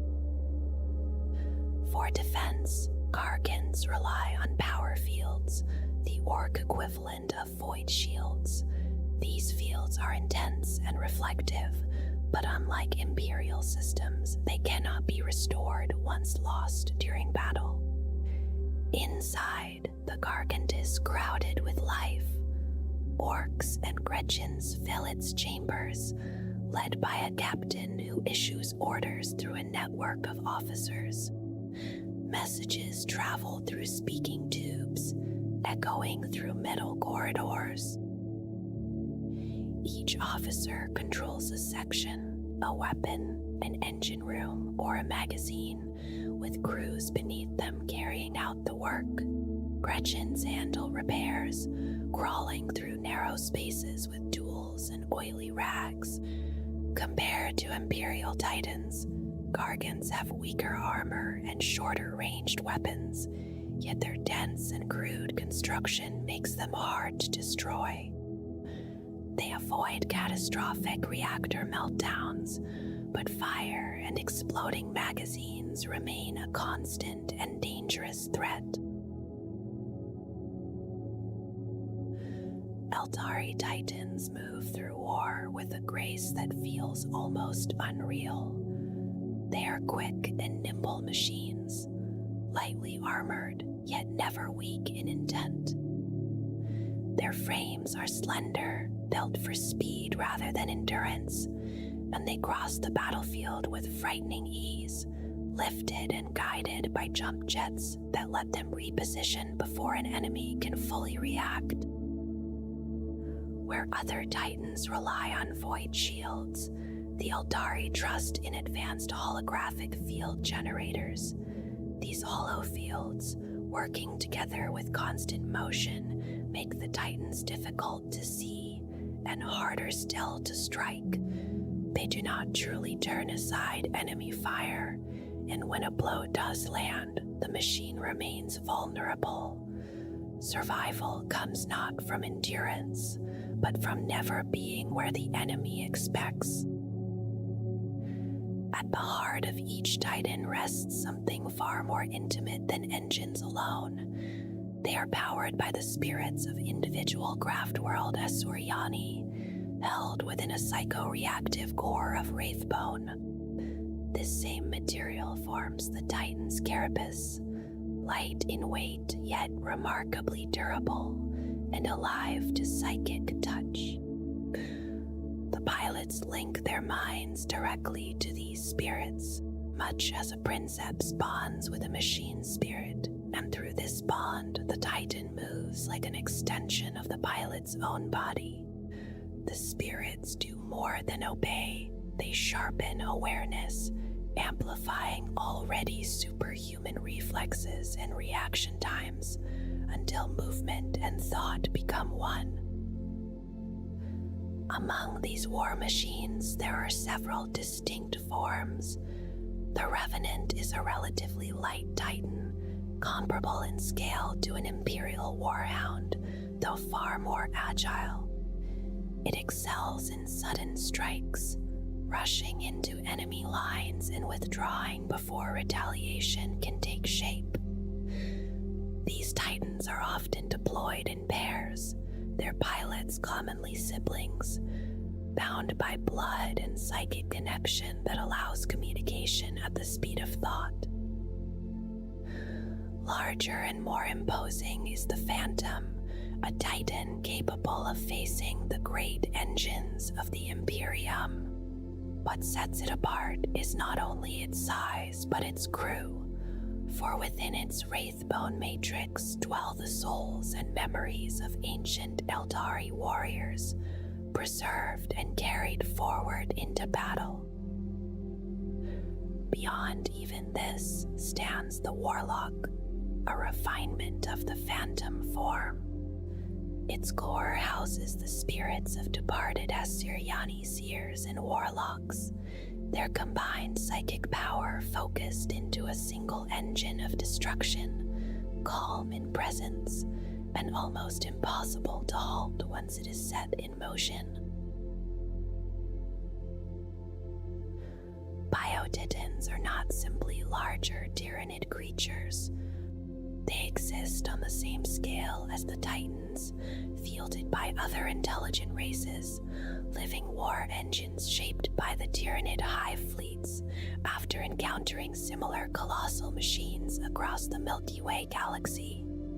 They are not unleashed at the beginning of a war, but arrive later when a world is already being drawn into the slow, inevitable process of assimilation.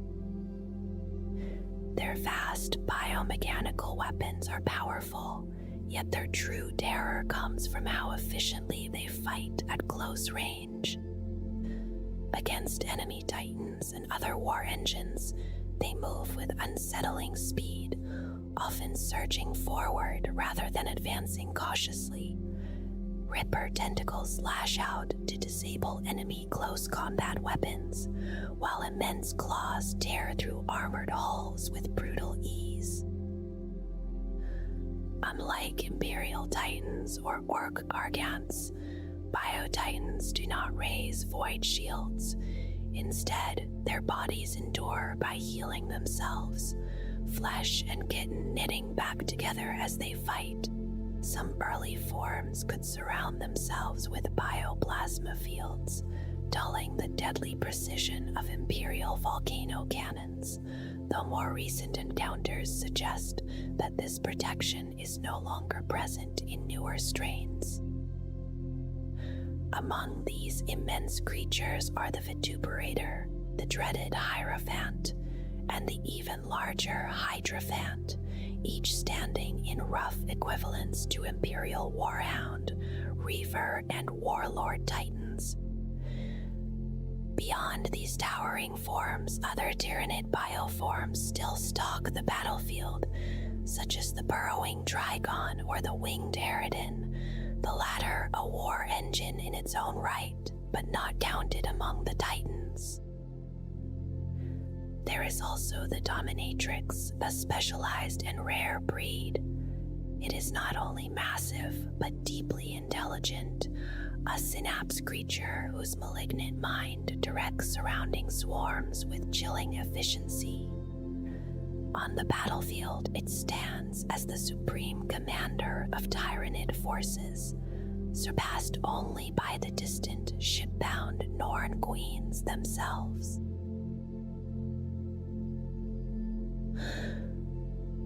The god engines stand now in memory, not as distant legends, but as presences that once walked, fought, and endured. They were shaped by necessity on a wounded world, carried outward into the dark, and bound forever to the forge worlds that gave them form. Each Titan was more than steel and fire, carrying a name, a will, and a spirit that could remember triumph as easily as loss. They towered above the battlefield in many forms, from swift scouts to the rare kings of war, each one bound to the same ancient order and purpose. Within them stirred minds that could greet their pilots, suffer trauma, or fall into rage, reminding all who served them that these engines were never truly inert. What remains is the sense of scale and reverence, of machines treated as living relics. Even in silence, the Titans linger, vast and patient, echoes of a time